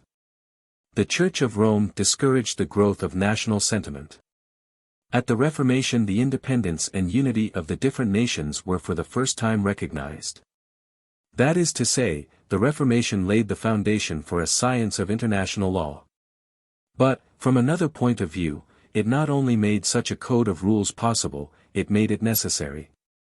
The effect of the Reformation was not to diminish the number of wars in which religious belief could play a part. Moreover, it displaced the Pope from his former position as arbiter in Europe without setting up any judicial tribunal in his stead. Cf. Cicero, De Officiis, I. 11.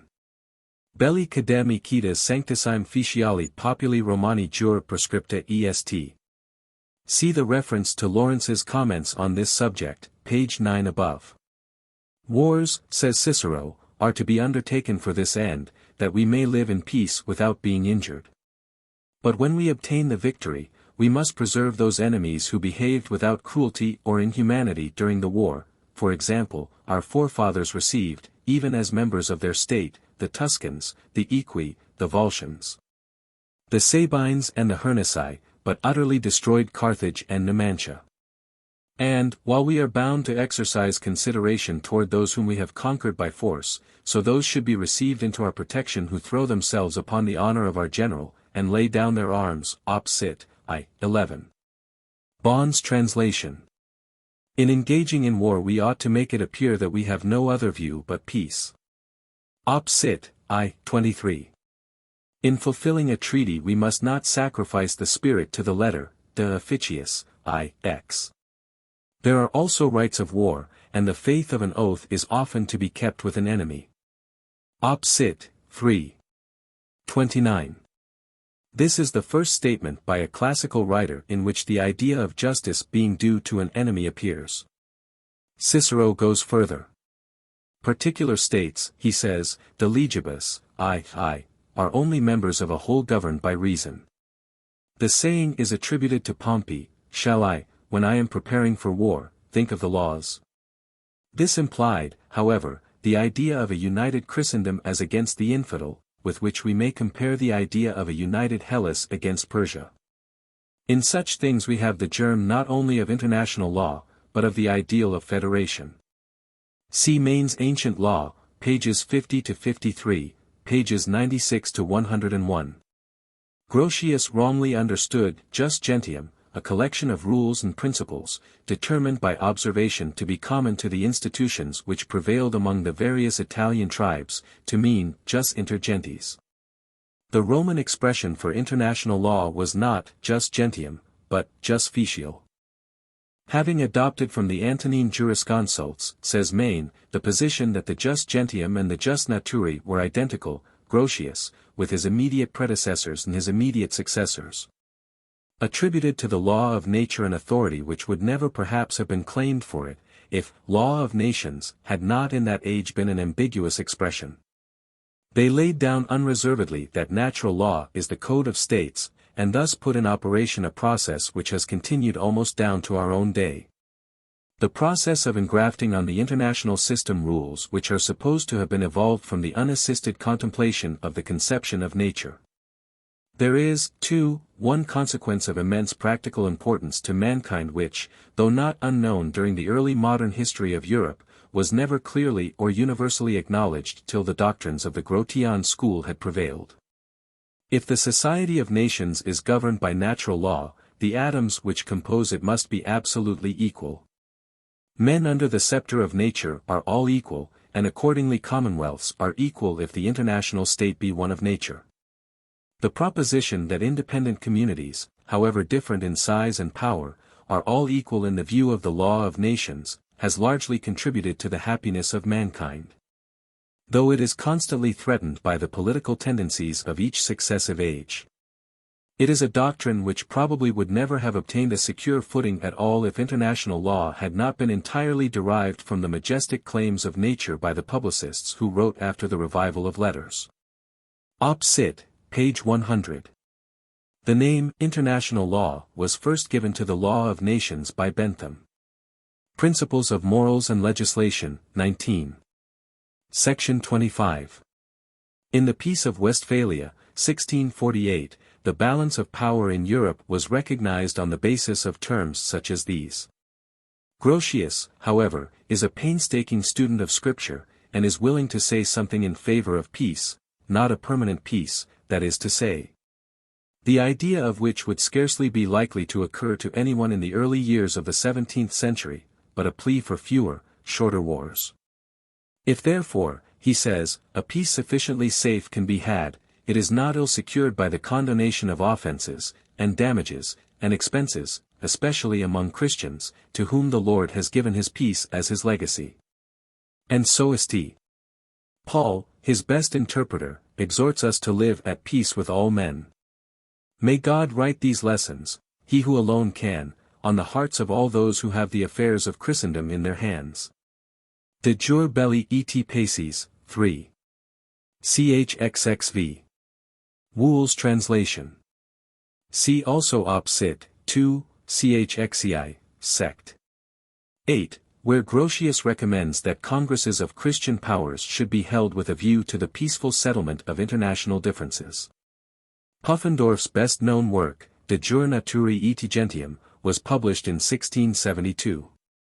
Le Droit de gens was published in 1758 and translated into English by Joseph Chitty in 1797, second edition, 1834. Memoires aux économies royales d'État, domestiques, politiques et militaires de Henri le Grand, par Maximilien de Bethune, Duc de Sully. See International Tribunals, 1899, page 20 seq. Penn's essay Towards the Present and Future Peace of Europe was written about 1693, but is not included in all editions of his works. Projet de traité pour rendre la paix perpétuelle entre les souverains chrétiens. The first 2 volumes of this work were published in 1713, trans. London, 1714, a 3rd volume followed in 1717. The main articles of this and other peace projects are to be found in International Tribunals, published by the Peace Society. Professor Lorimer points out that Prussia, then the Duchy of Brandenburg, is not mentioned. Institutes of the Law of Nations, 2. Ch. 7, page 219. The same objection was raised by Leibniz, see his Observations on St. Pierre's projet, to the scheme of Henry IV, who, says Leibniz, thought more of overthrowing the House of Austria than of establishing a society of sovereigns. Project, Art. 6, Eng trans. 1714, page 119. St. Pierre was not blind to this aspect of the question. Among the critical objections which he anticipates to his plan is this, that it promises too great an increase of strength to the House of France, and that therefore the author would have been wiser to conceal his nationality. St. Pierre, in what may be called an apology for the wording of the title of his book, above, justifies his confidence in these words: the pilot who himself seems uncertain of the success of his voyage is not likely to persuade the passenger to embark. I am persuaded, that it is not impossible to find out means sufficient and practicable to settle an everlasting peace among Christians, and even believe, that the means which I have thought of are of that nature. Preface to Project, Eng trans. 1714. Leviathan, I.Ch.V. See 2 Voltaire's allusion to Saint Pierre in his dictionary, under Religion. Leibniz regarded the project of Saint Pierre with an indifference, somewhat tinged with contempt. In a letter to Grammarist, Leibniz. Opera, Dutton's edition, 1768, Volume 5, pages 65, 66, in Epist, edition Courtholt, Volume 3, page 327, he writes, I have seen something of M. de Saint-Pierre's plan for maintaining perpetual peace in Europe. It reminds me of an inscription outside of a churchyard which ran, Pax Perpetua. For the dead, it is true, fight no more. But the living, are of another mind, and the mightiest among them have little respect for tribunals. This is followed by the ironical suggestion that a court of arbitration should be established at Rome of which the Pope should be made president. While at the same time the old spiritual authority should be restored to the Church, and excommunication be the punishment of non-compliance with the arbitral decree. Such plans, he adds, are as likely to succeed as that of M. de Saint-Pierre. But as we are allowed to write novels, why should we find fault with fiction which would bring back the Golden Age? But see also Observations sur le projet d'une paix perpétuelle de M. l'Abbé de Saint-Pierre, Dutens, v. ESPP. 56, and the letter to Raymond de Montmort, Ibid pages 20, 21, where Leibniz considers this project rather more seriously. C'est un livre solide sens, says Rousseau, jugement sur la paix perpétuelle, ils très important qu'il existe. This jugement is appended to Rousseau's Extrait du projet de paix perpétuelle de Monsieur l'Abbé de Saint-Pierre, 1761. C. F. Cooper, The Winter Morning Walk. Great princes have great playthings. Some have played at hewing mountains into men, and some at building human wonders mountain high. Some seek diversion in the tented field, and make the sorrows of mankind their sport. But war's a game, which, were their subjects wise, kings should not play at. Nations would do well t'extort their truncheons from the puny hands of heroes, whose infirm and baby minds are gratified with mischief, and who spoil, because men suffer it, their toy the world. Les troupes régles, peste et depopulation de l'Europe, any sont bons tuer du fins, ou pour attaquer et conquérir les voisins, ou pour enchaîner et asservir les citoyens. Government de Pologne, ch. 12. Hobbes realizes clearly that there probably never was such a state of war all over the world or a state of nature conforming to a common type. The case is parallel to the use of the term original contract as an explanation of the manner in which the civil state came to be formed. Cf. page 52, note. See also Hume, Inquiry Concerning the Principles of Morals, Sect. 3, Part 1. This poetical fiction of the Golden Age is, in some respects, of a piece with the philosophical fiction of the state of nature, only that the former is represented as the most charming and most peaceable condition, which can possibly be imagined. Whereas the latter is painted out as a state of mutual war and violence, attended with the most extreme necessity. This fiction of a state of nature as a state of war, says Hume, in a note to this passage, is not the invention of Hobbes. Plato, Republic, 2. 3, 4, refutes a hypothesis very like it, and Cicero, Pro Sext. L. 42, regards it as a fact universally acknowledged. Cf. also Spinoza, Tract. Paul c. 2, section 14, Homines ex natura hosts. And, c. v. Section 2, Homines civils non nascuntur sed fiant. These expressions are to be understood, says Bluntschli, Theory of the State, 4. Ch. 6, p. 284, Note A, rather as a logical statement of what would be the condition of man apart from civil society, than as distinctly implying a historical theory. While starting from the same premises, Spinoza carries Hobbes' political theories to their logical conclusion. If we admit that right lies with might, then right is with the people in any revolution successfully carried out. But see Hobbes' preface to the Philosophical Rudiments and Kant's Perpetual Peace, page 188, note.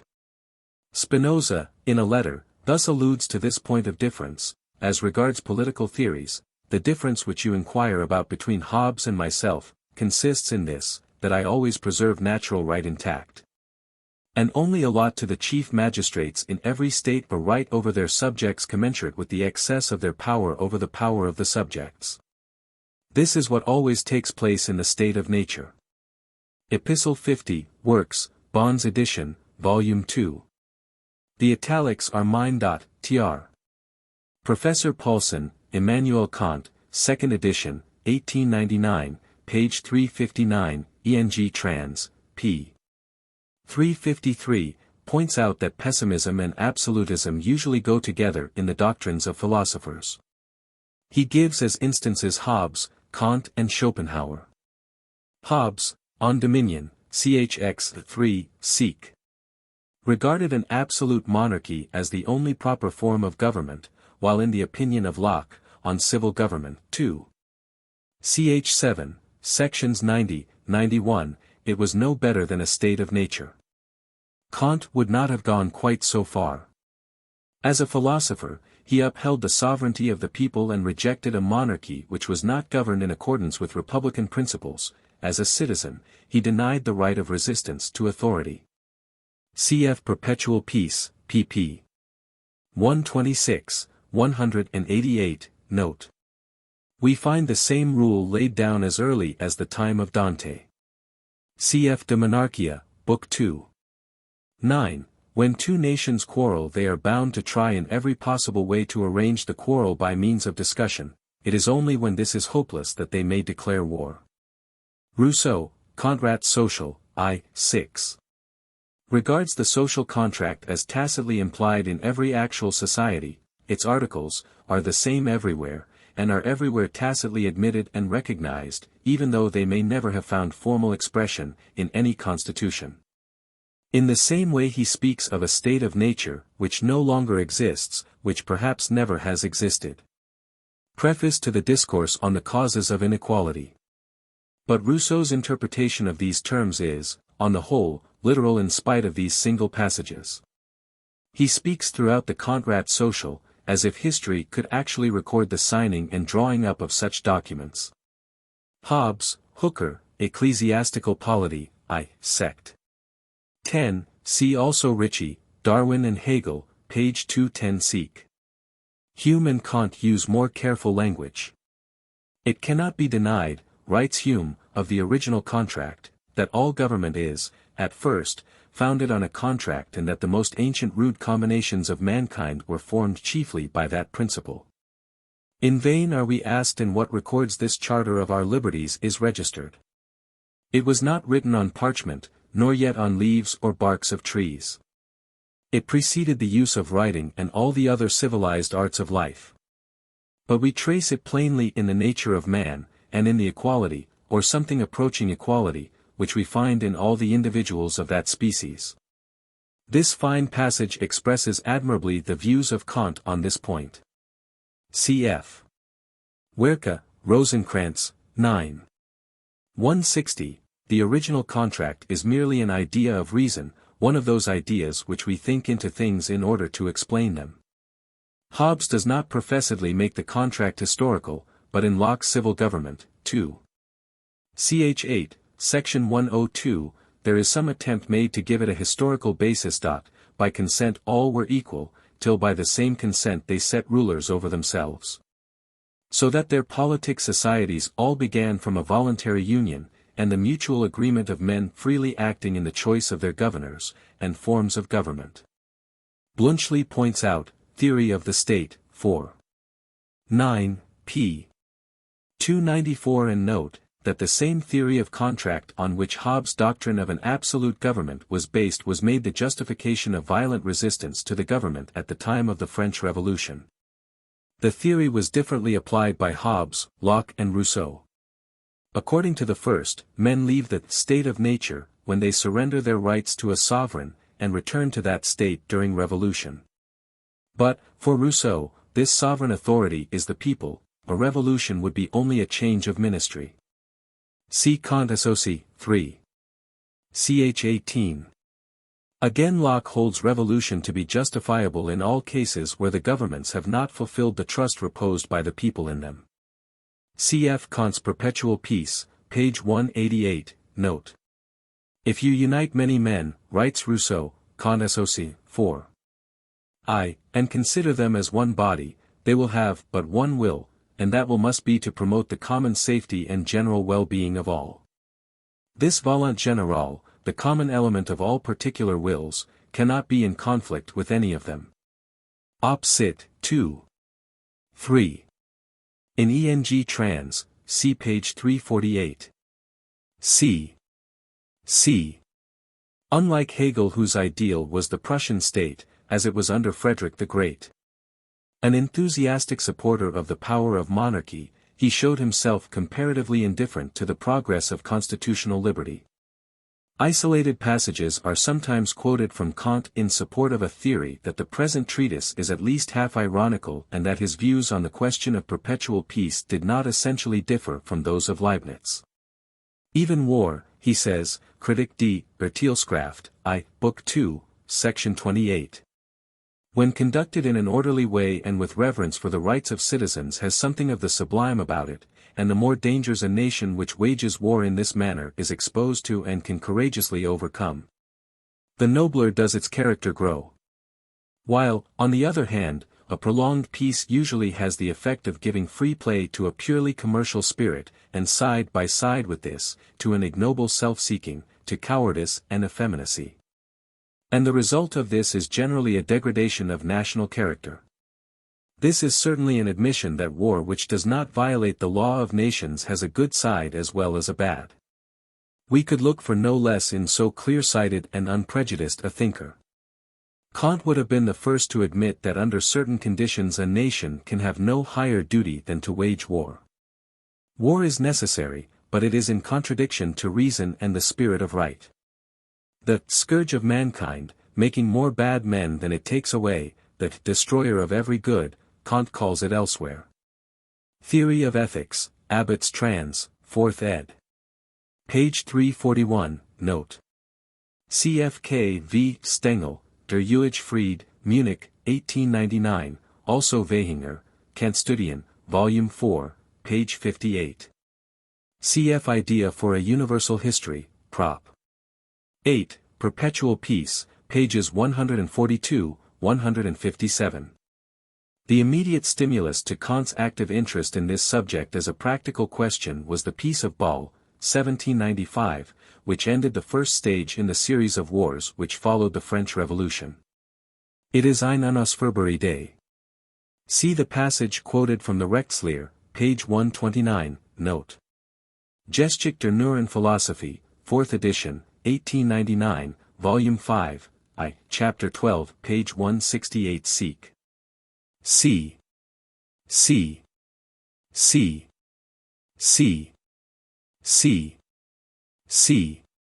A large part of Kant's requirements as they are expressed in these preliminary articles has already been fulfilled. The first, Art. 1, is recognized in theory at least by modern international law. More cannot be said. A treaty of this kind is of necessity more or less forced by the stronger on the weaker.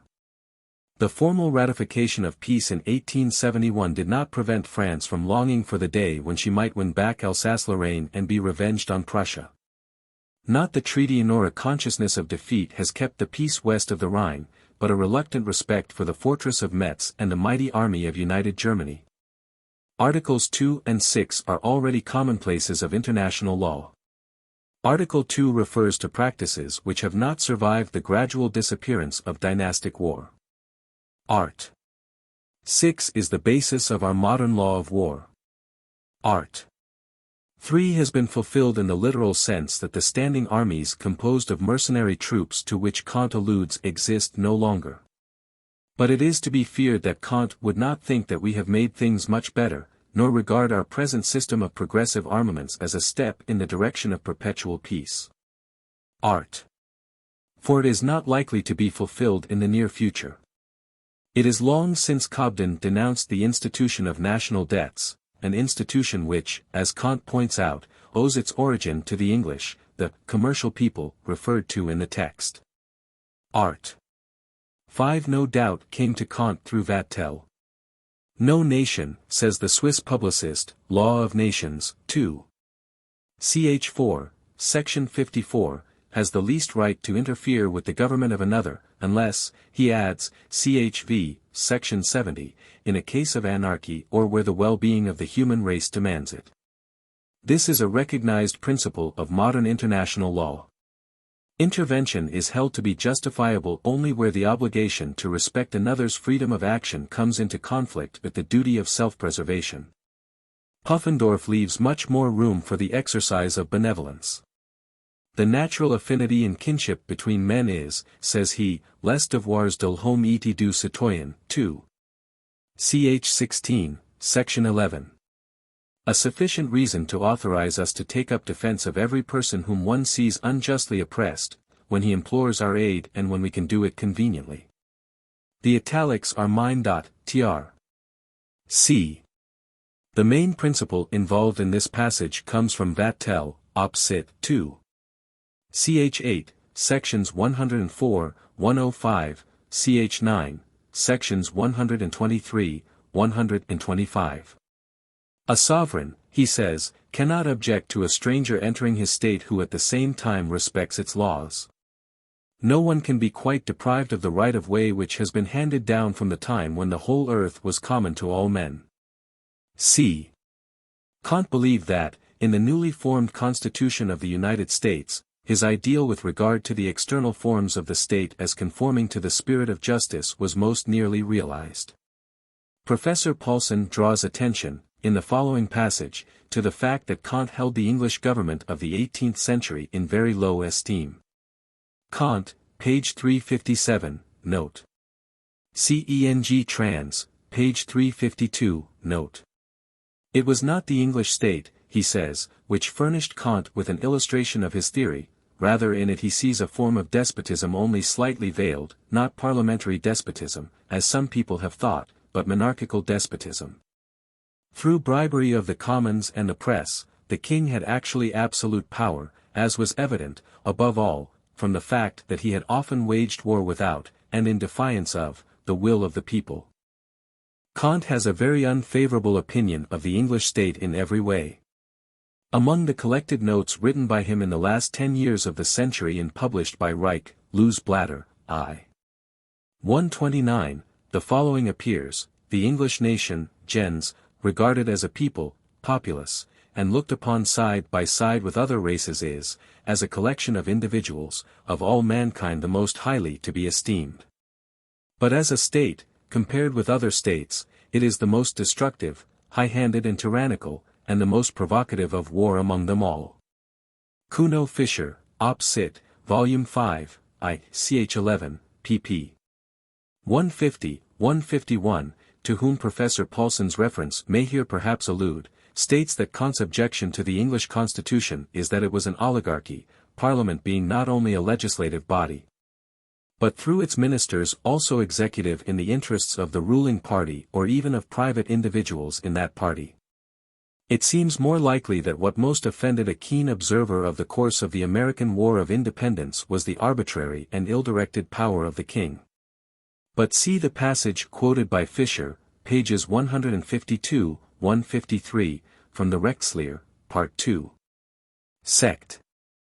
I, which is, he says, unmistakably directed against the English Constitution and certain temporary conditions in the political history of the country.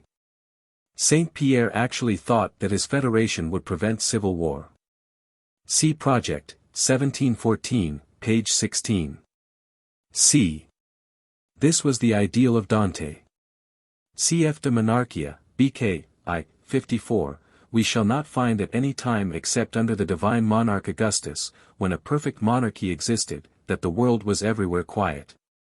Bluntschli, Theory of the State, I, ch. 2, page 26 seq, gives an admirable account of the different attempts made to realize a universal empire in the past, the empire of Alexander the Great, based upon a plan of uniting the races of East and West.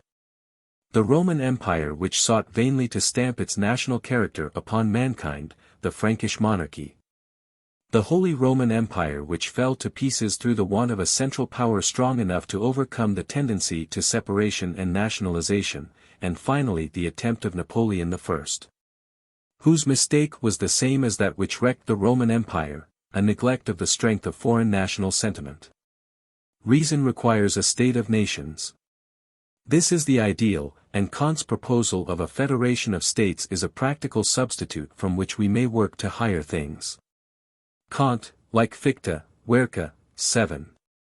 467, strongly disapproves of a universal monarchy such as that of which Dante dreamed, a modern Roman Empire.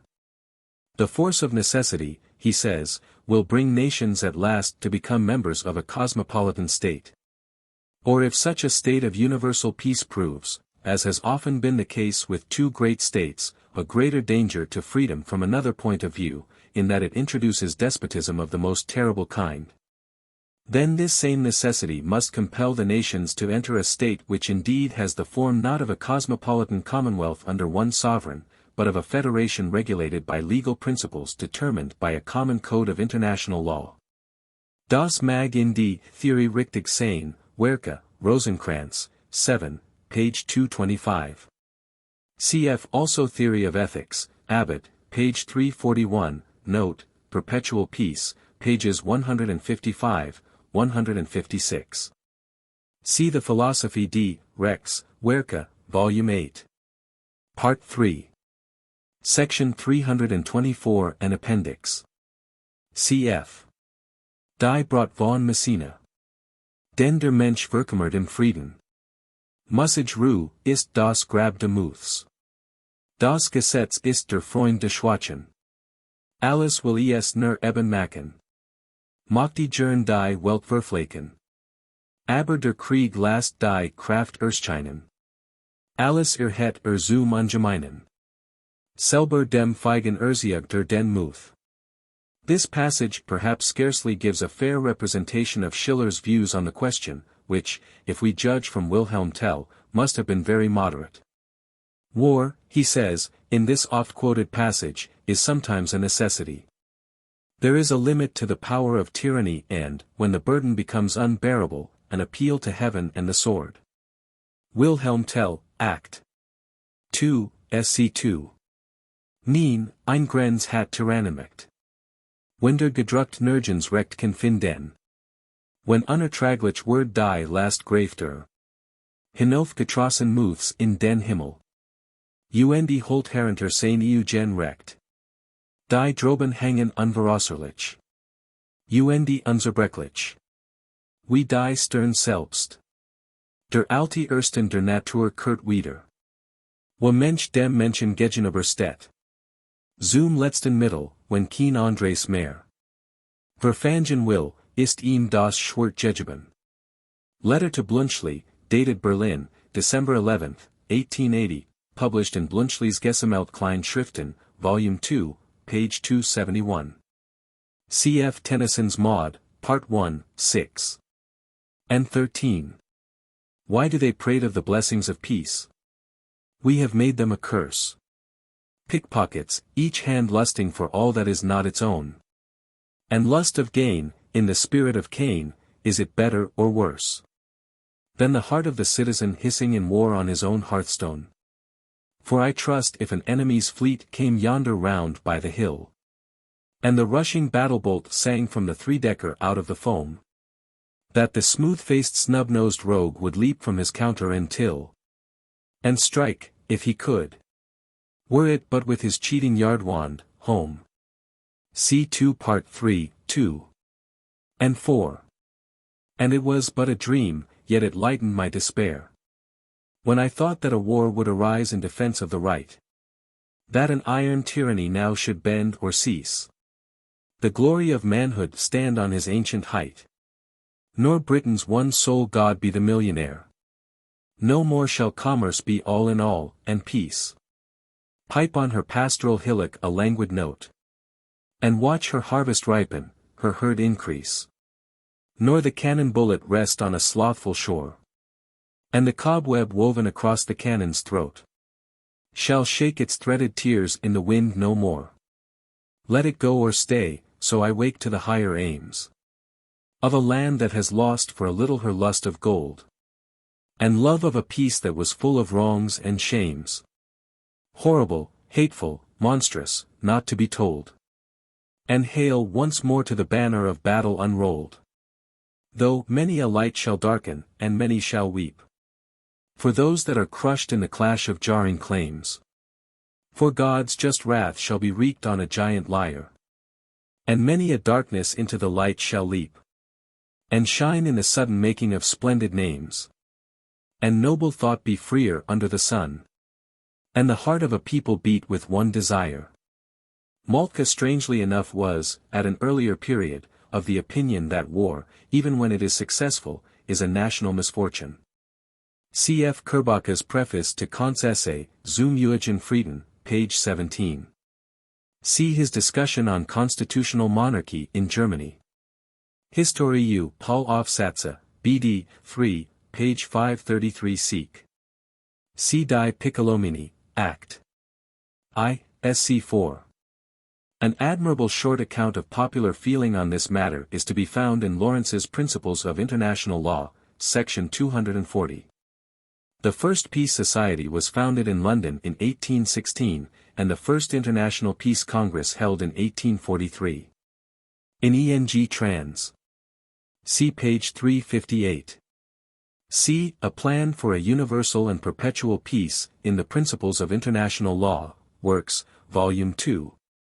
One of the main principles advocated by Bentham in this essay, written between 1787 and 1789, is that every state should give up its colonies. See his Kleinschriften. Institutes of the Law of Nations, 1884, Volume 2, ch. 14. John Stuart Mill holds that the multiplication of federal unions would be a benefit to the world. See his Considerations on Representative Government, 1865, ch. 17. Where he discusses the conditions necessary to render such union successful. But the Peace Society is scarcely justified, on the strength of what is here, in including Mill among writers who have made definite proposals of peace or federation. See Inter. Trib.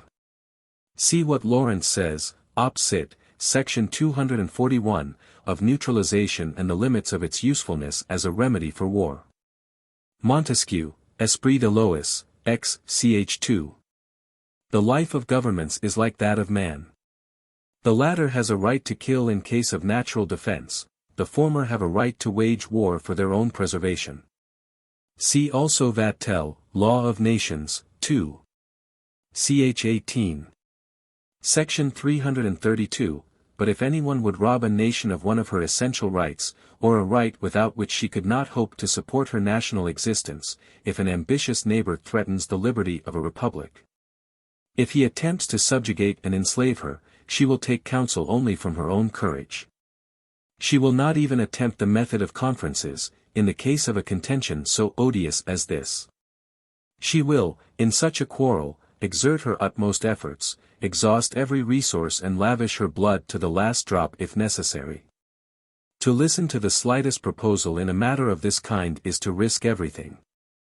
The difficulties in the way of hard and fast judgments on a complicated problem of this kind are convincingly demonstrated in a recent essay by Professor D.G. Ritchie, Studies in Political and Social Ethics, Sonnenschein, 1902. Professor Ritchie considers in detail a number of concrete cases which occurred in the century between 1770 and 1870. Let anyone take the judgments he would pass on these or any similarly varied cases, and I think you will find that we do not restrict our approval to wars of self-defense, that we do not approve self-defense under all circumstances. That there are some cases in which we approve of absorption of smaller states by larger, that there are cases in which we excuse intervention of third parties in quarrels with which at first they had nothing to do. And that we sometimes approve war even when begun without the authority of any already existing sovereign. Can any principles be found underlying such judgments? In the first place, we ought not to disguise from ourselves the fact that our judgments after the result are based largely on success. I think it will be found that our judgments on the wars of the century from 1770 to 1870 turn very largely on the question, which of the conflicting forces was making for constitutional government and for social progress. Or, to put it in wider terms, which represented the higher civilization. And thus it is that we may sometimes approve the rise of a new state and sometimes the absorption of an old. Op. Cit., pages 152, 155. See Fred. W. Holes, The Peace Conference at The Hague, Macmillan, 1900. The feeling of the Congress expressed itself thus cautiously: Messrs. Les plenipotentiaires en hesitant pas à exprimer, au nom de leurs governments, le voeu, que les états entre lesquels es éleverate un dissentiment sérieux. Avant d'en appeler aux armes, usant recours, en tant que les circonstances l'admettrayent, aux bons offices d'une puissance amie. Esprit de Lois, 13. Chapter 17. A new distemper has spread itself over Europe, it has infected our princes, and induces them to keep up an exorbitant number of troops. It has its redoublings, and of necessity becomes contagious. For as soon as one prince augments what he calls his troops, the rest of course do the same, so that nothing is gained thereby but the public ruin. Each monarch keeps as many armies on foot as if his people were in danger of being exterminated, and they give the name of peace to this general effort of all against all. Montesquieu is of course writing in the days of mercenary troops. But the cost to the nation of our modern armies, both in time of peace and of war, is incomparably greater. Even Saint Pierre was alive to this danger. Projet, Art. 8, in the English translation of 1714, p. 160, the European Union shall endeavour to obtain in Asia, a permanent society like that of Europe, that peace may be maintained there also. And especially that it may have no cause to fear any Asiatic sovereign either as to its tranquillity, or its commerce in Asia. Bentham's suggestion would be useful here. See above. The best thing for Europe might be that Russia, perhaps including China, should be regarded as a serious danger by all the civilized powers of the West. That would bring us nearer to the United States of Europe and America, for the United States, America, is Russia's neighbor on the east, than anything else. Trade in barbarous or savage countries is still increased by war, especially on the French and German plan, which leaves no open door to other nations. Here the trade follows the flag. And war, of course, among civilized races causes small nations to disappear and their tariffs with them. This is beneficial to trade, but to a degree so trifling that it may here be neglected. Cf. also the Civil War of 1847 in Switzerland. See Werke, 7, page 467. The other he knew was impossible. Peace within the state meant decay and death. In the antagonism of nations, he saw nature's means of educating the race. It was a law of existence, a law of progress, and, as such, eternal. For a vivid picture of the material advantages offered by such a union and of the dismal future that may lie before an unfederated Europe, we cannot do better than read Mr. Andrew Carnegie's recent rectorial address to the students of St. Andrews University, October 1902. Unfortunately, Mr. Carnegie's enthusiasm stops here. He does not tell us by what means the difficulties at present in the way of a federation, industrial or political, are to be overcome. Professor D.G. Ritchie remarks that it is less an overestimation of the value of peace than a too easygoing acceptance of abstract and unanalyzed phrases about the rights of nations that injures the work of the Peace Society. Cf. His note on the principles of the Peace Congresses, Op. Cit., page 172. The day is past, when a nation could enjoy the exclusive advantages of its own inventions. Vattel naively recommends that we should keep the knowledge of certain kinds of trade, the building of warships and the like, to ourselves. Prudence, he says, prevents us from making an enemy stronger, and the care of our own safety forbids it. Law of Nations, 2. CHI, section 16. The text used in this translation is that edited by Kerbach. Tr. I have seen something of M. de Saint Pierre's plan for maintaining perpetual peace in Europe. It reminds me of an inscription outside of a churchyard, which ran, Pax Perpetua. For the dead, it is true, fight no more. But the living are of another mind, and the mightiest among them have little respect for tribunals. Leibniz, Letter to Grammarist, quoted above. Tr. On the honorable interpretation of treaties, see Vattel, Op. Cit. 2. ch. 17, ESP sections 263 through 296, 291. See also what he says of the validity of treaties and the necessity for holding them sacred, 2. Ch. 12, sections 157, 158, 2. Ch. 15. Tr. Even the smoothest way, says Hume, of the original contract, by which a nation may receive a foreign master, by marriage or a will, is not extremely honorable for the people, but supposes them to be disposed of, like a dowry or a legacy, according to the pleasure or interest of their rulers. Tr. An hereditary kingdom is not a state which can be inherited by another state, but one whose sovereign power can be inherited by another physical person. The state then acquires a ruler, not the ruler as such, that is, as one already possessing another realm, the state. This has been one of the causes of the extraordinary admixture of races in the modern Austrian Empire. Cf. The lines of Matthias Corvinus of Hungary, quoted in Sir W. Sterling Maxwell's Cloister Life of Charles V, Chi, note. Bella gerent alii, 2, Felix Austria, Nub. Namque Mars aliis, dat tibi regna Venus. Tr. A Bulgarian prince thus answered the Greek emperor who magnanimously offered to settle a quarrel with him, not by shedding the blood of his subjects, but by a duel. A smith who has tongs will not take the red-hot iron from the fire with his hands. This note is wanting in the second edition of 1796. It is repeated in Art. 2, see page 130. Tr. See Vattel, Law of Nations, 2. Ch. 4, section 55. No foreign power, he says, has a right to judge the conduct and administration of any sovereign or oblige him to alter it. If he loads his subjects with taxes, or if he treats them with severity, the nation alone is concerned.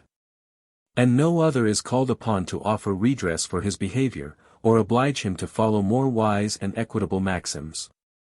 But, Locke cit. Section 56, when the bands of the political society are broken, or at least suspended, between the sovereign and his people, the contending parties may then be considered as two distinct powers. And, since they are both equally independent of all foreign authority, nobody has a right to judge them. Either may be in the right, and each of those who grant their assistance may imagine that he is giving his support to the better cause. Tr. It has been hitherto doubted, not without reason, whether there can be laws of permission, leges permissivi, of pure reason as well as commands, leges preceptivi, and prohibitions, leges prohibitivi. For law in general has a basis of objective practical necessity. Permission, on the other hand, is based upon the contingency of certain actions in practice. It follows that a law of permission would enforce what cannot be enforced. And this would involve a contradiction, if the object of the law should be the same in both cases. Here, however, in the present case of a law of permission, the presupposed prohibition is aimed merely at the future manner of acquisition of a right, for example, acquisition through inheritance. The exemption from this prohibition, i.e. the permission, refers to the present state of possession. In the transition from a state of nature to the civil state, this holding of property can continue as a bona fide, if usurpatory, ownership, under the new social conditions, in accordance with the permission of the law of nature. Ownership of this kind, as soon as its true nature becomes known, is seen to be mere nominal possession, possessio putativa, sanctioned by opinion and customs in a natural state of society.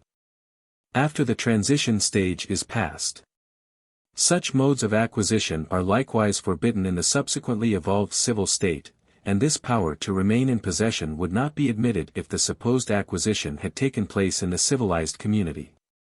It would be bound to come to an end as an injury to the right of others, the moment its illegality became patent. I have wished here only by the way to draw the attention of teachers of the law of nature to the idea of a lex permissiva which presents itself spontaneously in any system of rational classification. I do so chiefly because use is often made of this concept in civil law with reference to statutes. With this difference, that the law of prohibition stands alone by itself, while permission is not, as it ought to be, introduced into that law as a limiting clause, but is thrown among the exceptions. Thus, this or that is forbidden, say, nos. 1, 2, 3, and so on in an infinite progression, while permissions are only added to the law incidentally, they are not reached by the application of some principle, but only by groping about among cases which have actually occurred. Were this not so, qualifications would have had to be brought into the formula of laws of prohibition which would have immediately transformed them into laws of permission. Count von Windisgratz, a man whose wisdom was equal to his discrimination, urged this very point in the form of a question propounded by him for a prize essay. One must therefore regret that this ingenious problem has been so soon neglected and left unsolved. For the possibility of a formula similar to those of mathematics is the sole real test of a legislation that would be consistent. Without this, the so-called jus certum will remain forever a mere pious wish. We can have only general laws valid on the whole, no general laws possessing the universal validity which the concept law seems to demand. From this diffidence of one another, there is no way for any man to secure himself, so reasonable, as anticipation. That is, by force, or wiles, to master the persons of all men he can, so long, till he see no other power great enough to endanger him, and this is no more than his own conservation requireth, and is generally allowed. Hobbes, Leviticus I, ch. 13. Tr. Hobbes thus describes the establishment of the state. A commonwealth is said to be instituted, when a multitude of men do agree, and covenant, every one, with every one, that to whatsoever man, or assembly of men, shall be given by the major part, the right to present the person of them all. That is to say, to be their representative. Every one, as well he that voted for it, as he that voted against it, shall authorize all the actions and judgments, of that man, or assembly of men, in the same manner, as if they were his own, to the end, to live peaceably amongst themselves. And be protected against other men. Leviticus 2. Ch. 18. There is a covenant between them, as if every man should say to every man, I authorize and give up my right of governing myself, to this man, or to this assembly of men, on this condition, that thou give up thy right to him. And authorize all his actions in like manner. Leviticus 2. Ch. 17. Tr. It is usually accepted that a man may not take hostile steps against any one, unless the latter has already injured him by act. This is quite accurate, if both are citizens of a law-governed state. For, in becoming a member of this community, each gives the other the security he demands against injury, by means of the supreme authority exercising control over them both. The individual, however, or nation, who remains in a mere state of nature deprives me of this security and does me injury, by mere proximity. There is perhaps no active, facto, molestation, but there is a state of lawlessness, status injustice, which, by its very existence, offers a continual menace to me.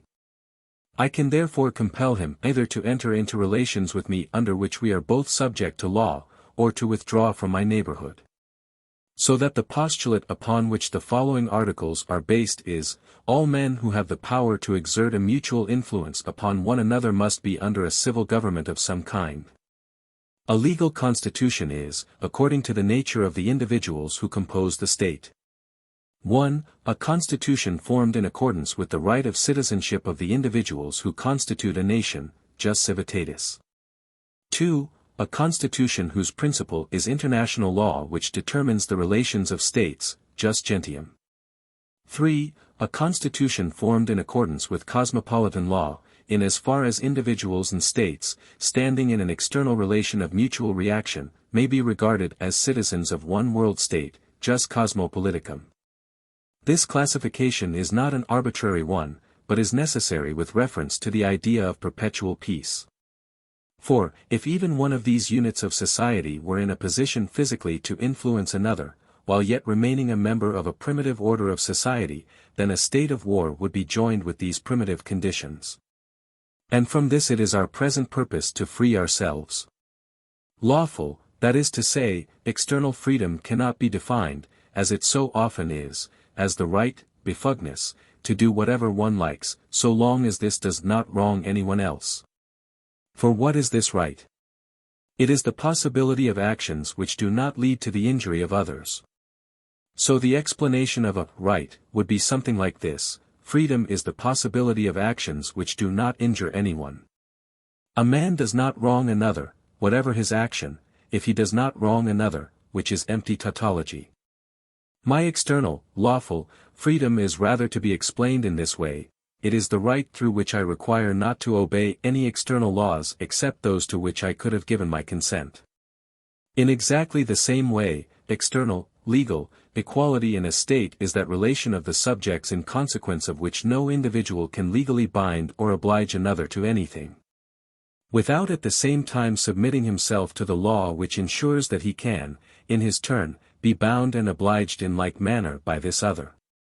The principle of lawful independence requires no explanation, as it is involved in the general concept of a constitution. The validity of this hereditary and inalienable right, which belongs of necessity to mankind, is affirmed and ennobled by the principle of a lawful relation between man himself and higher beings, if indeed he believes in such beings. This is so, because he thinks of himself, in accordance with these very principles, as a citizen of a transcendental world as well as of the world of sense.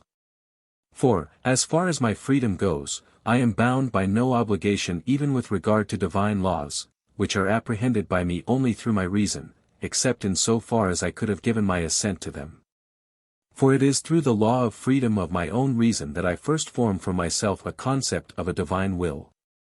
As for the principle of equality, in so far as it applies to the most sublime being in the universe next to God, a being I might perhaps figure to myself as a mighty emanation of the divine spirit, there is no reason why, if I perform my duty in the sphere in which I am placed, as that aeon does in his, the duty of obedience alone should fall to my share, the right to command to him.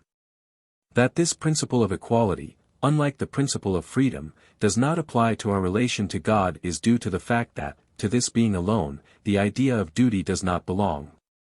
As for the right to equality which belongs to all citizens as subjects, the solution of the problem of the admissibility of an hereditary nobility hinges on the following question: does social rank, acknowledged by the state to be higher in the case of one subject than another, stand above desert?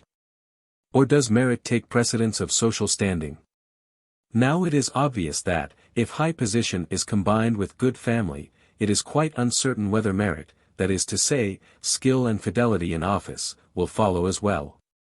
This amounts to granting the favored individual a commanding position without any question of desert.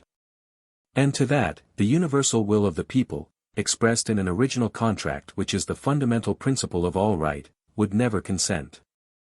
For it does not follow that a nobleman is a man of noble character.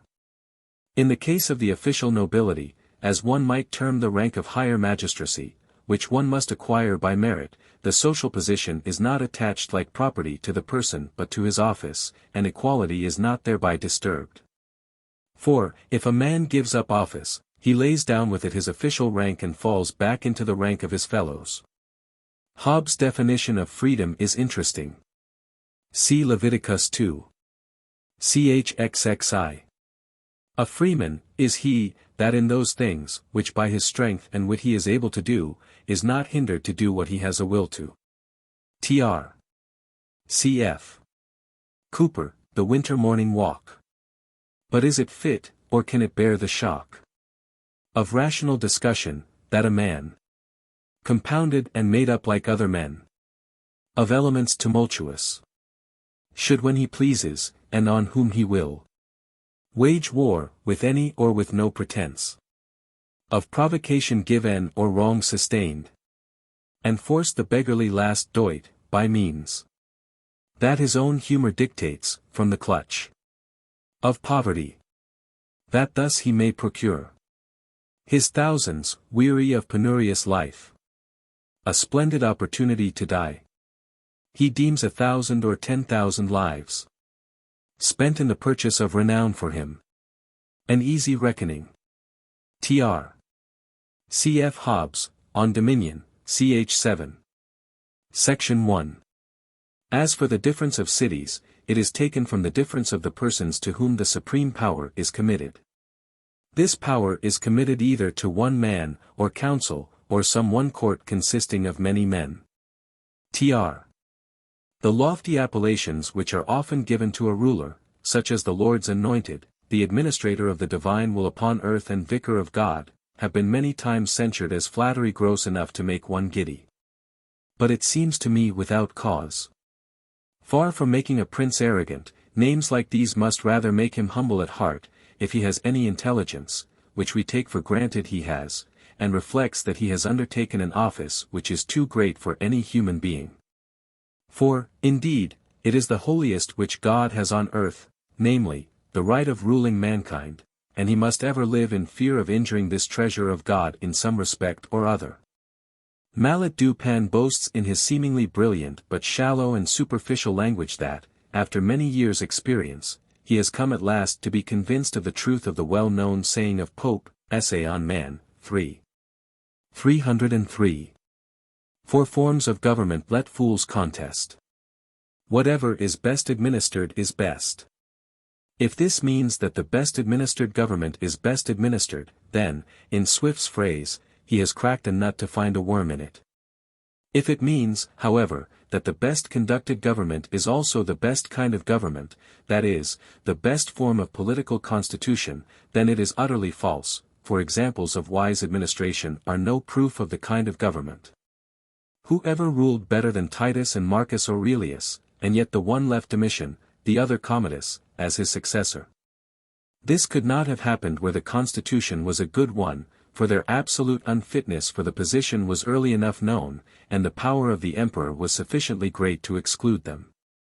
For as amongst masterless men, there is perpetual war, of every man against his neighbor, no inheritance, to transmit to the son, nor to expect from the father, no propriety of goods, or lands, no security. But a full and absolute liberty in every particular man, so in states, and commonwealths not dependent on one another, every commonwealth, not every man, has an absolute liberty to do what it shall judge, that is to say, what that man, or assembly that representeth it, shall judge most conducing to their benefit. But withal, they live in the condition of a perpetual war, and upon the confines of battle, with their frontiers armed, and cannons planted against their neighbors round about. Hobbes, Leviathan, 2. Chxxi. Tr. But see, where Kant seems to speak of a state of nations as the ideal. Kant expresses himself, on this point, more clearly in the Rechtslehr, Part 2. Section 61, the natural state of nations, he says here, like that of individual men, is a condition which must be abandoned, in order that they may enter a state regulated by law.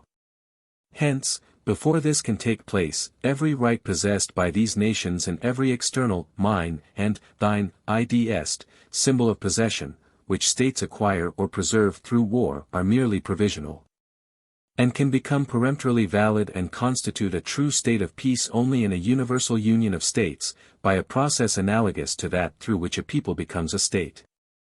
Since, however, the too great extension of such a state of nations over vast territories must, in the long run, make the government of that union, and therefore the protection of each of its members, impossible. A multitude of such corporations will lead again to a state of war.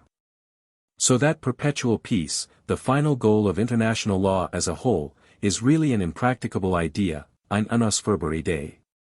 The political principles, however, which are directed towards this end, that is to say, towards the establishment of such unions of states as may serve as a continual approximation to that ideal, are not impracticable. On the contrary, as this approximation is required by duty and is therefore founded also upon the rights of men and of states, these principles are, without doubt, capable of practical realization. Tr.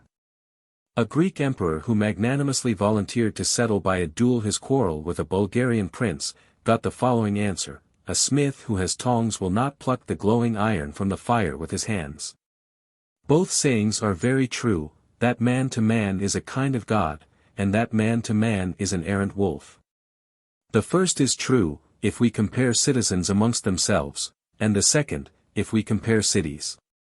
In the one, there is some analogy of similitude with the deity, to wit, justice and charity, the twin sisters of peace. But in the other, good men must defend themselves by taking to them for a sanctuary the two daughters of war, deceit and violence, that is, in plain terms, a mere brutal rapacity. Hobbes, Epistle Dedicatory to the Philosophical Rudiments Concerning Government and Society. Tr. The strongest are still never sufficiently strong to ensure them the continual mastership, unless they find means of transforming force into right, and obedience into duty. From the right of the strongest, right takes an ironical appearance, and is rarely established as a principle. Contrat Social, ch. 3. Tr. The natural state, says Hobbes, on dominion, ch. 7. Section 18, hath the same proportion to the civil, I mean, liberty to subjection, which passion hath to reason, or a beast to a man. Locke speaks thus of man, when he puts himself into the state of war with another, having quitted reason, which God hath given to be the rule betwixt man, and the common bond whereby humankind is united into one fellowship and society. And having renounced the way of peace which that teaches, and made use of the force of war, to compass his unjust ends upon another, where he has no right. And so revolting from his own kind to that of beasts, by making force, which is theirs, to be his rule of right, he renders himself liable to be destroyed by the injured person. And the rest of mankind that will join with him in the execution of justice, as any other wild beast, or noxious brute, with whom mankind can have neither society nor security. Civil Government, ch. 15, section 172. Tr. Cf. Rousseau, Government de Pologne, CHV Federate government is the only one which unites in itself all the advantages of great and small states. Tr.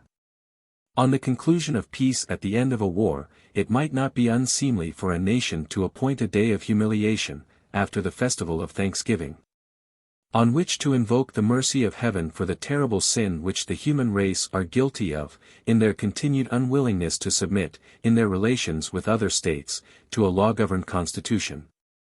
Preferring rather in the pride of their independence to use the barbarous method of war, which after all does not really settle what is wanted, namely, the right of each state in a quarrel.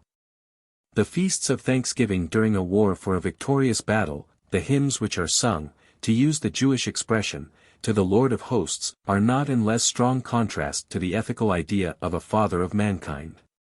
For, apart from the indifference these customs show to the way in which nations seek to establish their rights, sad enough as it is, these rejoicings bring in an element of exultation that a great number of lives, or at least the happiness of many, has been destroyed. Cf. Inidos, I. 294 seq. Furor impius intus. Siva sedens super arma, e centum vinctus anus. Post tergum nodes, fremet horridus or cruento. Tr. Cf. Vattel, op. cit. 2. Ch. 9. Section 123, the rite of passage is also a remnant of the primitive state of communion, in which the entire earth was common to all mankind, and the passage was everywhere free to each individual according to his necessities. Nobody can be entirely deprived of this right. See also above, page 65, note. Tr. In order to call this great empire by the name which it gives itself, namely, China, not Sina or a word of similar sound, we have only to look at Georgii, Alphab. Tibet, pages 651 to 654, particularly note B, below. According to the observation of Professor Fisher of St. Petersburg, there is really no particular name which it always goes by, the most usual is the word kin, i.e. gold, which the inhabitants of Tibet call ser. Hence the emperor is called the king of gold, i.e. the king of the most splendid country in the world. This word kin may probably be chin in the empire itself, but be pronounced kin by the Italian missionaries on account of the gutturals. Thus we see that the country of the Siris, so often mentioned by the Romans, was China. The silk, however, was dispatched to Europe across Greater Tibet, probably through Smaller Tibet and Bukharia, through Persia and then on. This leads to many reflections as to the antiquity of this wonderful state, as compared with Hindustan, at the time of its union with Tibet and thence with Japan. On the other hand, the name Sina or Tskina, which is said to be given to this land by neighboring peoples, leads to nothing. Perhaps we can explain the ancient intercourse of Europe with Tibet, a fact at no time widely known, by looking at what Hesychius has preserved on the matter. I refer to the shout, Kappa Omicron Upsilon Xi Omicron Mu Pi Alpha Xi, Conx Ompax, the cry of the Hierophants in the Eleusinian Mysteries, cf. Travels of Anacharsis the Younger, Part 5, page 447, seek. 4. According to Georgi Ulf. Tibet. The word Conchio, which bears a striking resemblance to Conx, means God. Paxio, IB page 520, which might easily be pronounced by the Greeks like Pax, means promulgator legis, the divine principle permeating nature, called also, on page 177, Senkrisi. Om, however, which Lacroze translates by Benedictus, i.e. blessed, can when applied to the deity mean nothing but beatified, page 507. Now P. Frank. Horatius, when he asked the lamas of Tibet, as he often did, what they understood by God, Conchio, always got the answer, it is the assembly of all the saints, i.e. the assembly of those blessed ones who have been born again according to the faith of the Lama and, after many wanderings in changing forms, have at last returned to God, to Burchain, that is to say, they are beings to be worshipped. Souls which have undergone transmigration, p. 223, so the mysterious expression Conx Ompax ought probably to mean the holy, Conx, blessed, Oam, and wise, Pax, supreme being pervading the universe, the personification of nature. Its use in the Greek mysteries probably signified monotheism for the Apops, in distinction from the polytheism of the people, although elsewhere P. Horatius scented atheism here. How that mysterious word came by way of Tibet to the Greeks may be explained as above.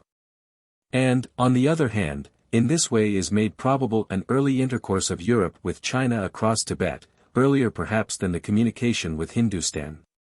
There is some difference of opinion as to the meaning of the words Kappa Gamma Xi Mu Pi Alpha Xi, according to Liddell and Scott, a corruption of Kappa Gamma Xi, Mu Omicron Omega Pi Xi. Kant's inferences here seem to be more than far-fetched. Lobeck, in his Aglaophamus, p. 775, gives a quite different interpretation which has, he says, been approved by scholars. And Whately, Historic Doubts Relative to Napoleon Bonaparte, 3rd, ed. Postscript, uses Conx Ompax as a pseudonym. Tr. In the mechanical system of nature to which man belongs as a sentient being, there appears, as the underlying ground of its existence, a certain form which we cannot make intelligible to ourselves except by thinking into the physical world the idea of an end preconceived by the author of the universe. This predetermination of nature on the part of God we generally call divine providence. In so far as this providence appears in the origin of the universe, we speak of providence as founder of the world, providentia conditrix, semel jussit, semper parent. Augustine. As it maintains the course of nature, however, according to universal laws of adaptation to preconceived ends, i.e. teleological laws, we call it a ruling providence, providentia gubernatrix. Further, we name it the guiding providence, providentia directrix, as it appears in the world for special ends, which we could not foresee, but suspect only from the result. Finally, regarding particular events as divine purposes, we speak no longer of providence, but of dispensation, directio extraordinaria. As this term, however, really suggests the idea of miracles, although the events are not spoken of by this name, the desire to fathom dispensation, as such, is a foolish presumption in men. 4. From one single occurrence. To jump at the conclusion that there is a particular principle of efficient causes and that this event is an end and not merely the natural, naturmechanisch, sequence of a design quite unknown to us is absurd and presumptuous. In however pious and humble a spirit we may speak of it. In the same way to distinguish between a universal and a particular providence when regarding it materialiter, in its relation to actual objects in the world, to say, for instance, that there may be, indeed, A providence for the preservation of the different species of creation, but that individuals are left to chance, is false and contradictory. For providence is called universal for the very reason that no single thing may be thought of as shut out from its care. Probably the distinction of two kinds of providence, formaleader or subjectively considered, had reference to the manner in which its purposes are fulfilled. So that we have ordinary providence, e.g. the yearly decay and awakening to new life in nature with change of season, and what we may call unusual or special providence, e.g. the bringing of timber by ocean currents to Arctic shores where it does not grow, and where without this aid the inhabitants could not live. Here, although we can quite well explain the physico-mechanical cause of these phenomena, in this case, for example, the banks of the rivers in temperate countries are overgrown with trees, some of which fall into the water and are carried along, probably by the Gulf Stream, we must not overlook the teleological cause which points to the providential care of a ruling wisdom above nature. But the concept, commonly used in the schools of philosophy, of a cooperation on the part of the deity or a concurrence, concursus, in the operations going on in the world of sense, must be dropped. For it is, firstly, self-contradictory to couple the like and the unlike together, Griffiths jungere equus, and to let him who is himself the entire cause of the changes in the universe make good any shortcomings in his own predetermining providence, which to require this must be defective, during the course of the world. For example, to say that the physician has restored the sick with the help of God, that is to say that he has been present as a support. For causa solitaria non juvat. God created the physician as well as his means of healing. And we must ascribe the result wholly to him, if we will go back to the supreme first cause which, theoretically, is beyond our comprehension. Or we can ascribe the result entirely to the physician, in so far as we follow up this event, as explicable in the chain of physical causes, according to the order of nature. Secondly, moreover, such a way of looking at this question destroys all the fixed principles by which we judge an effect. But, from the ethico-practical point of view which looks entirely to the transcendental side of things, the idea of a divine concurrence is quite proper and even necessary, for example, in the faith that God will make good the imperfection of our human justice, if only our feelings and intentions are sincere. And that he will do this by means beyond our comprehension, and therefore we should not slacken our efforts after what is good. Whence it follows, as a matter of course, that no one must attempt to explain a good action as a mere event in time by this concursus, for that would be to pretend a theoretical knowledge of the supersensible and hence be absurd. Id est, which we cannot dissever from the idea of a creative skill capable of producing them. Tr. See preface. Above. Of all modes of livelihood the life of the hunter is undoubtedly most incompatible with a civilized condition of society. Because, to live by hunting, families must isolate themselves from their neighbors, soon becoming estranged and spread over widely scattered forests, to be before long on terms of hostility. Since each requires a great deal of space to obtain food and raiment. God's command to Noah not to shed blood, Genesis 9. 4-6. 4. But flesh with the life thereof, which is the blood thereof, shall ye not eat. 5. And surely your blood of your lives will I require. At the hand of every beast will I require it, and at the hand of man, at the hand of every man's brother will I require the life of man. 6. Whoso sheddeth man's blood, by man shall his blood be shed, for in the image of God made he man. Is frequently quoted, and was afterwards, in another connection it is true, made by the baptized Jews a condition to which Christians, newly converted from heathendom, had to conform. Cf. Acts 15. 20, 21. 25. This command seems originally to have been nothing else than a prohibition of the life of the hunter, for here the possibility of eating raw flesh must often occur, and, in forbidding the one custom, we condemn the other. About 1,000 English miles. The question might be put, if it is nature's will that these Arctic shores should not remain unpopulated, what will become of their inhabitants, if, as is to be expected, at some time or other no more driftwood should be brought to them? For we may believe that, with the advance of civilization, the inhabitants of temperate zones will utilize better the wood which grows on the banks of their rivers, and not let it fall into the stream and so be swept away.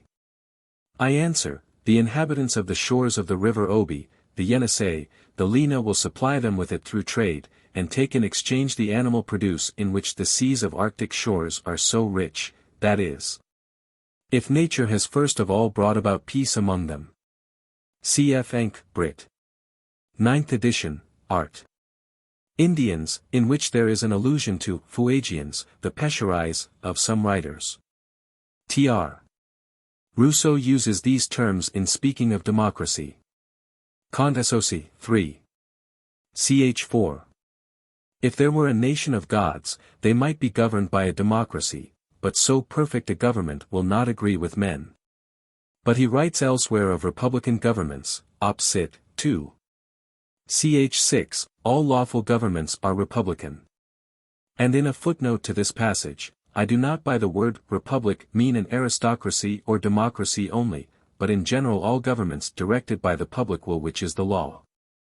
If a government is to be lawful, it must not be confused with the sovereign power, but be considered as the administrator of that power, and then monarchy itself is a republic.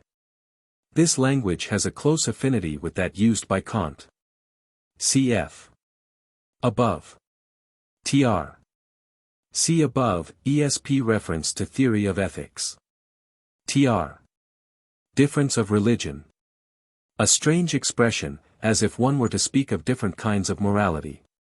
There may indeed be different historical forms of belief, that is to say, the various means which have been used in the course of time to promote religion, but they are mere subjects of learned investigation, and do not really lie within the sphere of religion. In the same way there are many religious works, the Zendavesta, Veda, Quran etc., but there is only one religion, binding for all men and for all times. These books are each no more than the accidental mouthpiece of religion, and may be different according to differences in time and place. Montesquieu speaks thus in praise of the English state, as the enjoyment of liberty, and even its support and preservation, consists in every man's being allowed to speak his thoughts and to lay open his sentiments. A citizen in this state will say or write whatever the laws do not expressly forbid to be said or written. Esprit de Lois, 19. Ch. 27. Hobbes is opposed to all free discussion of political questions and to freedom as a source of danger to the state. Tr. Kant is thinking here not of the sword of justice, in the moral sense, but of a sword which is symbolical of the executive power of the actual law. Tr. Cf. Aristotle, Politics, Weldon's Trans. 4, ch. 14. The same principles of morality are best both for individuals and states. Among the ancients the connection between politics and morals was never questioned, although there were differences of opinion as to which science stood first in importance. Thus, while Plato put politics second to morals, Aristotle regarded politics as the chief science and ethics as a part of politics. This connection between the sciences was denied by Machiavelli, who lays down the dictum that, in the relations of sovereigns and states, the ordinary rules of morality do not apply. See the Prince, ch. 18. A prince, he says, and most of all a new prince, cannot observe all those rules of conduct in respect of which men are accounted good, being frequently obliged, in order to preserve his princedom, to act in opposition to good faith, charity, humanity, and religion. He must therefore keep his mind ready to shift as the winds and tides of fortune turn, and, as I have already said, he ought not to quit good courses if he can help it, but should know how to follow evil courses if he must. Hume thought that laxer principles might be allowed to govern states than private persons, because intercourse between them was not so necessary and advantageous as between individuals. There is a system of morals, he says, calculated for princes, much more free than that which ought to govern private persons. Treatise, 3, Part 2, Sect. 9, tr.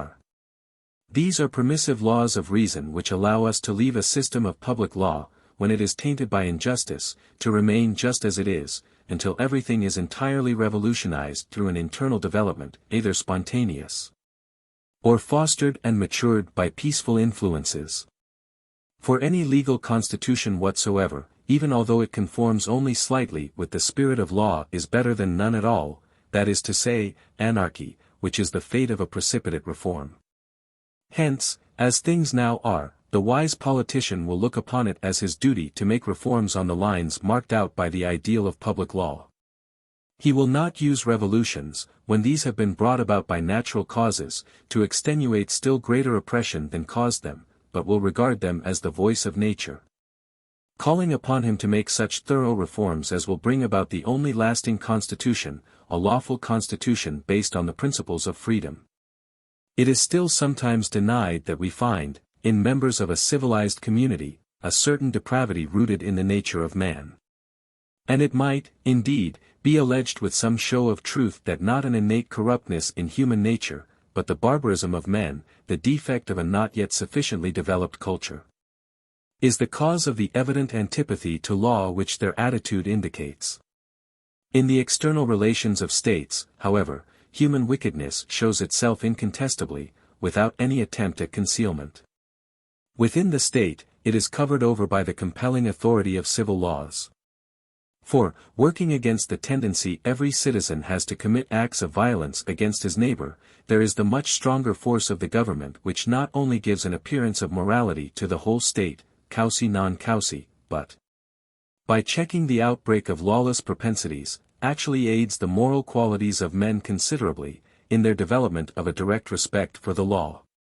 For every individual thinks that he himself would hold the idea of right sacred and follow faithfully what it prescribes, if only he could expect that everyone else would do the same. This guarantee is in part given to him by the government. And a great advance is made by this step, which is not deliberately moral, towards the ideal of fidelity to the concept of duty for its own sake without thought of return. As, however, every man's good opinion of himself presupposes an evil disposition in everyone else, we have an expression of their mutual judgment of one another, namely, that when it comes to hard facts, none of them are worth much. But whence this judgment comes remains unexplained, as we cannot lay the blame on the nature of man, since he is a being in the possession of freedom. The respect for the idea of right, of which it is absolutely impossible for man to divest himself, sanctions in the most solemn manner the theory of our power to conform to its dictates. And hence every man sees himself obliged to act in accordance with what the idea of right prescribes, whether his neighbors fulfill their obligation or not. This depravity of human nature is denied by Rousseau, who held that the mind of man was naturally inclined to virtue, and that good civil and social institutions are all that is required. Discourse on the Sciences and Arts, 1750. Kant here takes sides with Hobbes against Rousseau. See Kant's Theory of Ethics, Abbott's Trans. 4th edition, 1889, page 339 Esp page 341 and note. Cf. also Hooker's Ecclesiastical Polity, I. Section 10, Laws politic, ordained for external order and regiment amongst men, are never framed as they should be, unless presuming the will of man to be inwardly obstinate, rebellious, and averse from all obedience to the sacred laws of his nature. In a word, unless presuming man to be, in regard of his depraved mind, little better than a wild beast, they do accordingly provide, notwithstanding, so to frame his outward actions, that they be no hindrance unto the common good, for which societies are instituted. Tr. With regard to the meaning of the moral law and its significance in the Kantian system of ethics, see Abbott's translation of the Theory of Ethics, 1889, pages 38, 45, 54, 55, 119, 282. Tr. See Abbott's Trans, pages 33, 34. Tr. Matthew Arnold defines politics somewhere as the art of making reason and the will of God prevail, an art, one would say, difficult enough. Tr. When a king has dethroned himself, says Locke, on civil government, ch. 19. Section 239, and put himself in a state of war with his people, what shall hinder them from prosecuting him who is no king, as they would any other man, who has put himself into a state of war with them? The legislative being only a fiduciary power to act for certain ends, there remains still in the people a supreme power to remove or alter the legislative. Op. Cit., ch. 13, section 149. And again, Op. Cit., ch. 11, section 134, we find the words. Over whom, i.e. society, no body can have a power to make laws, but by their own consent, and by authority received from them. Cf. also ch. 19, section 228 seq. Hobbes represents the opposite point of view. How many kings, he wrote, preface to the philosophical rudiments concerning government and society, and those good men too, hath this one error, that a tyrant king might lawfully be put to death, been the slaughter of. How many throats hath this false position cut, that a prince for some causes may by some certain men be deposed? And what bloodshed hath not this erroneous doctrine caused, that kings are not superiors to, but administrators for the multitude? This erroneous doctrine Kant received from Locke through Rousseau. He advocated, or at least practiced as a citizen, a doctrine of passive obedience to the state. A free press, he held, offered the only lawful outlet for protest against tyranny. But, in theory, he was an enemy to absolute monarchy. Tr. We can find the voucher for maxims such as these in Herr Garve's essay, On the Connection of Morals with Politics, 1788. This worthy scholar confesses at the very beginning that he is unable to give a satisfactory answer to this question. But his sanction of such maxims, even when coupled with the admission that he cannot altogether clear away the arguments raised against them, seems to be a greater concession in favor of those who shew considerable inclination to abuse them than it might perhaps be wise to admit. Transcriber's note. Original spelling was kept, but variant spellings were made consistent when a predominant usage was found. Obvious printer errors have been silently corrected. Blank pages have been skipped. Footnotes have been renumbered and moved to the end of the book.